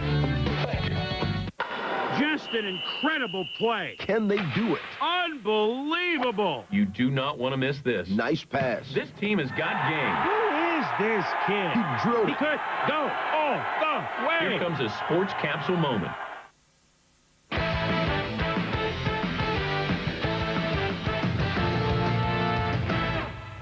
From New York, our world headquarters in Bristol, and every spot in the NFL. We continue our NFL draft coverage. Denver on the clock, pick 24 of 31 in the first round. Still joined with our roundtable of Mike Golick, Ron Jaworski, Sean Salisbury, and Hank Goldberg. And with Denver on the clock, Mike Shanahan, who runs the whole show. He's the coach and the decision maker. It brings up the topic of conversation. Mike Holmgren, Seattle, Marty Schottenheimer now, Washington, among those with both hats, all the power. Is that a good thing? We've seen it for a few years now. It's a good thing if you have great people around you, good support people who you can work with and can communicate with and know what you want. I kind of favor the strong general manager, strong coach, because I think the coach general manager is a little tempted to do things for the moment, number one. Number two, if the coach isn't doing so hot, the general manager can fire him. You know, when I look at it, you know, you got the business of football, and then you've got the game of football. Coaches love to coach. They love the game of football. All of a sudden, they have to do administrative duties, salary cap duties, managing money. It's a whole lot different. I think the football people should stay in football, and the GM should pretty much run the operation. I would say the reason there are more of it is because of the guy on the clock right now, Shanahan. When he won his Super Bowls, it showed people that a guy can do it. The difference is there's not many guys as qualified and as good at it as Shanahan. No, I absolutely agree. I agree with you, Hank. I think you have to have a great support group making those decisions. Like you said, coaches want to coach. The business side of it should be handled. And let's remember this, you lead people and you manage things. These coaches were coaches first, general managers second. I don't like it when they do both. The pick is in. Let's go to Chris in New York. Well, one of your pens here, Joey. All right, Michael, thank you very much. So the Denver Broncos, a team that, you know, Brian Griese got hurt right at the end. Well, not at the end, in the middle of that great Monday night game. And they wonder if they had their full complement of offense. I mean, at Baltimore, they play defense unbelievably, but they wonder whether they, you know, had the full complement. They win that game, did they go and win the Super Bowl? Well, here's their pick. With the 24th selection, the Denver Broncos have chosen defensive back from Minnesota, Willie Middlebrooks. Philadelphia's on the clock. Well, we will talk about Willie Middlebrooks, defensive back, Minnesota. Bigger. Some teams liked him, some teams didn't necessarily like him. I mean, as a first-round pick. But Denver defense now for new defensive coach Ray Rhodes. But before we get into Denver in particular, because there's lots to talk about here, and they are an intriguing team, let's bring in a guy that knows full well about Denver because he was director of personnel under Bobby Bethard with the San Diego Chargers, Billy Devaney. Now back to the New York, New Jersey area, losing that tan a little bit. So I'm I got to get back to San Diego. Yeah. This is cold. It's down into the 50s here. You're bringing up clothes, didn't you? Billy, let's start with your observations on the day because you've gone through many, many of these. San Diego, now that they got Tomlinson, let's evaluate the move they made. Did they get enough for trading out of the Michael Vick spot? I think they did about as best they could, Chris. You know, they were in a difficult situation. If they were not sold on Michael Vick being the championship guy, the guy to take him to the Super Bowl, then the logical thing is, okay, let's move out of there. There wasn't a whole lot of people, as we know, looking to jump up there to take that pick. And when it got down to Atlanta being the only guy, the only team, you almost had to take what they were offered. And I think they did a heck of a job coming away with, especially, you know, getting the second-round pick next year. I think, and getting the running back that they wanted. I think they came out pretty good. Let's delve it. Go ahead, Joe. Well, the thing I'm curious about, was it money, or was it, as Mel has gone on and ranted about, he didn't think Michael Vick was a franchise-type player? I mean, was it money, or was it the fact that maybe Vick wasn't the guy that they thought he would be? You know what, Joe? I think it's more of a case of when you look at the Charger roster, there aren't very many first and second round players on that roster. And no matter how much potential Michael Vick has, and everybody recognizes the upside of Michael Vick, there's still a risk involved. And if you miss out, if you take Michael Vick and he doesn't pan out, that's just another case. Billy, you've missed out on a number one guy. Let me ask you this, Bill. You've been in a lot of war rooms over the years. If they believed he was a franchise quarterback, would they have traded out? They would not have traded out. They would have taken him, and the Spanos wouldn't have had any problem signing him. I firmly believe it was a football decision. All right, we're going to go back. The Philadelphia Eagles are up, and this is going to be an intriguing pick. I think it's what it's going to be. They certainly need a receiver, and although the big guy, Andy Reid, he went out to see Freddie Mitchell 25th pick a week ago, okay? The Philadelphia Eagles have selected wide receiver from UCLA, Freddie Mitchell. Now, this is an interesting pick. We're going to talk here, and then I want to get on the whole AFC West with Billy. Philadelphia is a team now that this is the third year that Andy Reid's been head coach and Mo Drack running the draft, but They draft Donovan McNabb to booze here 2 years ago, and booze would be the understatement. The Philly fans who have no problem booing the Easter Bunny and Santa Claus, I mean, there was no problem booing the pick of Donovan McNabb here. Then this season starts, and Peterson starts, and they're booing Andy for not starting McNabb, so they went 180 before the season began. All right, let's put that aside. Donovan McNabb has become a fast riser as quarterback and a Pro Bowl quarterback. Last year in the first round, albeit very high again, Corey Simon. 2 home runs, I would say, to this point by the Eagles, who are drafting down here for the first time in a while. Now with Freddie Mitchell, a guy at UCLA who scares off some because of the way he might carry himself, shall we say. He doesn't lack of confidence, but Andy Reid personally, quote, gave the front office a couple days off a week and a half ago, and he went out to see him and made the decision on his own. When you look at it, Freddie Mitchell really, I think, is one of the most confident players in this draft. He believes he should have been the first receiver taken. He believes he can dominate any cornerback in America and in the NFL, and that's what you need at the pro level. You can't shy away from that type of pressure. You have to be aggressive. He goes and gets the football. Everybody said, well, he's quick, he's not fast. Well, he went to the combine workout, and he ran. Some players don't. Freddie did. And Billy Devaney, he ran a 4.44. And if everybody said, hey, he's fast-talking Freddie Mitchell, now he's just fast Freddie Mitchell. And I think that 4.44 established Freddie Mitchell as a clear and no question about it, mid to late first round. No question, Mel. And I think that the talking part of Freddie Mitchell, there's two kinds. If you come across as a jerk and kind of a lowlife, if you will, that's one kind of guy. If you're just cocky and brash and you can back it up like Freddie Mitchell, people don't really get down on that kind of trash talking. So I look at that as a positive out of a guy. And if Freddie Mitchell, even if he doesn't catch a pass in the league, it's already going to be noted for the greatest quote going into the combine when said that when people talk about the combine being a meat market, then I'm the filet mignon. Well, and so the Eagles get offensive, and then, by the way, they think, although they don't know it's a unique injury with Deuce Staley, they think that the foot injury is coming along well, and they can only hope so because you can only mask a lack of a big-time runner for so long, but they certainly did that well. And now with Freddie Mitchell, Andy Reid would have preferred to go a bigger guy and not a receiver. First time the Eagles have gone receiver first round since Kenny Jackson in '84. I mean, that's a long time ago. We'll talk more about the Eagles, who are clearly a team on the rise and intriguing as heck. So is Denver. Denver goes with Middlebrooks, and let's look at him, Mel and Billy and Joe. You know, 6'1½", 200-pound DB, a corner from Minnesota. There's not a lot of INTs, which doesn't necessarily mean something one way or the other. But how do you rate him? Some did not have him in the first round, Mel. Do you agree? No, there would be some mixed opinion on Willie Middlebrooks, and the reason is, Chris, he comes out early as a junior, and of course he had that ankle injury which prevented him from playing in the last 4 games. But if you look at Middlebrooks and you go back to prior to the injury, Minnesota held Ohio State to 17 points. They held Penn State to 16, Illinois to 10. He gets hurt in the Indiana game. Indiana puts up 51. Then over the next 2 weeks, Minnesota and Northwestern score 41. Against, you're talking about the NC State game. They have a 24-point lead. They let slip away in the bowl game when Corn Robinson goes wild. That's what Willie Middlebrooks on the sideline. So I think he was certainly one of the MVPs of their defense, along with Karan Riley, Billy. And now it's a question about the ankle. You know, is he 100% recovered from that ankle injury that kept him out late in the year? I think so, and I think most people are sold on the ankle, that he'll be ready for mini camps and certainly for training camp. I think that what this does for Denver, it gives you three young corners. Denard Walker was a great free agent signing. They drafted Delta O'Neal last year. You got Jimmy Spencer as a veteran that could be a fourth guy, and they signed Darrell Lewis, and now Middlebrooks. Even if he starts out as a special team guy, as an inside slot corner, I think they've done a tremendous job upgrading their secondary. Well, let's really quickly go Denver, and then we'll come back in a moment. But look, a year ago at this time, we really didn't know, is Brian Griese going to be not only a good starting quarterback, but a leader of the team? Answer now, 12 months later, yes and yes. Have they made enough moves to get back into the Super Bowl?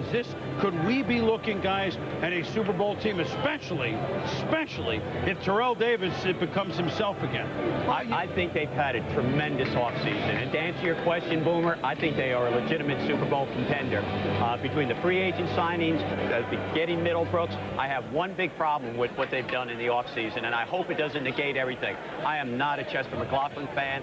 I think he has the capability of negating all the good that they've done, and it even bothers me that they're going to be playing in a spanking new stadium, and Chester gets to run out there and soil it from day one. Well, why don't you just tell us something? Some opinion really believe there, you know? I really believe this. Ask the people at Oakland, and going back Clemson, Oakland, and Kansas City. Well, they're hoping that with Ray Rhodes that is the right mix. When we return, we will talk with Jim Haslett on the video coverage, who certainly made an interesting draft pick. So we'll ask Jim about that and what's going on down in New Orleans when we return.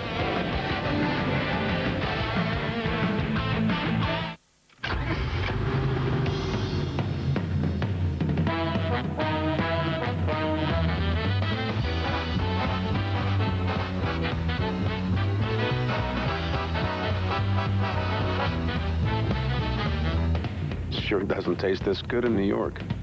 You up here on vacation? No. Lunch.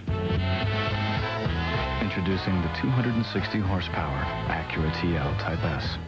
You having fun at your party, honey? Yeah. All right. I gotta tell you, son, these last few years have been great. Oh, they sure have. But now that you're 6, we're gonna have to trade you in.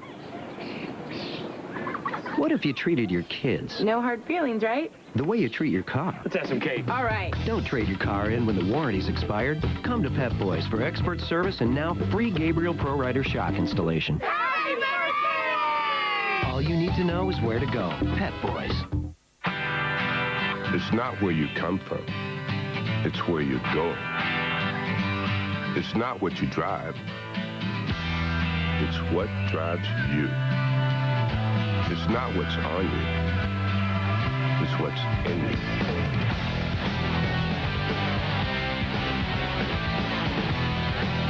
Gatorade. Is it in you? It's the big show, Ray. Who wants to be a millionaire? Ray does. Quick, Dad, what's the capital of Nepal? Kathmandu. Boom, baby! Ray is ready to play. Who wants to be a millionaire? Ray does. Showtime. Now you can play the Who Wants to Be a Millionaire game at McDonald's. Answer correctly and you could win cash on every card, up to $1 million. Who wants to be a millionaire at McDonald's? Ray does. Yeah. Wow! Look at her! She's different than the girls at school. Whoa! He's touching her. He is so lucky. I gotta learn how to skate. I feel kind of funny. Oh no! Don't go! No, please, no! Yes! Yes! Get into the lives of athletes off the field. The Life, presented by Sprite. New episodes begin May 5th on ESPN. Welcome back to the draft in New York as we are, well, we're 4 hours in. Miami is number 26 of the 31 teams in the first round. Could we hear the name Drew Brees here? We'll get to that in a moment. That would be intriguing. Well, we're going to go to the pick right now, and we'll see what they do, and then we'll visit with New Orleans. This could be an interesting spot. Don't know that it will be with Brees, but certainly something they could look at. Although, remember, they did sign Ray Lucas to back up Jay Fiedler, so they have 2 mobile quarterbacks. There wouldn't be an urgent need there. They did spend some money. So the Miami Dolphins, who won the division last year, let's remember that. They won like New Orleans did, won their division last year, came from behind to beat the Colts before losing at Oakland. Here's their pick. With the 26th selection, the Miami Dolphins have chosen defensive back from Wisconsin, Jamar Fletcher. Well, you know, it's interesting. There's a guy, the Colts, their division rival, we're looking at, although the Colts trading down that many spots can't be surprised that the Fletcher DB Wisconsin is gone. We'll talk back to Miami in a moment. But as we said before, on the line with us is a guy that it's hard to top what you do in your first year as a head coach in professional football. With our Tinactin video conference, we joined the head coach of the New Orleans Saints, Jim Haslett. And Jim, good to be with you as always. Deuce McAllister, surprised he was sitting there for you? Well, we were very surprised. Obviously, he's a guy that we had rated very high on our board, up and around, I think, 5th or 6th on our board. And when he fell to us, we thought you can't turn down a guy like this. It just he gives you so many weapons. A guy that can play running back and go out there and return punts and kickoffs, and I think he's a great pick. Okay, so now the next question, you know where we have to go. Ricky Williams. I guess it's a two-pronged question. If Ricky is in and playing the way you want him, how do you project to get them both playing time? And where does Ricky Williams right now in your overall plans, Jim? Well, obviously, I think this is a two-man position that you can't go wrong. I like the Giants did last year with Thunder and Lightning. I think this gives you some flexibility in plays. You can run with them, different things. And, you know, obviously, Ricky's been hurt the last couple of years, so it's nice to have a backup or another guy that can go in and play. So, like I said, I think we got two good running backs on this football team right now. Rookie healthy enough? I mean, is that not part of the equation of a question here? No, Ricky's healthy. He's coming in. He'll be in this week for mini camp, and we're looking forward to getting both of them together. What preconceived thoughts, it's only April, Jimmy, on your quarterback position? Jeff Blake did well, but boy, Aaron Brooks did well. Where does that stand? Do you have a starter as we speak? How do you see that going before we kick it off in September? Well, I think it's the same thing. We feel good about our quarterback situation. You know, Aaron did a great job of stepping in, and Jeff Blake's obviously a quality veteran, and we feel good about Jake Delhomme, our third. So our quarterback situation is fine. You know, we feel good about that situation. Also, a running back right now. Well, you know, Jimmy, you got to have a Cajun down there. Delhomme, you know, before that 4K or A-Bear. I mean, you got to have some down there. Hey, isn't it nice to hear them talk football in New Orleans? I know with Mike and Ricky Williams, they were excited, you know, a year or two ago. But is it football back? I mean, do you hear it every day in the streets in New Orleans? Well, you know, I know the people are excited about playing, you know, Saints football again, and our players are excited about what's going on, and they're working hard right now, and they're in here every day, and as long as we can keep up that attitude, and the players know how hard we worked last year to get to this point, and we keep it up, I think we're in pretty good shape. Yeah, and you got a good defensive line to help you out, and that's the understatement of the year, and I know that's from a guy that played in the Bermuda Triangle in Buffalo. I know you appreciate the way those guys play. Thanks, Jimmy. We'll see you later in the weekend. Thank you. I loved him as a player, by the way, and he knows that. With him and Smurlis, what a job as a coach. Shane Nelson. What a job as a coach. Well, I'm just going back 20 years. Oh, yeah. Now I'm moving forward to a coach. I mean, you can't do any better than Jim Haslett did last year with seemingly no bullets, right? Well, yeah, but he changed. First thing he did was change the attitude, which was the big thing. But Randy Mueller, who was the executive of the year, he went in and signed some key free agents, and they had, you know, Darren Howard last year, second-round pick. They didn't have a first-round pick. But guess what? Darren Howard played like a first-round pick. So they had some players, and Jim coached them up. All right, let's move on to Miami. I'm not surprised they took defensive back. It's just you want to throw Breeze's name out there just in case it happens. Miami, I mean, certainly defensively, has got to be pretty happy with what they have, Mort. Well, they are. I think that he really thought he needed that third. Even with Surtain and Sam Madison, he really felt he had to have that third back. And you'll talk about Fletcher in a little bit, how good Fletcher is, just being maybe the best, technically the best corner without the athletic skills. You're right, Mort. I think you look at that division, and the Indianapolis Colts with Peyton Manning and Jamar Fletcher is an outstanding cover man. He's 5'9", he's 180 pounds. He doesn't have the great timed recovery speed, but you see the physical places Freddie Mitchell and Jamar Fletcher getting into it in the Sun Bowl, and here's Freddie Mitchell in the open field. Fletcher obviously makes that play here against David Terrell. You see the toughness of Fletcher, a guy who was a former option quarterback in high school. I mean, he's intercepted pass from Drew Brees, let's see, 2 different years for it. He takes the ball the distance. He's tremendous after he intercepts the pass and making you pay. Well, you mentioned Drew Brees once again. There are Dolphin fans who are disappointed right now because they wanted the Dolphins to kind of revisit history. They got Dan Marino at 27. They wanted Brees at 26. But really, I think the Dolphins and Dave Wanstead felt that Drew Brees is really like Jay Fiedler or like Ray Lucas. There's not a whole lot of difference there, and I think that's why he passed. And keep in mind, we have cornerbacks now, 4 off the board. Fred Smoot still available. Well, Fred Smoot is a guy, as we mentioned, there have been some character issues raised. He did have an arrest warrant issued for him on a narcotics violation in March, but the prosecutor has sent us a copy of the letter saying that he dropped those charges, and nevertheless, Smoot still has some red flags on him, and I think that's why he has slid a little bit. So no defensive backs the first 19, 5 of the next 7 DBs, and now here come the Minnesota Vikings, who, if not shocked, certainly got a little bit surprised with the retirement of Robert Smith, running back. But if there's a draft for need, here it might be. With the 27th selection the Minnesota Vikings have chosen running back. There you go. From Wisconsin, Michael Bennett. So, you know, we've had 2 colleges go back-to-back. Michigan had 2 in a row. Miami had a couple in a row. So here is Michael Bennett, who stepped in at Wisconsin when Ron Dayne graduated, if you will, to the New York Football Giants. Well, they have to have him back. I mean, they just have to. Robert Smith retired. You got to have some defensive players, too. We go through this year after year with this team where, I mean, I know Robert Smith is a big void to fill, but when are they going to, I mean. Next round. Oh, they got somebody last year. They did it last year. Okay. You look at it, Morton, you see the breakaway ability, and you see an offensive line at Wisconsin that dominates. And you watch Ron Dayne win a Heisman Trophy, and Michael Bennett now is a track star. You see a guy who can really run. We talk about running with authority, a guy that certainly has track speed. And I think, you know, he took his track ability, Morton, he applied it to the football field. The question with Michael Bennett is, he's not that shifty as a runner. He's in here, pick up the blitz and do the blocking and then do the things you have to do from a physical standpoint. But needs to develop a little bit more shiftiness. And the big question is, he's got to prove that he can catch the football. Only 4 receptions the entire season for the 2000 year at Wisconsin. But where he's going, I don't necessarily think that it matters that much. Because in the offense, when you've got Randy Moss, when you've got Chris Carter, you really don't emphasize the running back catching the ball that much. He has great speed. You have a huge offensive line in Minnesota. He slides right into a system that's very similar to the one he had in college. So it can be a good, quick transition for him. But I agree. They lost Robert Smith. Yes, that's a big loss. But the defensive side of the ball is just gone. There's nobody there. Hey, Robert Smith, I mean, he's always been a little different. I mean, if fans, you know, a lot of people in football go, oh, or don't follow the Vikings that closely.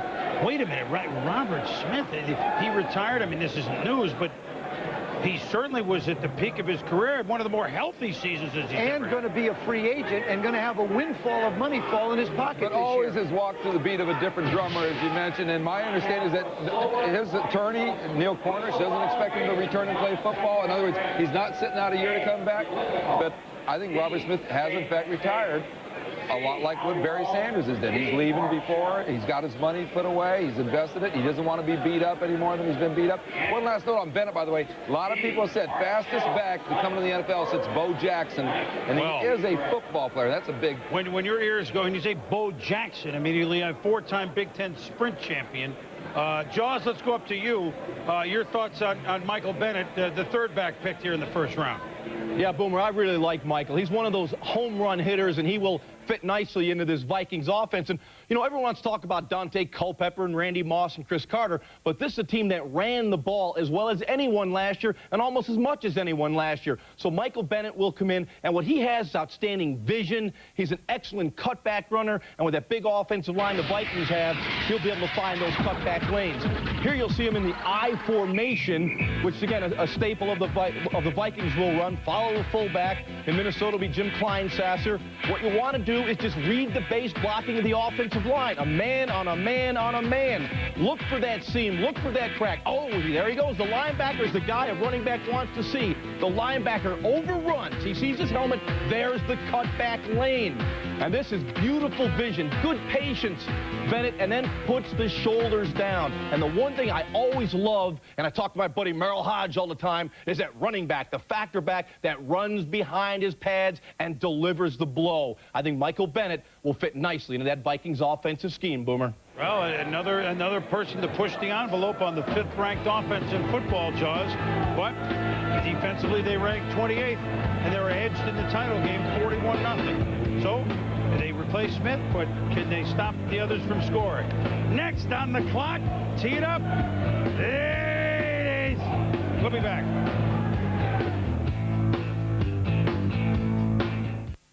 Why is our house so popular with our kids and their friends? Because we have it all. Cox at Home, Cox Digital Cable, and Cox Digital Telephone. We get local and long-distance telephone service at a great price, along with the cable channels and high-speed internet. Your family can have it all, too. Call to order your Cox Digital Telephone service today at 602-795-7955. Cox Communications. Now you're living. Sorry I'm late. My car broke down. I think it's the transmission. Be careful. A lot of shops charge big bucks and do a bad job. The price I was quoted was not the price I paid. Don't worry, my car was repaired at State to State Transmissions. They gave me a free tow and a 2-year warranty. State to State is family owned and their quote was honest and solid. Even the largest fleets in town trust them. I had no surprises. I'm calling State to State. On ESPN Classic, baseball was his life. He knows greatness. Academy Award winner Tommy Lee Jones in a real classic, Cobb. I'm the greatest baseball player of all time. And one man's search for the real story behind the legend. You have no friends. My book is about Cobb. Cobb is baseball. Cobb. Tomorrow at 9 Eastern, only on ESPN Classic. To get ESPN Classic, call 1-800-CLASSIC today. You can do it! You can do it! Go, Jorge! Go! Go! Go! You can do it! Yeah! Thanks, Jorge. I love you so much!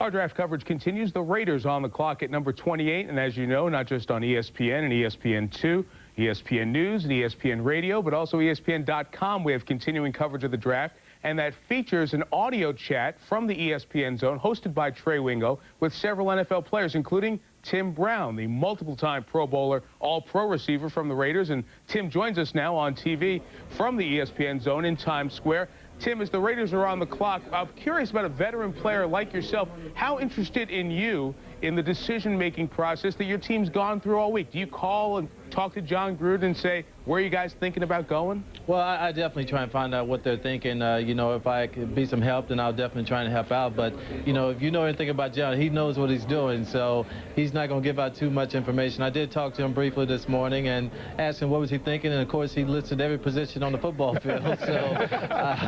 So you really never know what's going to happen here. But, you know, you would think that, you know, we would be looking at some help at the linebacker position maybe, or, you know, maybe offensive line. You just never know. But I'm sure they're going to take the best athlete out there. We talk so much about these players today in the perspective of he can do this. He's done this in college. As a veteran, you know rookies don't contribute as much as we think they do sometimes.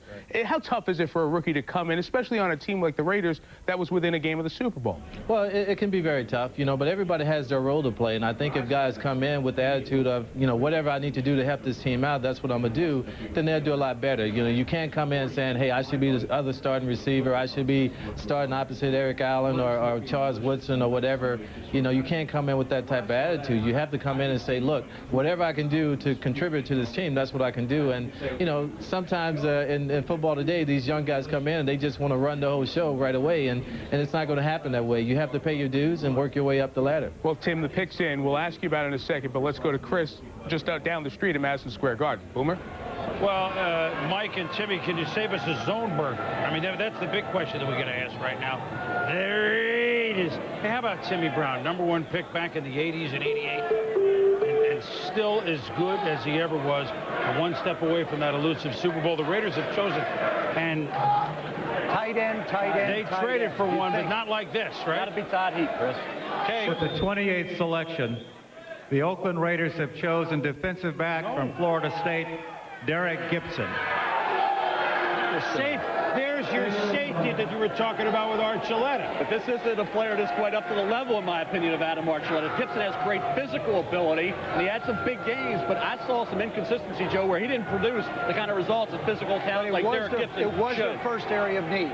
Yeah, but the pass on a tight end who can get down the middle of the field and give Gannon another weapon. When you make the deal for Roland Williams, you have a tight end, you've got somebody on the roster. Maybe they felt like Roland Williams, Todd Heap as a pass receiver. Well, but you're going to get a lot more use of him right now than you are Todd Heap.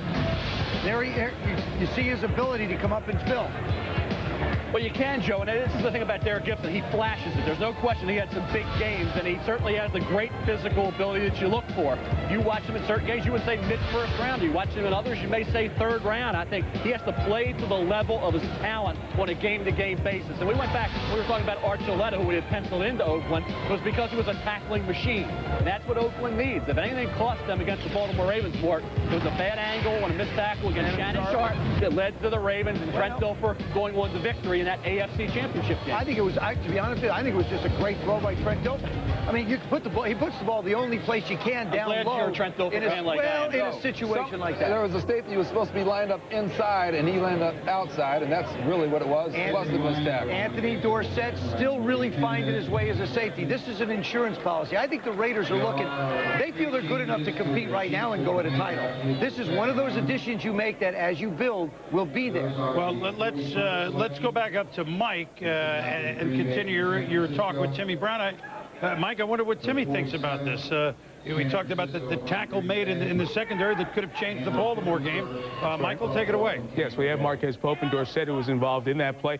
Tim, as a team, and you mentioned John Gruden mentioned defensive back, is this a good move for your organization? Well, no doubt about it. I think Gibson can serve two purposes for us. One, I think he can come out and certainly help us in our defensive secondary. But number two, and I don't know if it's going to be more important or not, I think he can help us tremendously with Sebastian Janikowski. You know, being a guy that he's played with and familiar with, you know, Sebastian won't feel as if he's all alone out there in Oakland by himself, you know. So I think that's a big part of this also. But I think Gibson can come in and definitely help us out. You know, whether he'll be able to do that early on in the season or not, we don't know. But surely we're going to try and get him on the field and put him in the best position to help our team. Great point about the Florida State teammates from an old Notre Dame guy. Tim Brown, thanks for joining us.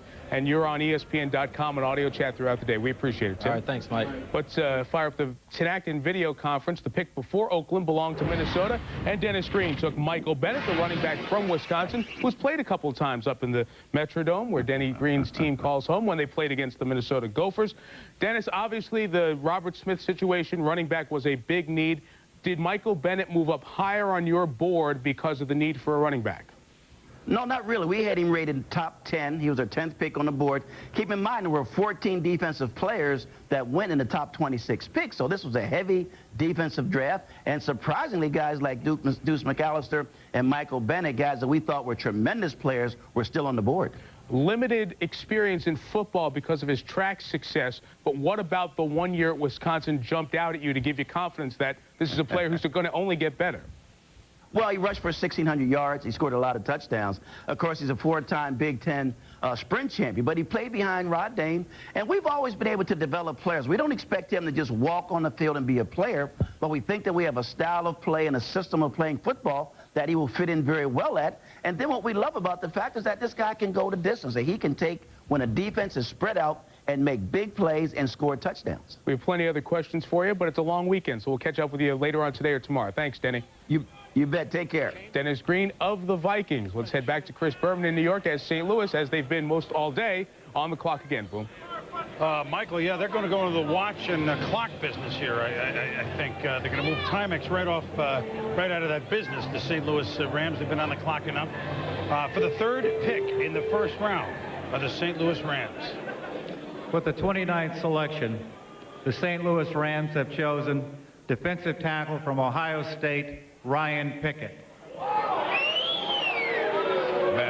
Mel, look, when you have three number ones, not to mention Aeneas Williams, who you get also, and you're picking all defense, I guess you try to hit a home run with something that's not as chalk a pick. Where is this pick in your book? Well, I think he was projected. I know he was projected to be an early 2. And we went back to Derek Gibson. I thought maybe second round to Oakland. They took him in the first to fill that need. I think you look at Ryan Pickett, a junior, coming out early. You see a kid with outstanding physical ability, no doubt about that. Holds up well at the point against the run. I think he's diversified things, technically become a little bit more sound, and become more consistent. I thought with another year at Ohio State, you'd have been looking at a prospect we were talking about, like we talked about Seymour and Stroud and those guys going into the year. That's the way Pickett would have been viewed. So another year, I think, would have really benefited him. He didn't play to the level of count every week for it, but you look at a defensive tackle and you look at St. Louis, that's obviously a neat area, despite what they've done already. And he gets the benefit of coaching from Bill Kolar.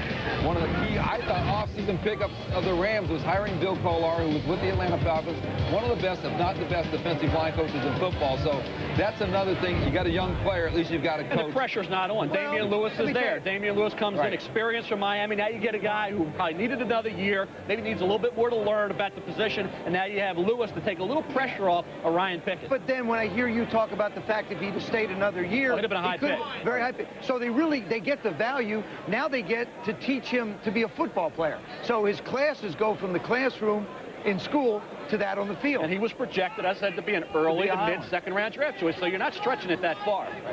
Well, so Pickett becomes the 9th defensive lineman to go in the first 29 picks. The Indianapolis Colts, remember, they moved down 8 spots in their trade with the Giants. They got a 3 and a 6. Now, you would think I would have this, but so much has changed. Let's find With the 30th selection, Indianapolis has chosen wide receiver from Miami, Reggie Wayne. If I had looked at my notes, I would have had it. Well, look here somewhere. We ought to find him. Well, it's interesting. The Colts were looking at Fletcher, and who was available at that spot. And obviously something happened there, and they figured, you know what? Even though they were an offensive team that scored over 400 points, you talked about him with hands, right? Route. Get Peyton another weapon. He's the best route runner, and I don't think anybody would question this in the National Football League about his route running skills, his strong hands, and the fact that this is a guy with ideal size. He's an even 6 feet, 200 pounds, and you look at the speed factor, ran a 4.58 during his individual workout, or a 4.55 in that area. I think that's where a question went up. But I think Antonio Brady, look at third-round pick, wasn't perceived to be the #1 option. This is a guy, certainly with Marvin Harrison there, established as that deep threat, Norton Joe. Now you bring in a Reggie Wayne, polished and more consistent than Jerome Payton. I think that's the key, Chris. A polished veteran who can come in as a rookie and give Peyton Manning a guy you can count on a play-to-play basis. When the ball's thrown his way, Reggie Wayne has the strongest hands of any wide receiver I've pretty much ever graded. I think that's a strong statement, but I really believe he is phenomenal as far as the natural pass receiver. You know what the clue was? It's not that Bill Polian is running the draft, and of course Jim Moore and everyone, and you would think they'd have a clue. But as I look down at the other end of the theater here, and I look to see who's sitting next to Chris Fowler, and I see Peyton Manning, there should have been our hint right away. Guys?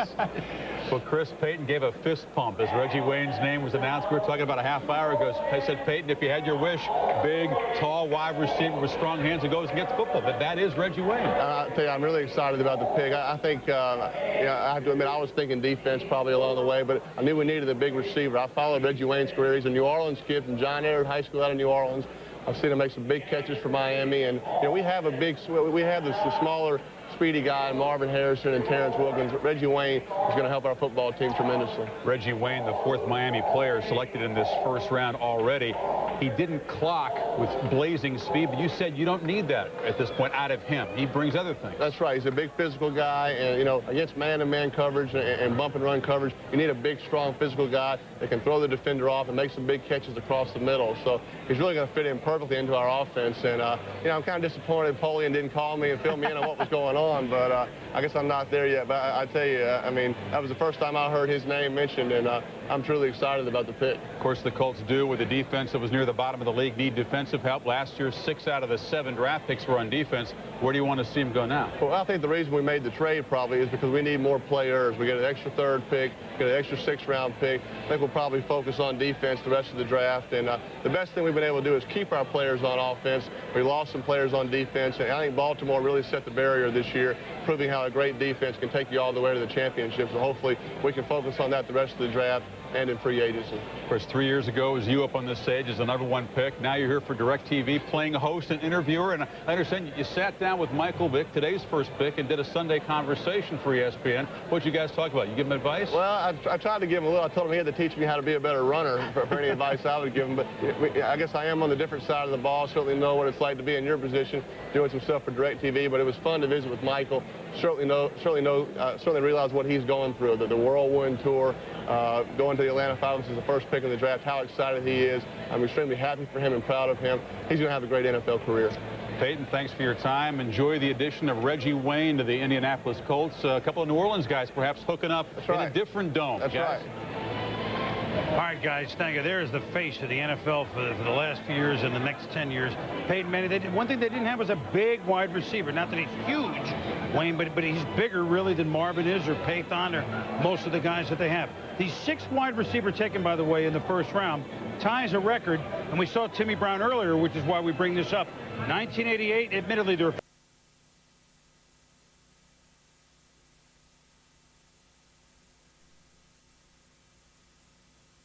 with a darn good warranty. And by 1-800-COLLECT, the easy way to save. tackle position. And welcome back to New York, the champion Baltimore Ravens, the 31st and final team on the clock in the first round.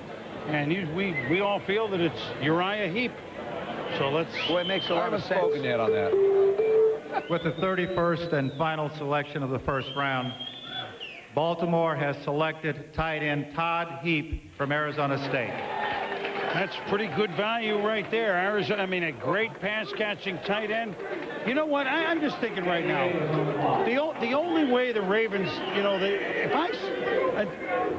only way they're going to lose is if I start picking them more. God knows I haven't. All I'm thinking those right now is that this first round's over with, and there is Drew Brees sitting there for the San Diego Chargers. I could talk about it in a moment, but that's with Todd Heap, and then the Chargers may have stashed a big Heap by the way they engineered the last 48 hours. Chris, Todd Heap's almost 6'5", 6'4 3/4, goes 250 pounds. Look at the hands. Look at the ability to get down the field and make a play. Assist as far as a blocker. Not a great inline blocker, but certainly adequate in that area. Obviously, his value comes as a tight end who can get down the middle of the field, provide that ability, that option for a quarterback, and make the human highlight film type reception show. This guy has remarkable hands. I compare it to Kellen Winslow type hands. Can have the impact of a Tony Gonzalez. You match him with Shannon Sharp, and Brian Billick has strength at the tight end position. It looks a little bit like a Steven Alexander coming out. Better. But I mean, more athletic. I think so. Athletic than Steven the other side, you talk about not much of a blocker. With that offensive line, the way it's set up, and you know that Shannon Sharp hasn't really, that hasn't been a strength of his, and they'll pick his spots for him. Again, this is a guy that they don't need to come in and play right away, but Brian will find a way to slide him in and allow him to go out and make a contribution. And now we move, not to short shrift the Ravens. We got plenty of time. We're doing the second round. We're doing the third round. But now we move to something more you said as we were rolling the Heap highlights. Perhaps San Diego, what are they doing? They're getting out of one. They're giving up on Michael Vick. Well, they get their running back, Tomlinson, albeit losing a couple of pounds of sweat. And now sitting there, if they want, is quarterback Drew Brees of Purdue. A possibility, a certain possibility. First, let's go, before we discuss it here, is Sean Salisbury, San Diegan quarterback. And Sean, I mean, is Drew Brees a fit for San Diego right here, do you think? A major fit, and that's the guy they want. I spent a lot of time talking to head coach Mike Riley, and this draft is set up exactly the way John Butler and those guys wanted it to. They get their running back. Now they're going to get a quarterback who they're very high on, like his toughness, like what he's all about, has played in a big-time conference. They win both ways. A big-time pick, they want Drew Brees right here. They actually tried to trade up with Miami, the 26th pick there in the first round. Couldn't pull it off because they thought somebody else was going to snatch him. They get their guy with the first pick of the second round. This is a huge, huge get for the San Diego Chargers. Well, if it works out that well, they certainly have the opportunity, Sean, to do that. Joe, let me go to you quickly on Drew Brees. He may not have the total upside of a Michael Vick, who I know you love. I mean, no one does. Fine.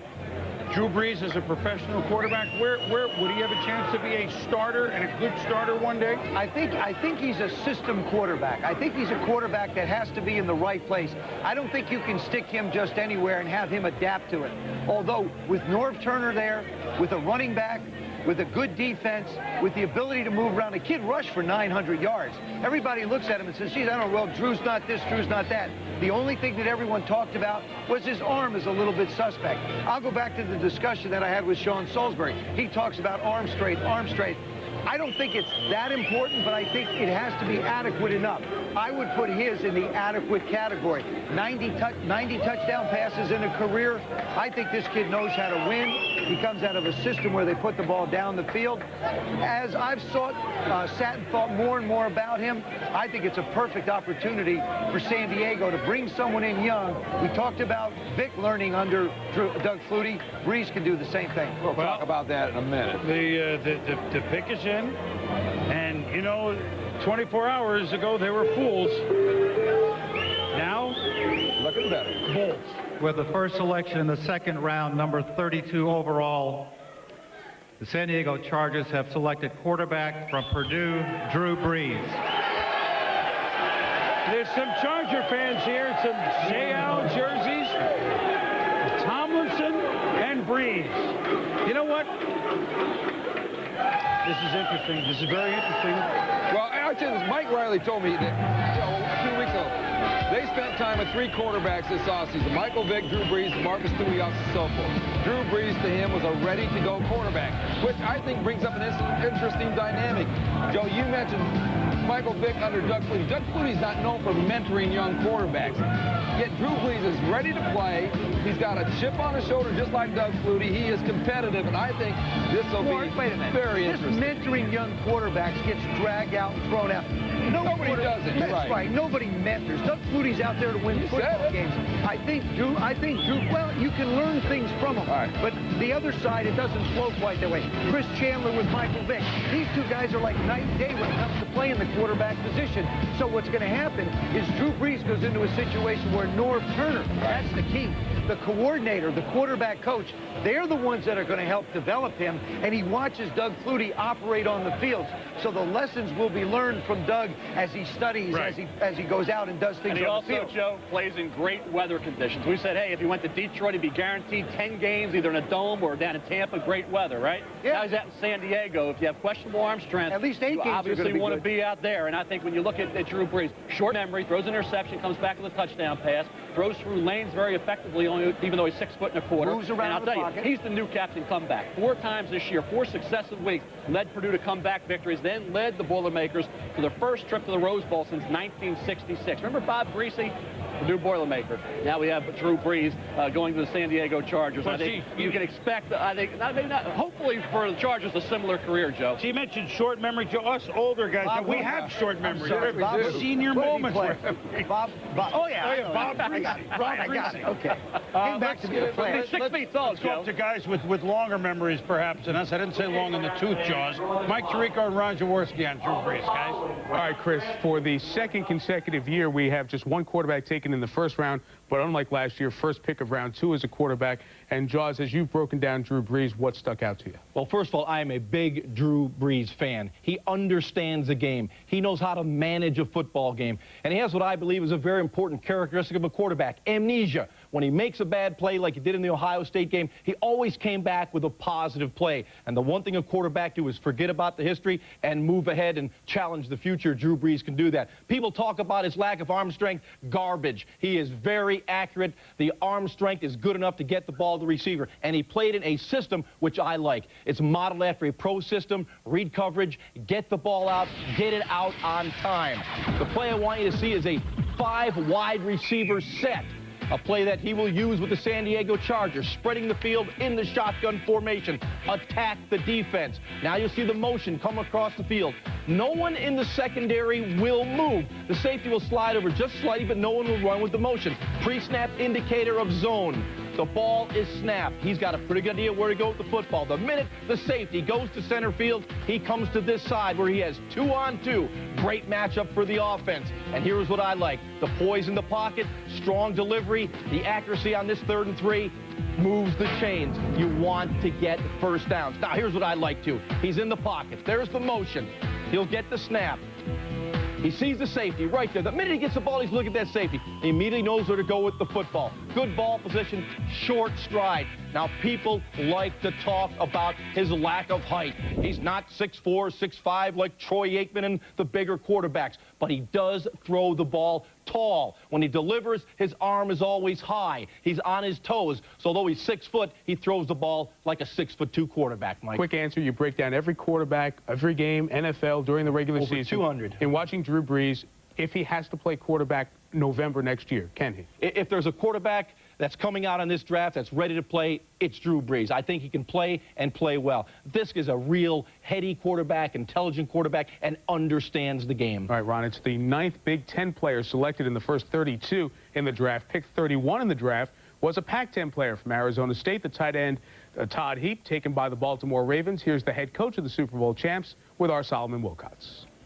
Thanks, Mike. I'm joined by Baltimore Raven head coach Brian Billick. And Brian, never in a million years did you think a talented tight end like Todd Heap would fall to you at the 31st spot Why is it that he was available, and how happy were you when he was available at that pick? Well, we were thrilled to death. We had him on the upper half of our board in the first 15 picks. I think it's a little like what Denny alluded to when you see a Deuce McAllister and a Bennett drop as late as they did. There was a real run on defensive people on the corners, on the defensive line, and that pushed some really quality offensive people to the back end of the first round. You guys came in saying you needed a quality of depth at a number of different positions. Why the tight end position when you have a talented guy like Shannon Sharpe? Well, what a perfect opportunity for a Todd Heap, who's a tremendous athlete. Many people have equated to a Tony Gonzalez, to come in and play behind a Shannon Sharpe for a couple of years and to learn and be mentored by certainly a future Hall of Famer.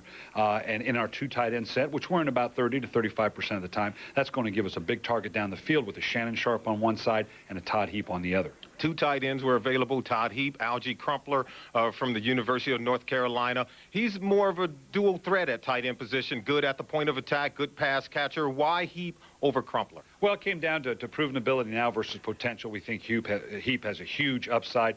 Algie's a great player, going to be good in this league. We had them both rated very, very highly, but we feel the potential and the athleticism of Todd Heap made the difference. Brian Billick and the Baltimore Ravens will now go to work trying to add depth to an already talented team. Now let's send it back to you, Mike.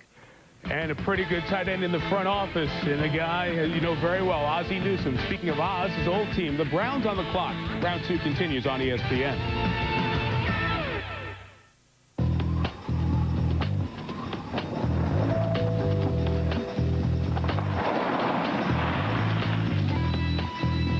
You need some help? Yeah. The new Chevy Tracker LT. Just put in neutral. Now with a powerful V6 engine. It thinks big. Make sure your parking brake's off. Chevy Tracker, like a rock.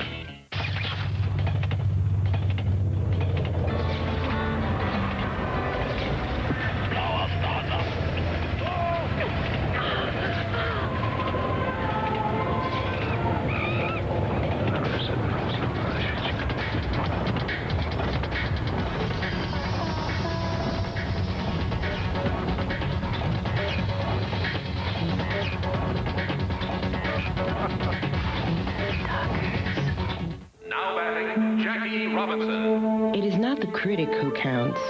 The credit belongs to the man who is actually in the arena, whose face is marred by dust, sweat, and blood, who at best knows the triumph of high achievement, and who at worst, if he fails, fails while daring greatly, so that he shall never be with those timid souls who know neither victory or defeat. We are classic car nuts. We love these cars, and we spend hours and hours talking about them. When this car needs tires, I take it to Walmart because they really do handle it with care. I stand there right outside the bay and watch. Everything one stop. You've got it right here. They have name brands. They have great prices. I need some carburetor cleaner. I like Michelin's on this car. Personally, I'm a Goodyear man. Brand name tires, oil changes, and more at Walmart Tire and Lube Express. Our wives really wonder who we're married to, these cars or them.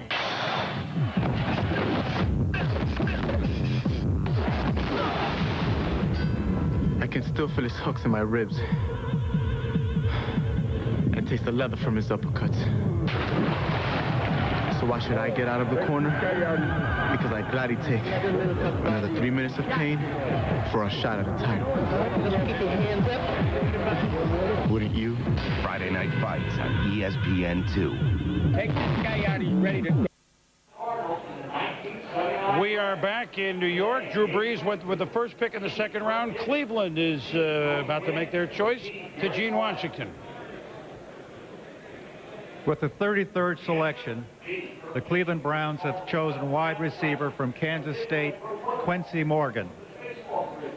Well, we were debating Mel at wide receiver, but there went War on the defensive tackle, so you knew they needed wide out and running back.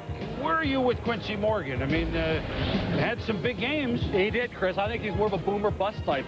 He really was one of the top players on that overrated list in terms of my ratings. I look at what he did at Flynn Junior College, was a heck of a player, went to Kansas State, gave Bill Snyder 2 outstanding years, made a lot of big plays. We were in Manhattan, Kansas for the Nebraska K-State game in the snow. He was huge in that game, 7-8 catches for about 200 yards. Watch me, played in a lot of inclement weather conditions playing at Kansas State. This was the bowl game against Tennessee, but I want to see the route running improve, more consistency catching the football. They got, I think, has to do a better job without the ball. And if he pays attention to detail, he certainly has the enormous talent that you look for, Chris. But I think he does fall, in my opinion, to that boom or bust category. Well, they need a number 1 receiver. I don't know that he's going to be the guy to do that. Kevin Johnson's a nice receiver, too. They got a lot of number 2s and 3s. They really need a number 1 guy for Tim Couch. Arizona went to offense before. It's got to be defense now. They're up on the clock very quickly. Second-round picks are 10 minutes, not 15 minutes. With the 34th pick, the Cardinals have selected defensive end from Nebraska, Kyle Vandenbosch. Well, I mean, for years and years and years, Arizona was defensive linemen. They had Rice and Wadsworth and Swan, and they pretty much, except for Wadsworth injured, Mark Smith, they're pretty much, except for Wadsworth, they're all gone. So they needed a guy to replenish what they, unfortunately for them, spent a lot of time building up and have very little to show for. Chris, no question, Kyle Vandenbosch has a motor. He hustles. He gives you a ton of energy. You see him here against the option. He does have the ability to chase and close. Runs a 4.68 at 6'4", 270 pounds. Good athlete. The guy that made a lot of plays at Nebraska. But I think when you look at the type of competition, the fact he's surrounded by some quality players, I just wonder if he'll be engulfed, if he'll be steered against the run, just out of the play for it. And I look at Aaron Schobel from TCU, a defensive end, who I was a little bit higher on as the year progressed. Schobel brought more value than Vandenbosch, but yeah, at this point is about where Vandenbosch was coming off the board. I would have gone a different direction, looking for a defensive end and going with Aaron Schobel. Well, let me ask you this. Dave McGinnis always talks about passion. Does this guy have passion? Because McGinnis wants that on his defense. And I think Aaron Schobel does. So I think Schobel, to me, rated out higher. Now, I would have had Schobel ahead of Vandenbosch. They obviously disagreed. We'll see what happens. Guess what? Now, the first round was over an hour faster than last year. It was 4 hours and 18 minutes. Atlanta's ready to go here with the 4th pick in the second round. With the 36th pick, the Falcons have selected tight end from North Carolina, Algie Crumpler. Well, dad's an NFL player. His Carlester Crumpler, brother, player at tight end with Seattle. And Algie is just a pick that's going to grow on you. You know what I mean? Think about, we talked about the Falcons and why they dropped back from being in the Super Bowl a few years ago. Remember that next draft, they gave up a first-round pick in the early second round to Baltimore to acquire Reggie Kelly and ended up being the 5th pick overall that Baltimore used for Jamal Lewis. So that was a questionable move. Now they had to go back. After giving up that one for Kelly, they go back to the tight end spot for Algie Crumpler. Good football player, came back from a knee injury, had 2 solid years. A guy who was a former inside linebacker in high school, a tough kid. He's only 6'2½". He does have long arms, and that will certainly help him. But at 6'2½", he doesn't necessarily present the ideal target, Joe, down the field. He can block, though. He can block, though. And by the time he's really ready to be a big-time tight end in the NFL, well, this guy will be ready to be a big-time quarterback in the NFL. Who's going to be throwing the football? None other than Michael Vick. Right? To Algie Crumpler. So the pick is just going to grow on you. And like an amoeba. I think it'd be good if it's raining outside. I think a wet weather game, I think Algie Crumpler would be perfect. What a great name, Santana Moss, Algie Crumpler. We haven't even got to Marcus Tuiasosopo yet. Michael Vick to Algie Crumpler one day in Atlanta. Well, that day is obviously approaching fast. Bengals and then the Cowboys for the first time coming up when we return.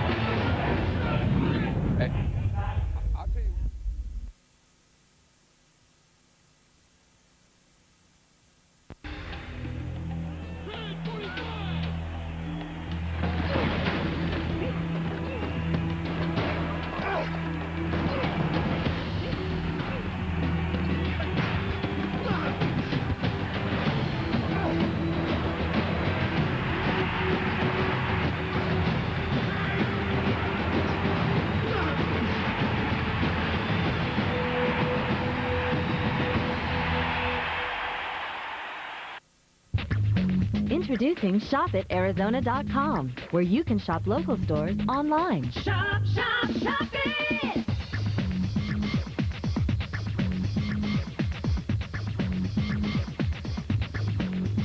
ShopItArizona.com. Log on. Shop, shop, shop it! Now you can shop Realty Experts online at ShopItArizona.com. Shop, shop, shop it! Hour 32 of ESPN Radio's Hands on the Heisman contest continues, and so far we don't see any quit in any of these contestants. Except for me. They quit soon. 32 hours. This is amazing how long they can stand there, let alone stand with their legs and then hang on to something as well. It's very impressive so far. I couldn't do this. It's not so much the endurance, it's the ability to withstand the boredom. For a check of the ESPN radio station near you, go to espnradio.com. ESPN Deportes está aquí. Ahora ESPN es en español. Los domingos por la noche no se pierda Major League Baseball y muy pronto la NFL y boxeo. ESPN Deportes, los domingos a las 7:30. Saturday, May 5th, live on pay-per-view. The adrenaline's at full tilt for the climax of the best Supercross season in history. The EA Sports Supercross Finals, live from Las Vegas, Saturday, May 5th. Contact your local cable or satellite provider.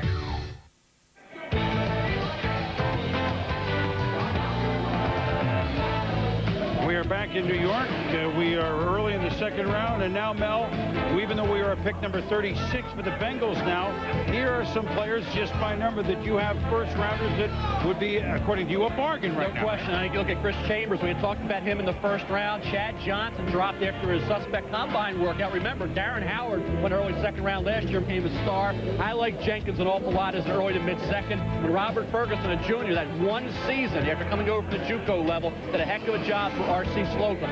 Mo Williams played guard, played right tackle, has the athleticism to be a left tackle. I've talked about Aaron Schober. I really like this kid's motor and his productivity, both against the run and as a pass rusher. Kendrell Bell is a brilliant physical talent. Ken Lucas, stock dropped from the end mid-season on. Didn't finish as strong, but he's a good corner, former wide receiver. And Quentin Caver, we talked about the outside backers, Boomer, but they were all going to be there. And now you're looking at Quentin Caver and Tommy Powley and Cedric Hodge, all figuring to be second-round draft Where's picks. Stephen Campbell, wide receiver, Brown University? He's in the book. I know he's in the book. I know you noticed Where that. is he? Caught 305 passes in his career.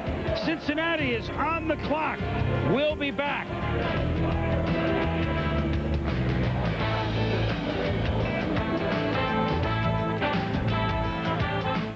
In the battle against athlete's foot, you got to have, boom, tough actin Tinactin. Tinactin pump spray is clinically proven to stop the severe itching and burning of athlete's foot. Tinactin is so tough it even prevents athlete's foot. So get, boom, tough actin Tinactin.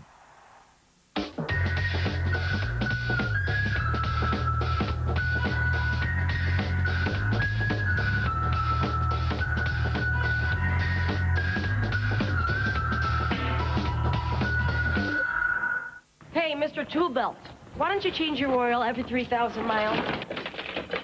And remember, women know when you lie. Look, missing an oil change is like giving a woman a vacuum cleaner for her birthday. You know better. Come on, consider the risk. This is reformulated Quaker State. Protection beyond 3,000 miles under any driving conditions. Can you say insurance? Because I could say I told you so. Reformulated Quaker State. It's been tested. It works. What more do you need to know? Every time you post your resume on the web, you put your dreams, your hopes, your future on the line. Don't get lost in cyberspace. Come to thingamajob.com and connect with a career counselor who will match you with the right opportunity. Thingamajob.com. Life 2.0 begins here. Having fun yet? Well, we got your fun. Big time. Dave & Buster's. Terrific food served wherever you please. And the adrenaline rush of over 200 state-of-the-art games in the $1 Million Midway. High-tech simulators and interactive games. Hey, come on. We're waiting on you. Dave & Buster's. Big time fun!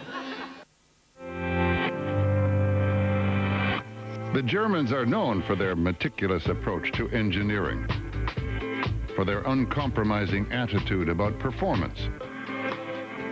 So why is it that the winner of a coveted German New Car Award isn't German?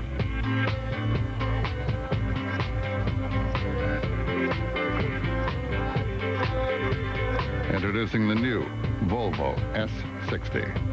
I'm Jason Williams, and this is ESPN the Magazine's brand new mascot, Maggie the Magazine. I guess she's supposed to represent how great the magazine is. But mostly she just gives people the creeps. It all comes down to this. It all comes down to this. It all comes down to this. It all comes down to this. Oh, you can't have enough guitar riffs from Todd Tebow and the Blue Chips. The Bengals have made a pick in the second round.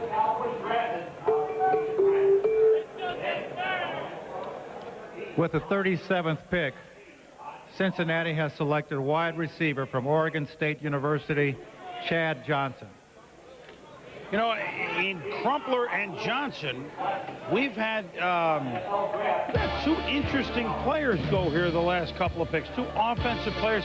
Chad Johnson, I mean, the sky's potentially the limit for him, Mel. I'll tell you, when we were at the Senior Bowl, Vinny Serrato joined us up here. We thought he was one of the best players down in Mobile. And you look at his season, one-year wonder, that's true. He came over from Santa Monica College, had been at Langston. But you look at his 97-yard touchdown reception against Stanford, averaged over 22 yards per catch. He did a heck of a job. You look at this kid, he's 6'1", he's 191 pounds, great body control, outstanding hands. Look at that catch, how he adjusted. And I'll tell you what, this was the Senior Bowl. Look at that catch there. And I mean, this is a guy that put on a show. The reason why he's still here in the early second and didn't go in the mid-first is because he ran a subpar 40 at the combine and didn't vertical quite as much as expected. But I asked you, Vinny Serrato, at this point in the draft, you have to believe Cincinnati got a heck of a pick. Oh, I think they got a great steal here. I think, like you said, Mel, at the Senior Bowl, dominated. We loved him. Went to the combine, didn't run that well. Is Keyshawn Johnson's cousin. Listen to Keyshawn, said, don't work out that, had a bad workout at the combine. Said, it's not going to hurt you, and it did. All right, stick around. The Cowboys are up next as a Redskin and Niner. You always had an eye on these guys. Yes, absolutely. We all have. So the Bengals have chosen a very interesting player in Chad Johnson. And for the first time this afternoon, how about them Cowboys? We'll be back with Dallas in a moment.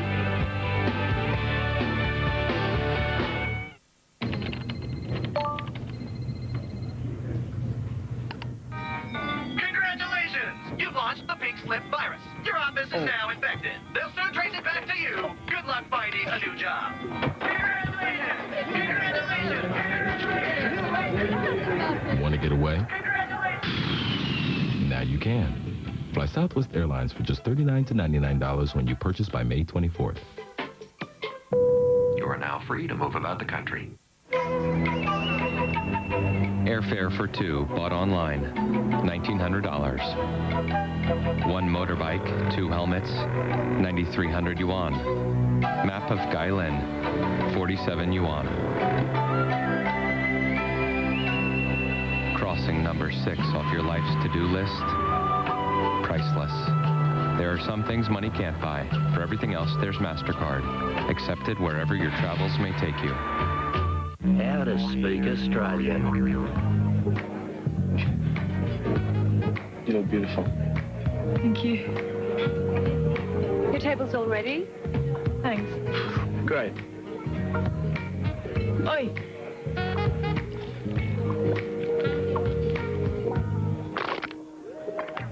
Keeper. Shall we? Absolutely. Beer. Foster's. Australian for beer. Think fast, because right now, Suzuki, the fastest growing Japanese auto company in America, is offering special introductory 0.9% APR financing on the all-new Suzuki XL7. The first 7-passenger SUV in its class.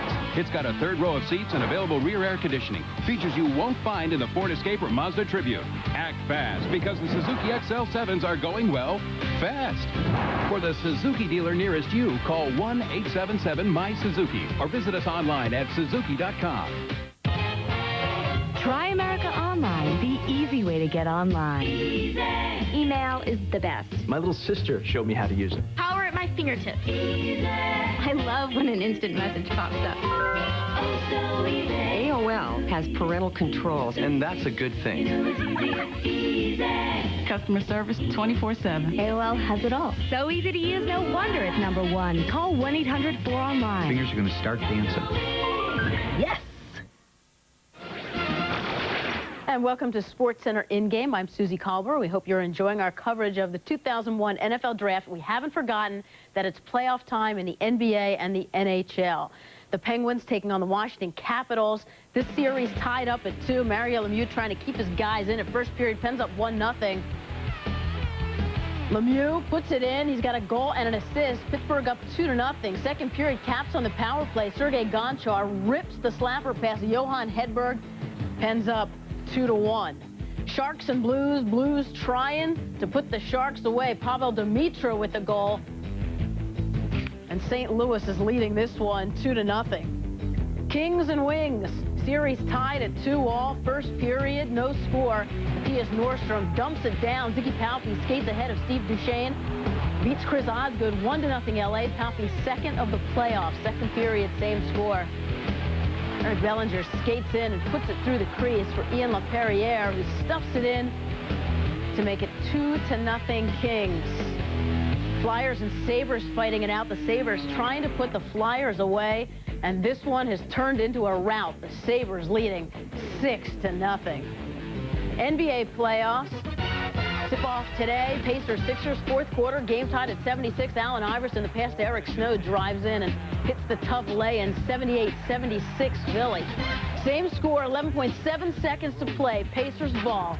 Jalen Rose finds Reggie Miller, who knocks down the 3. Up by 1, 2.9 seconds to go.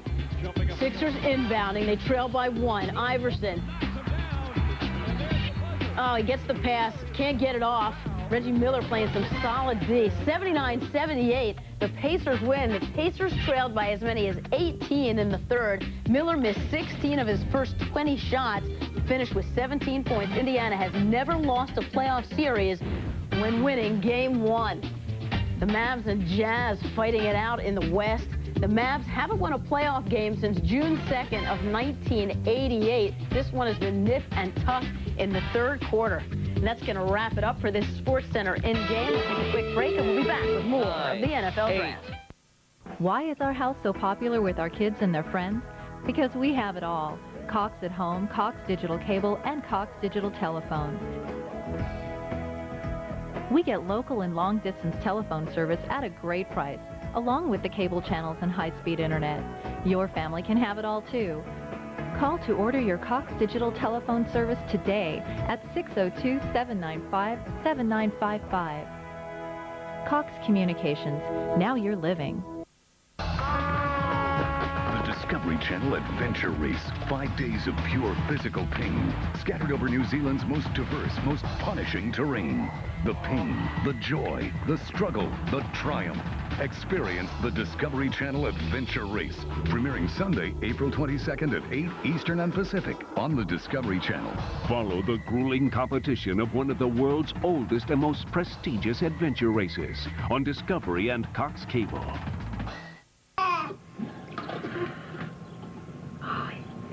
A little bit on the back. Oh, look at that. Anna, Do you like it? is it comfortable? Right? Yes?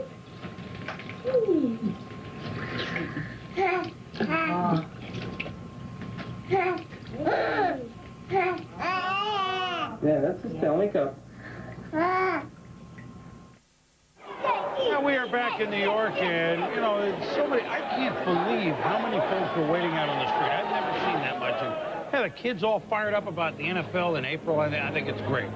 The Colts traded up to get Dallas's pick. Dallas moved down and gets a third in the process. And they have picked Idris Bashir. Idris of Genie Bashir. Safety from Memphis. And that's certainly an area of need. First, the player, Mel. Certainly big enough. Big and athletic, Chris. Look at a guy who's 6'2 1/4", 205 pounds, a former track star, hurdles champion. Played both free and strong safety at Memphis. What I really like about him, he had a broken arm in '98. Tried to play through that. Was productive this past year. Broke up 13 passes. 65 tackles. He can cover the field. And when you look at Bashir, Vinny, you have to believe that he's a guy who can be a hole filler for a team that had a need at that area. Absolutely. The thing that he does, and I think the thing that they like about him, is he can cover a lot of ground. You know, he's got great ball awareness. He's got great zone awareness. And I think he's a good fit for what they do on defense. And let me just say, you talk about fast rising the last couple of weeks. People say, was this a reach or wasn't it? There were several teams in the mid to late second round were hoping that Idris Bashir would slide through the cracks. Well, you know what happened, Mel? He had a workout, and he ran 4.5 in a workout. He bench pressed like 22 times. He vertical 40 inches, and he skyrocketed right up the charts. Well, he went up the charts, and moving down the charts is a player that many people had penciled in the first round, cornerback Fred Smoot. For some thoughts on that, let's go to Chris Fowler. Chris. Well, you're right, Chris. The guy that at cornerback, Mel Kiper, had rated #1, becoming one of the true sliders in this draft. Besides being a guy who's known for strong press coverage, he's also known for trash talking. He is unparalleled in that department. He gets the media guy to the opposing team, looks up at the receivers, tries to find the buttons to push against those guys, and then harasses them all game long. It's a family show, so I can't really tell you the kinds of things he says. But ironically, it's Smoot's reputation that's been trashed in the past couple of weeks. 4 days ago, Fred Smoot sent a letter to general managers basically saying that he had been a victim of the wrong place and the wrong time. Here's the story. November, a party at Mississippi State gets out of hand. It gets loud. The police come. Most of the guys scatter.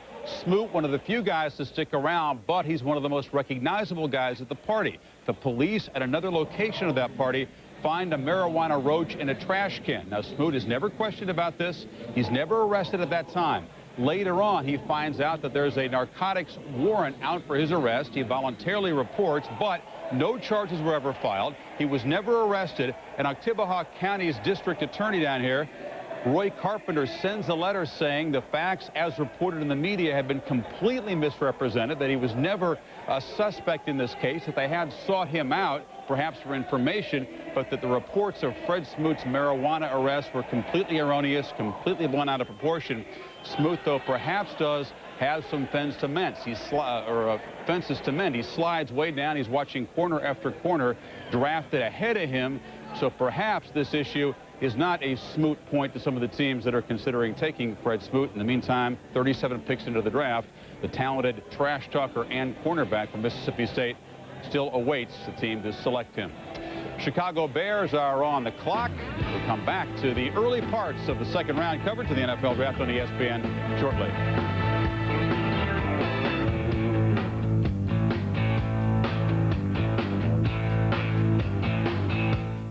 Oh, yes, a brilliant move. Galway scampering across the goal to stop it. They just couldn't seem to get enough players forward before. He's showing good fluid movement. Right, left. This is another aggressive charge down the flank. He's timed his run to absolute perfection. Two defenders to beat. He's passed one. This is looking like a chance as he takes the shot. 3, 4, 5, 6, 7, and 8.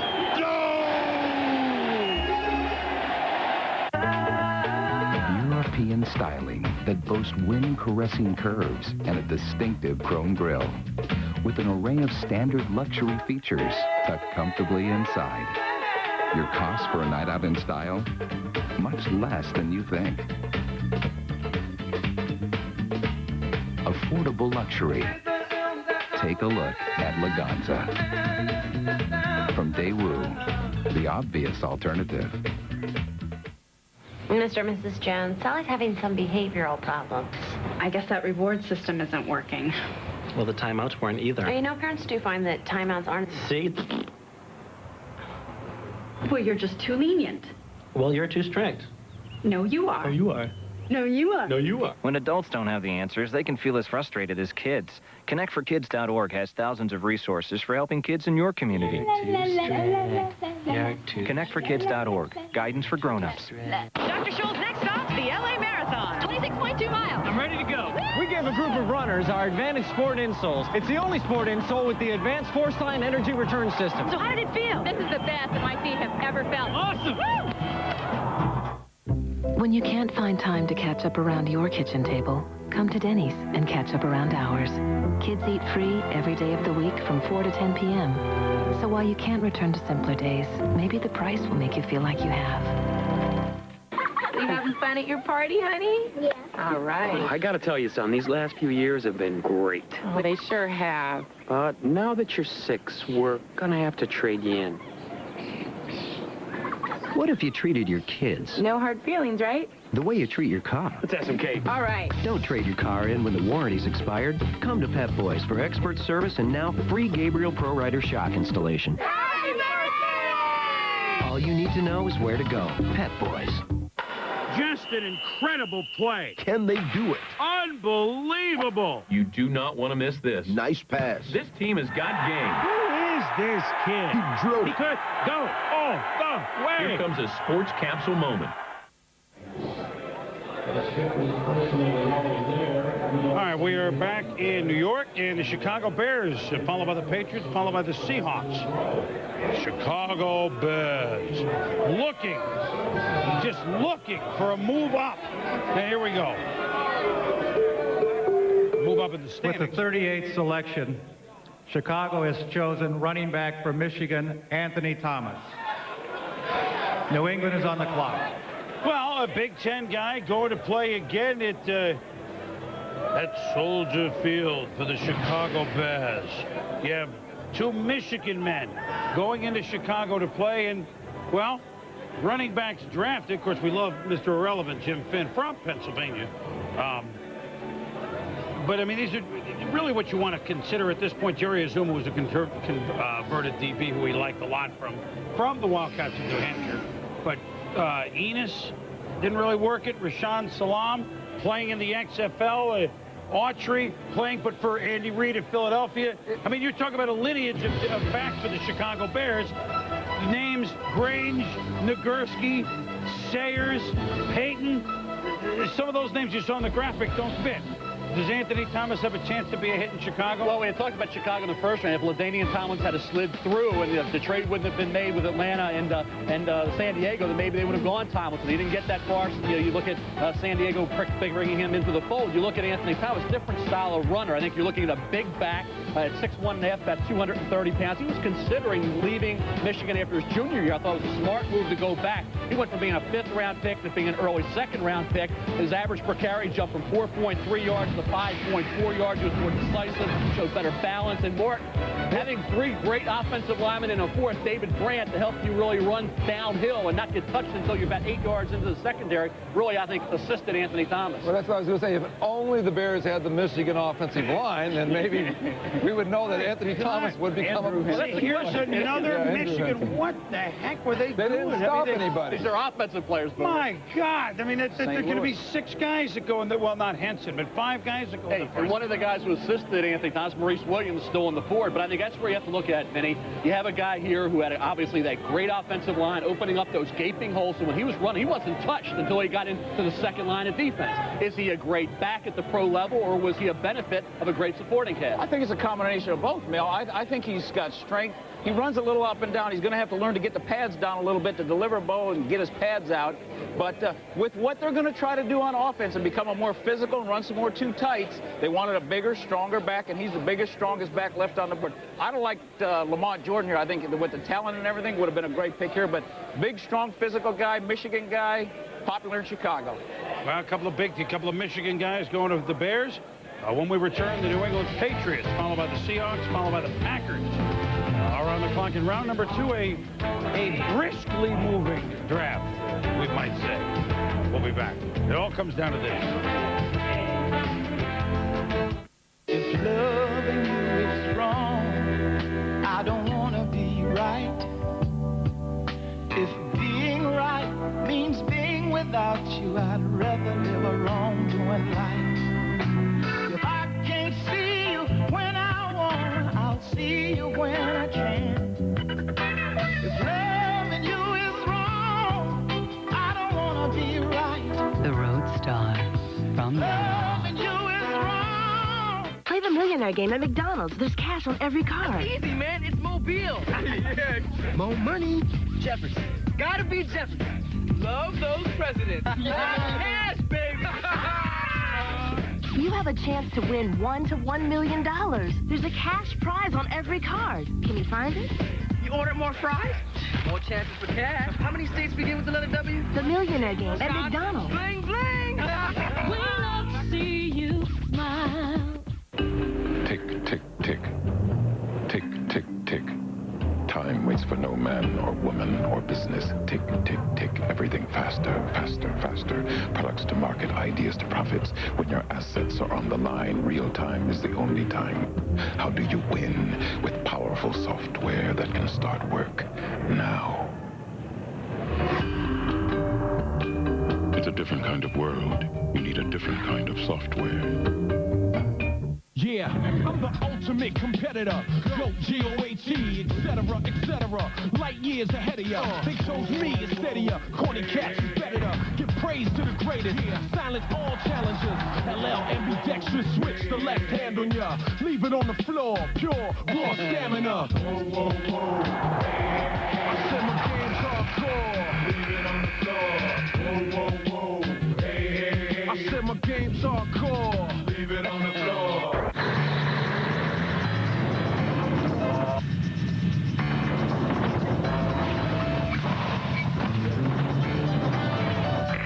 This is your captain speaking. If I could have your attention for a moment, folks, I'd just like to say that American is proud to be the only airline to remove seats throughout coach, so you all can have more room to cross your legs. However, we do kindly request that you not all do it at the same time.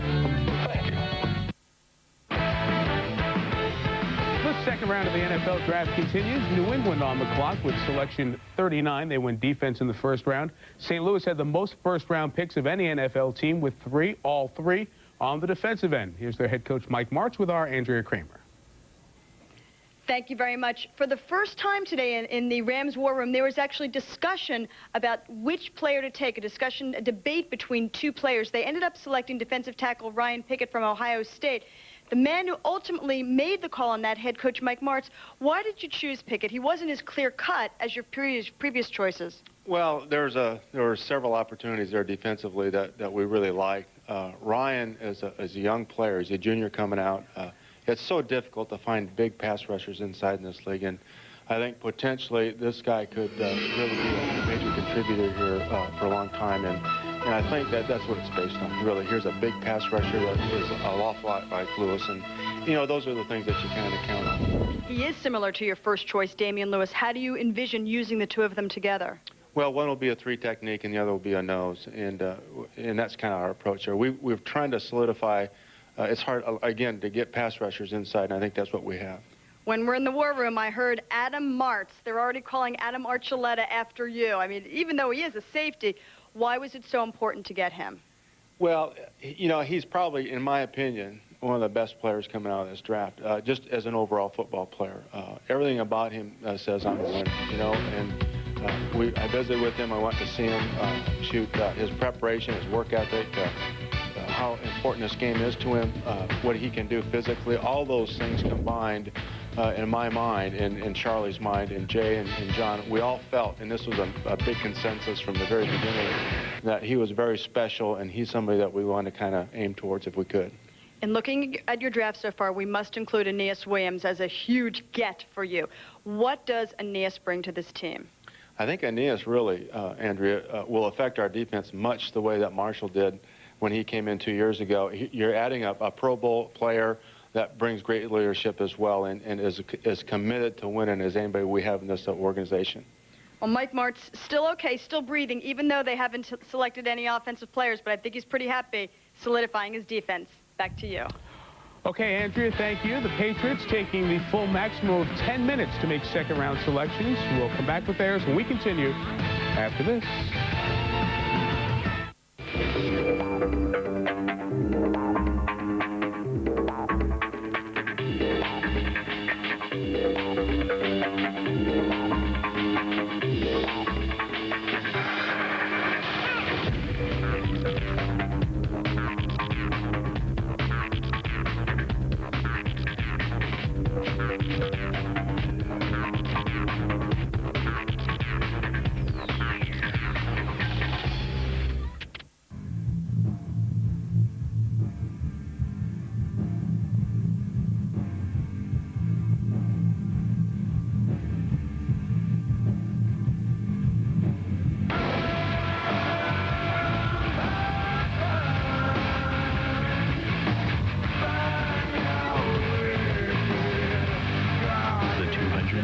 horsepower.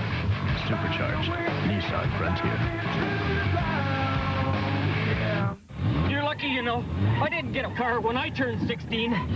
Celebrate the birthday of the Blizzard treat with the Mocha Chip Blizzard. The flavor of mocha blended with chocolate pieces makes one face-freezing Blizzard treat. Let me try. It's gotta be DQ. In the battle against athlete's foot, you gotta have, boom, tough-acting Tenactin. Tenactin pump spray is clinically proven to stop the severe itching and burning of athlete's foot. Tenactin is so tough it even prevents athlete's foot. So get, boom, tough-acting Tenactin. 1-800-COLLECT presents Ava Savohut. I called you just in time. I was just calling Dad back home. You weren't using 1-800-COLLECT. Our dog collect calls the same? That's what they want you to think. 1-800-COLLECT can save your dad at least $1 or $2. So it's 1-800-COLLECT. It's so easy. Right. Now go spread the word. Bye. Taxi! Who's got the best legs? 1-800-COLLECT. Save $1 or $2. Tomorrow on ESPN Classic, baseball was his life. He knows greatness. Academy Award winner Tommy Lee Jones in a real classic, Ka. I'm the greatest baseball player of all time. And one man's search for the real story behind the legend. You have no friends. My book is about Cobb. Cobb is baseball. Ka. Tomorrow at 9 Eastern, only on ESPN Classic. To get ESPN Classic, call 1-800-CLASSIC today.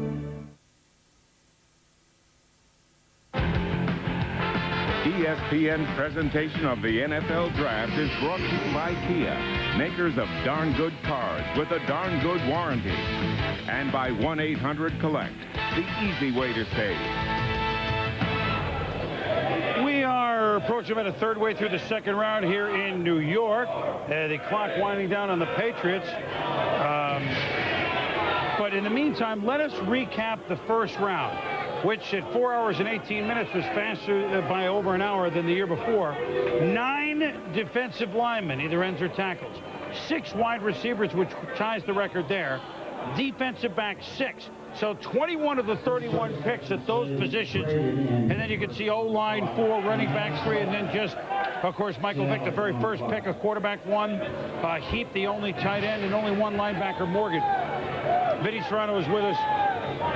First round. I mean, we kind of knew about D-line and wide receiver. DBs, maybe. I mean, are you surprised overall by the way this went in the first round? Not really, right? Not really. You know what? The thing about the NFL, it's a very big copycat league. Yep. Baltimore won the Super Bowl with the big D lineman. So, and D-line is the hardest thing to find. Right. So I think people, when they had a chance to take a defensive lineman, Baltimore won the Super Bowl. Everybody wants the 2 big guys. They go D-line. In the first round, were there a couple of players you were surprised at, both good and bad? I mean, good for them and the players. I mean, it's a little early to start evaluating teams, but yet, are you surprised with the way a couple of things went? Yeah, I think so. I think with Cleveland taking Gerard Warren at 3, I think surprised me a little bit. And also Arizona with Leonard Davis. When you got the 30th ranked defense in the league and the 30th against the rush, you'd think, you know, you would try to upgrade that area instead of work on offense. And I thought Chicago rebounded well by getting David Terrell and getting good value at with that pick. Boy, Thomas, a couple of Michigan guys. Now, there was a trade here. Let's get what this is. New England. Kendrell Bell. Well, wait a minute. Pittsburgh gets it from New England here. All right, Pittsburgh made a trade, and they took Kendrell Bell, not Archie Bell of the Drells, but they took Kendrell Bell. And, you know, well, they lose a big guy in Levon Kirkland. I mean, it's easy to start to add this up a little bit, Mel. Well, this is a guy, I tell you, talk about physical ability for a middle linebacker, an inside linebacker. Came over from the junior college ranks and really gave Jim Zahn, former head coach there, 2 solid years. Look at a guy who's 6'1 1/4", 235 pounds, runs a 4.6 at 24 reps, so very strong. When he delivers a blow, boy, he hurts you, and you see his ability here to read the quarterback's eyes, make the play in coverage. But a guy that I thought showed enough to maybe say, hey, I'm not just a middle linebacker, an inside linebacker. I have the overall athletic ability and the physical skills to be an outside backer in the right system, Benny, and a guy that was projected all along to be an early to mid-second round draft choice. Great talent. He's going to need a little work with the instinctive part of the game because he hadn't played the middle that much.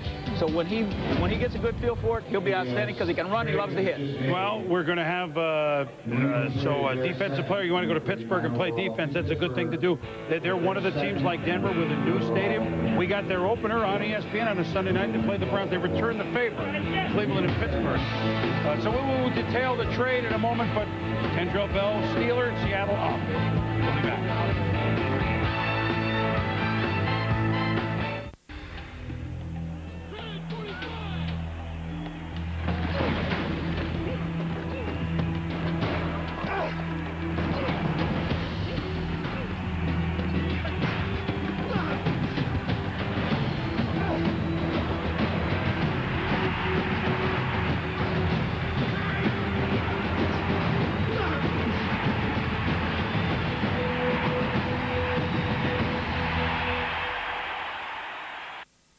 one last chance, Arizona. Due to its huge success, Van Chevrolet's green tag sale has been held over. 2001 Tahoe starting at $26,988. 2001 Suburban starting at $28,988. Cavaliers, $99 down or $99 a month. Plus 0.9% financing. Do not miss the Van Chevrolet green tag sale. Who can? Van can.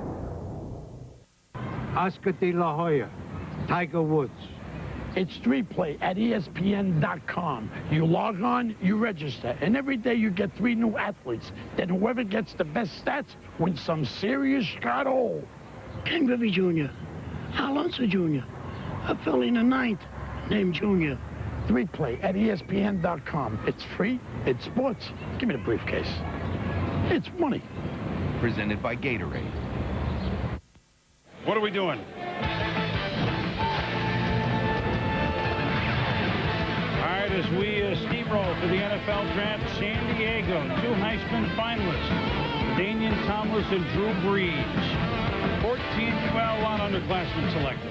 The most ever. I don't necessarily think it's a great idea to come out of school early, but that's a fact. 4 Wolverine players picked.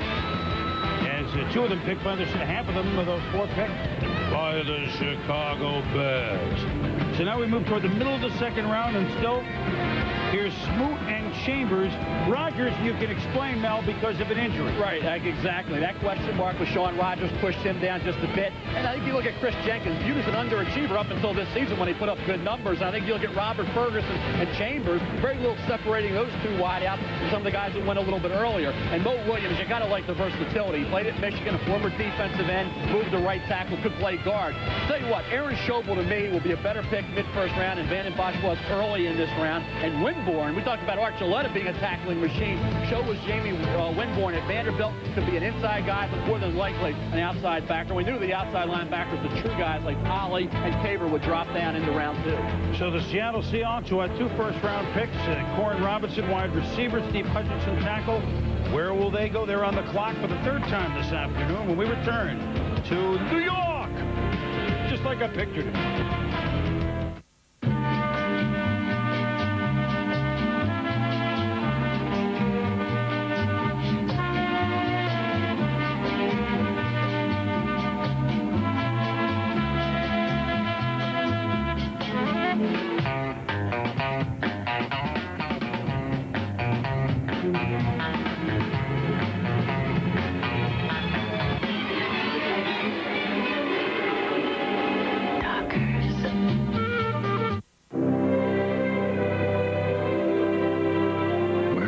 Begin in the body, the mind, or in the heart. At American General Financial Group, we're here to help the ones who never give up their dreams with retirement services, investments, life insurance, and consumer loans. So courage is crowned with the greatest victory, to live and be well and be happy. American General Financial Group. Live the life you've imagined. I spilt my beer, my gal, my dear. She left and ran away. I need some help to get me through my day. But I got my dog, we'll have our fun. We don't need love from anyone. I need some help to get me through my day. Tender and satisfying Pemmican beef jerky. Pack your pemmican and you'll survive the day. You must be hungry. Let's go get some breakfast. Choo, like the Mookos do. Oh, yeah, Trusty Wessie. Oopsie, whoopsie. Stupid girl in a swingy wingy. Poo, poo, poo. Is Daddy Waddy home from worky turkey? When you're in desperate need of a night out, you need Broadway.com and Visa. How silver. Wonderful use of iambic pentameter. Slameter. Visa, the preferred card of Broadway.com.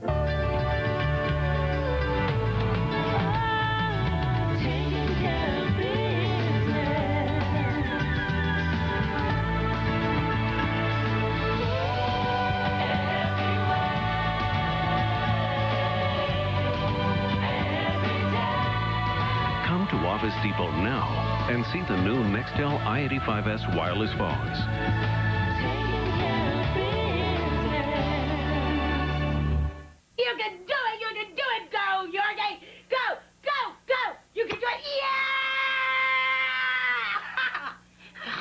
Thanks, Jorgie. I love you so much! Our draft coverage on ESPN, the original, ends at 7. We move over to ESPN2, and let me tell you, this series in hockey, 4 of the 5 games between the Dallas Stars and Edmonton Oilers have gone to overtime thus far. I mean, you're talking about one of the, and I've watched most of these games. You're talking about a team that flies in Edmonton and a team that won the cup a couple years ago with guys like Brett Hull and Mike Modano. That'll follow us on ESPN at 7 Eastern as we move over through the 3rd round on ESPN2. So hockey of the draft, I mean, you just can't lose. And the draft has gone into overtime at that point anyway. The Seahawks, 2nd round. With the 40th pick, Seattle has selected defensive back from Mississippi, Ken Lucas. Green Bay is on the clock. But a second player from Ole Miss, which is a lot. It's certainly by midway through the 2nd round. Mel, I mean, your thought, a little raw? What are your thoughts on him? Well, he's a former wide receiver, Chris, and you look at this pick and you say, okay, SEC, you go to the state of Mississippi, it's not Fred Smoot, but it's rather Ken Lucas. And you look at Ken Lucas, like I say, a former wide receiver with outstanding size, 6 foot and a quarter, 200 pounds. I thought played like a 1st-round pick early in the year. Then he had a groin injury around mid-season. He struggled some late, didn't show a real good burst, didn't certainly show the recovery ability that was evident early on this past year. Now, I think you talk about the bowl game against Corey Ivy in West Virginia. When he struggled there, he solidified a position in the 2nd. Certainly had moved out of that 1st round when, like I said, back to mid-season, Chris, before the injury. I thought he was right up there near the top of the cornerback class. And then you got Ike Charlton coming in from last year, right? Sean Springs. Mike he went and got age up front, experience up front. Now you have those special team players that come in and fill for you. I mean, I just love the way he puts together a football team. I really do. Here's the thing about this in Seattle. Mike Holmgren, to me, I mean, I like what Tampa Bay's done and Baltimore and some other teams done this offseason, but I think Mike Holmgren's had the most spectacular offseason of all the people who put together teams. You talk about John Randall and Eaton and Levon Kirkland, Marcus Robertson. See what they've done today? And I can tell you that this is something, not those specific moves, of course, that this is something that for a year, it takes a year, this day and age, of planning to undo some cap, try to be competitive, which last year they didn't have a great season, but the year before, what he already knew, and I mean, I can tell you this, he already knew I got to make a lot of changes, but in the meantime, went out and won the 1st division since crowned by the Seahawks since 1988. So to do it and stay up and then make another run at it, that's a different sort of skill. Jim Steig is now, actually, you see, you know, Jim Steig with the great mustache. Jim's had that mustache since the 70s, I think. But Gene's still up there. We got the Packers. With the 41st selection, the Packers have chosen wide receiver from Texas A&M, Robert Ferguson.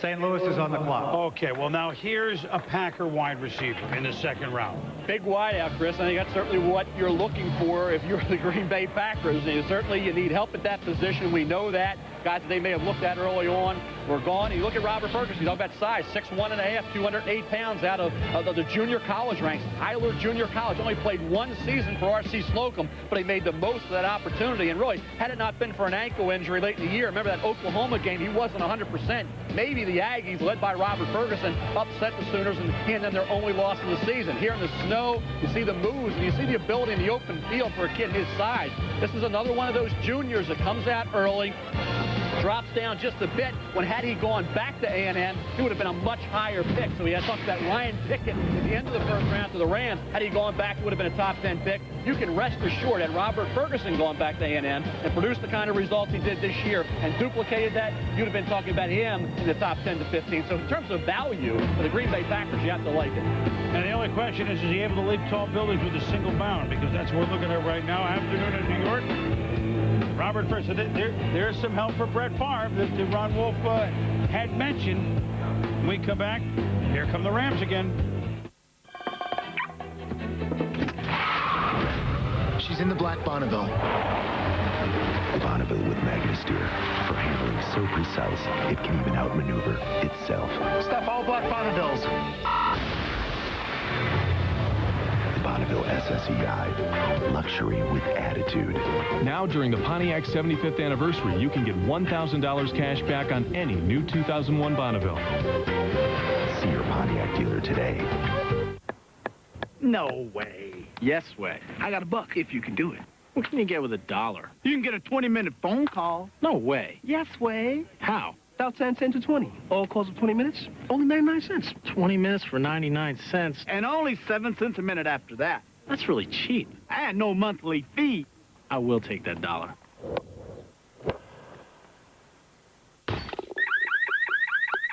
I'd hate to be that guy. Dial 1010-220. Hey, Mr. Two-Belt, why don't you change your oil every 3,000 miles? And remember, women know when you lie. I mean, missed oil changes. You know better. Come on, consider the risk. This is reformulated Quaker State. Protection beyond 3,000 miles under any driving conditions. Can you say insurance? Because I could say I told you so. Reformulated Quaker State. What more do you need to know? Buy Quaker State and save big on Rain-X products. This weekend, Enterprise Rent-A-Car announces special low rates from just $9.99 a day. Friday till Monday from just $9.99 a day. Pick Enterprise. We'll pick you up. 1-800-RENT-A-CAR. In the battle against athlete's foot, you gotta have, boom, tough-actin Tinactin. Tinactin pump spray is clinically proven to stop the severe itching and burning of athlete's foot. Tinactin is so tough it even prevents athlete's foot. So get, boom, tough-actin Tinactin. ESPN's presentation of the NFL Draft is brought to you by Enterprise Rent-A-Car. Call 1-800-RENT-A-CAR. Pick Enterprise. We'll pick you up. And by Quaker State Motor Oil for protection beyond 3,000 miles under any driving conditions. We welcome you back to our coverage of the draft up here at our ESPN studios with Mike Golick, Ron Jaworski, Sean Salisbury, and Hank Goldberg. We just saw St. Louis and Green Bay with back-to-back picks, and Kurt Warner and Brett Favre. Those are teams with a franchise quarterback. And throughout our 2 days of draft coverage, we're going to be sharing the results of a poll of the majority of NFL general managers, player personnel directors. One of the questions we asked is, a franchise quarterback still necessary to win a championship? 60% said yes, 40% of the decision makers said no. And this is all in the light of Baltimore winning with a quarterback who they cut in Trent Dilfer. Mr. Golick. I would, the best athletes, sorry guys, are on defense. Yeah, now. right. Please. They are. okay, That's the bottom line. 4 hours. We waited to hear that from you? Believe me, I've been wanting to say it for a while. No, you know, you saw it last year, even at the Giants when Kerry Collins wasn't a franchise quarterback. A lot of people are talking up Tampa Bay now. Well, Brad Johnson's not a franchise quarterback if they were to go on and win it. So, no, I don't think you have to have a franchise quarterback. You know what I think? If you're not going to have a franchise quarterback, you'd better be darn good at 21 other positions. That's the way I feel, because you look at the Ravens, great defense. Quarterback just had to fit in, didn't have to make special plays. But most of the time, in my opinion, the Warners, the Favres, the Elways, the great ones have to stick out, because there's going to come five or six times in a game or 10 times in a season where that player is going to have to make a play when all the adversity hits, and the great ones will make the positive play. But who are the franchise quarterbacks now? Look at just the retirements in the last 3-4 years. Aikman, Young, Marino, Moon, and so on and so on. There's 3 of them. Peyton Manning. Peyton Manning is Favre, and Warner. And That's Warner, it. That is it. And by the way, Warner, he fell out of the clouds, but there he falls down. And, you know, it's a good it's time like, to go right on. in here. That's right. You didn't expect us to be on or something? So anyway, you've got like 80% of the top quarterbacks were drafted 1 through 4. And I'm going to remind you, the 2 Super Bowl quarterbacks, though they've had their problems with their career, were both #1 picks. That's correct. You know, and the quarterback really is the heartbeat of a football team. He touches the ball on every single play. He is the guy that mostly determines the outcome of the football game. There is no doubt. There's always an aberration, you know, a Trent Dilfer, a Joe Kappa, David Willey takes his team to a Super Bowl. But for the most part, if the quarterback has a great season, he gives his team the best chance to win it all. Like, bad decision makers will not take the team to the Super Bowl. You got to make good decisions, and great ones make great decisions in big games. Does Atlanta make the statement by trading up to #1 and moving 2-3 picks and a player in Tim Dwight that they're saying Michael Vick is a franchise quarterback? Well, they're certainly banking on it. Whenever a #1 pick, absolutely right. They're banking on him being that. And is he a franchise? Well, you know, all the time will tell. He's 20 years old. I understand.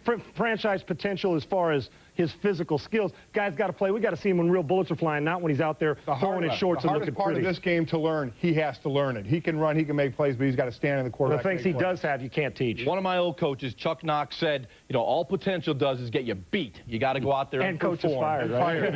We'll hear more from you guys as the draft continues, and then tomorrow on our ESPN and ESPN2 coverage, Jacksonville, a team with Mark Brunell, who some at times said is a franchise-type quarterback, waiting for their selection as round 2 of the draft continues.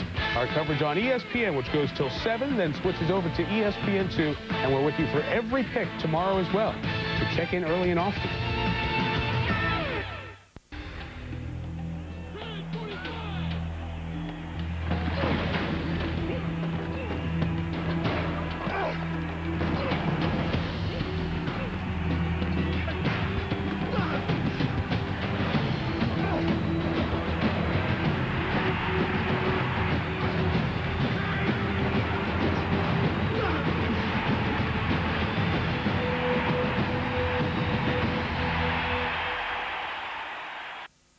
Having trouble with your garage door?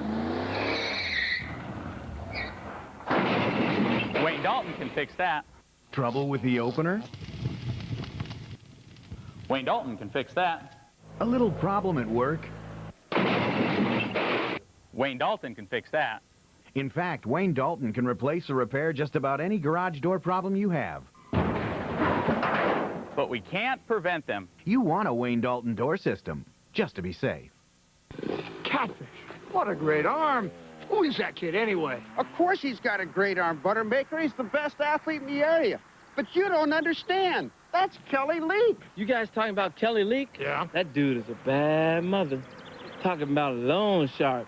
I borrowed a nickel from him last week. He said if I can give him a dime by Friday, he'd break my arm. That's su bandito. Baseball Today, Sundays at noon on ESPN2.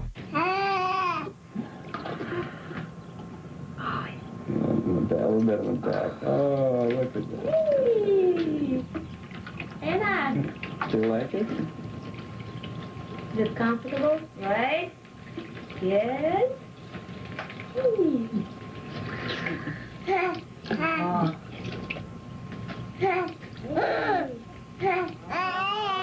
Yeah, that's his Stanley Cup.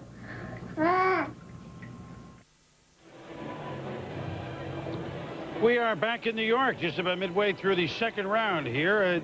Pretty fast-moving. Dick Vermeil doesn't waste any time. The St. Louis Rams, who have the most picks, with 12 of them overall, 3 first-rounder and 2 twos. We've had their first second-round pick, and that was the one that they got in compensation for letting Dick Vermeil go to coach the Kansas City Chiefs. This is the so-called Vermeil pick, and it's Tommy Polley, linebacker, Florida State, just the 3rd linebacker to go in this draft. Mel, that's a pretty good value pick.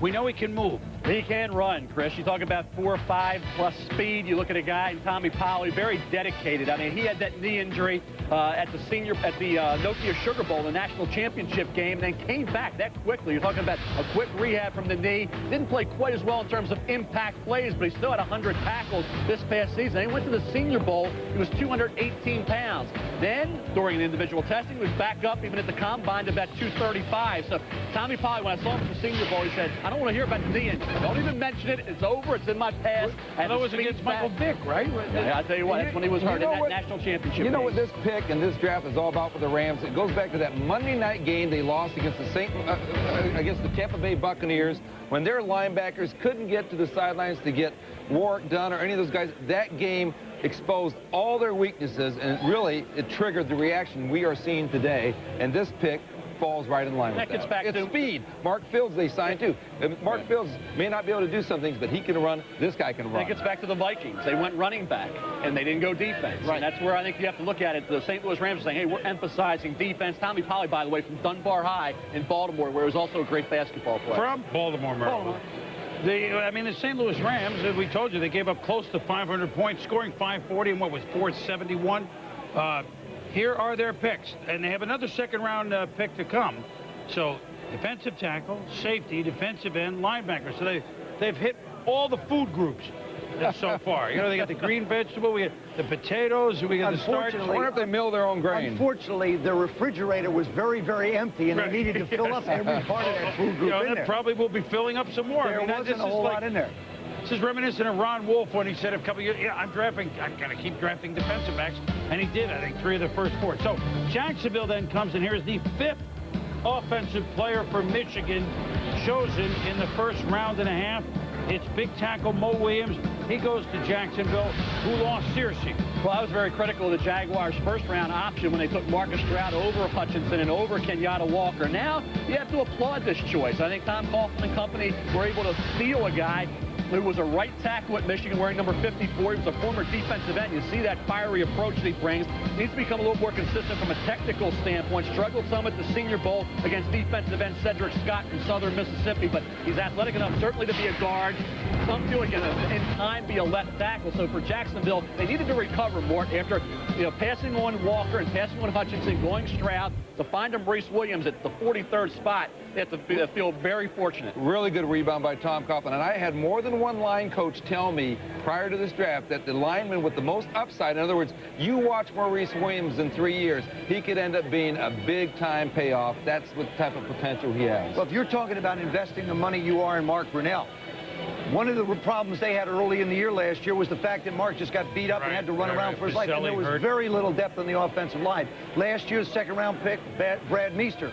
So now you start to add parts of your offensive line. Now you add Williams. All of a sudden, this old offensive line where Leon Searcy's gone, now all of a sudden starts to get a little bit younger, and Mark Brunell's got to sit there and say, if somebody goes down, I've got somebody to fill in. Now, I know as a Notre Dame guy, it's going to be hard to sing this fight song, but I mean, whether you root for Michigan or not, is this not one of the great...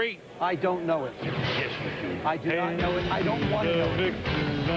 I'm sorry, I don't recognize it.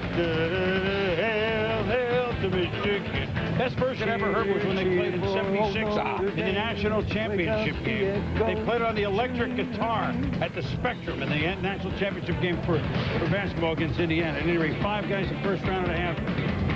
Offense. The Rams of college. We'll be back.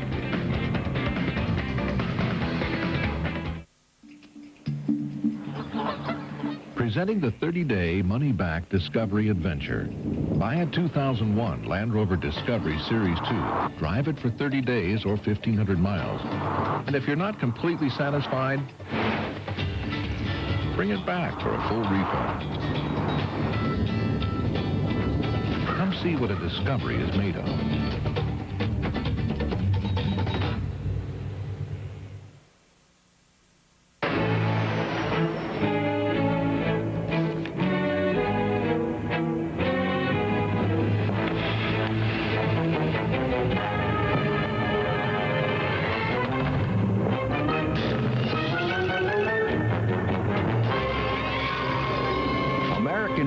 Is the only airline that has removed seats throughout coach to give more coach passengers more room where they need it most. Enjoy more room only on American.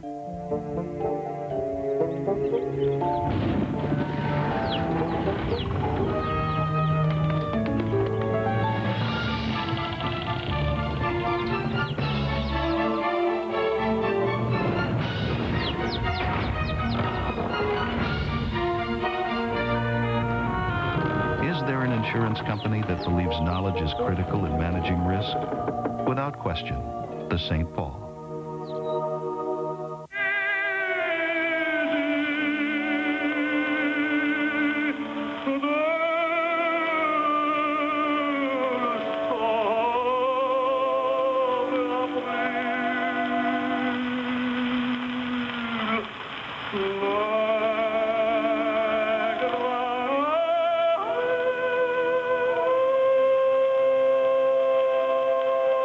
With over 400,000 jobs, one will make you happy.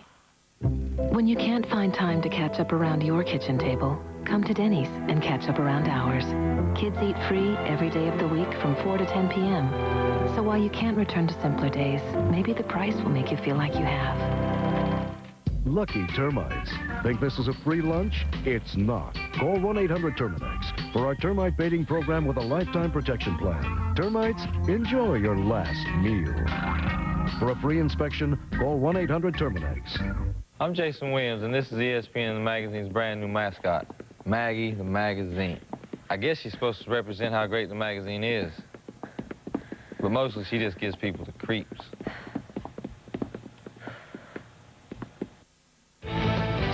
Welcome back to New York. Certainly the St. Louis Rams have made 4 of their 5 picks in the first 2 rounds, but a team just about as busy on the draft board the Seattle Seahawks. And here are the picks thus far made by Mike Holmgren and company up in Seattle. Corin Robinson, big wide receiver from NC State. And then we'll ask about it in a minute. Steve Hutchinson, a guy, boy, a lot of people had a lot higher than this guard from Michigan, and he goes later on in the first round. And then just a few moments ago, cornerback Ken Lucas from Ole Miss. And now our fast-acting, 10-acting video conference. We go all the way out to Seattle and bring in the, well, let's see. Let me get started way at the top. The president slash general manager slash head coach slash deputy to the mayor of Maui slash salmon connoisseur Mike Holmgren. Please. Well, you know, you are the original slash. Michael, good to see you. Very busy. Let me start right at the top with Corin Robinson. He moved down a couple of spots dealing with your mentor, Bill Walsh, and yet you knew you'd get one of the two receivers. You had said before that maybe, boy, a receiver in the first round, I'm not sure. He was too good to pass up, Corin Robinson? I think so, Chris. He gives us something that we didn't have, a different type of player. As you know, I liked both David Terrell and Corin Robinson. Our staff was kind of split on in just a little difference on the type of player each was, but we both thought they were very special players. And when I talked to Bill this morning and he wanted to move up, it allowed me to get a third-round pick, the pick I used for Hasselbeck earlier. And it was very attractive, and I knew I would get a great player. Some say, workouts not as hard-nosed as you might like by Corin Robinson. I mean, you've done all the investigation. You think once he sees what's available to him in this sort of offense that that won't be a problem? Yeah, that never bothered me too much. I think in his last workout, the workout that bothered a lot of people, particularly his 40-yard dash time, he was clearly hurt. He probably shouldn't even have called that workout, and I think he worked out to show everyone how willing he was, how tough he was, and really he got some bad advice. You just put on the film and see what he does on film, and you know he's a good football player. And then in my individual interview with him at Indianapolis, I spent a long time with him, and I came away saying, I like this young man, and so then it was easy. Let me ask you about Steve Hutchinson, because, I mean, now here's a player that I think you certainly assume will be long gone by the time you made this pick. You know, we really did. I was very surprised. We had Steve going earlier. When I came to work this morning, I really didn't think that we were going to have a shot at him, and I was kind of looking in a different direction. But there, I also made this promise to myself that I would not stretch in the draft for a need necessarily. I wanted to take the best player available. Clearly, he was the best player on our board at that particular time. And I think he brings some real toughness and hard-nosed activity to our offensive line, and he's going to get a chance to compete for the starting position there. Oh, no question about that. Then you pick Ken Lucas, but rather than discuss him, well, you really had a very busy offseason. Let me start first with Matt Hasselbeck, a guy who you knew from Green Bay. Is he able to come right in, grasp what he's supposed to do, and make it immediate? Yes, he's going to start a quarterback, but where's the learning curve with him? I mean, is he ready to come in and start? Well, he's ready to come in and start, Chris, but there will be a learning curve because really he's played in preseason games. He understands our offense, which is a plus for him. He's a very bright guy and a willing guy, which is a plus. His teammates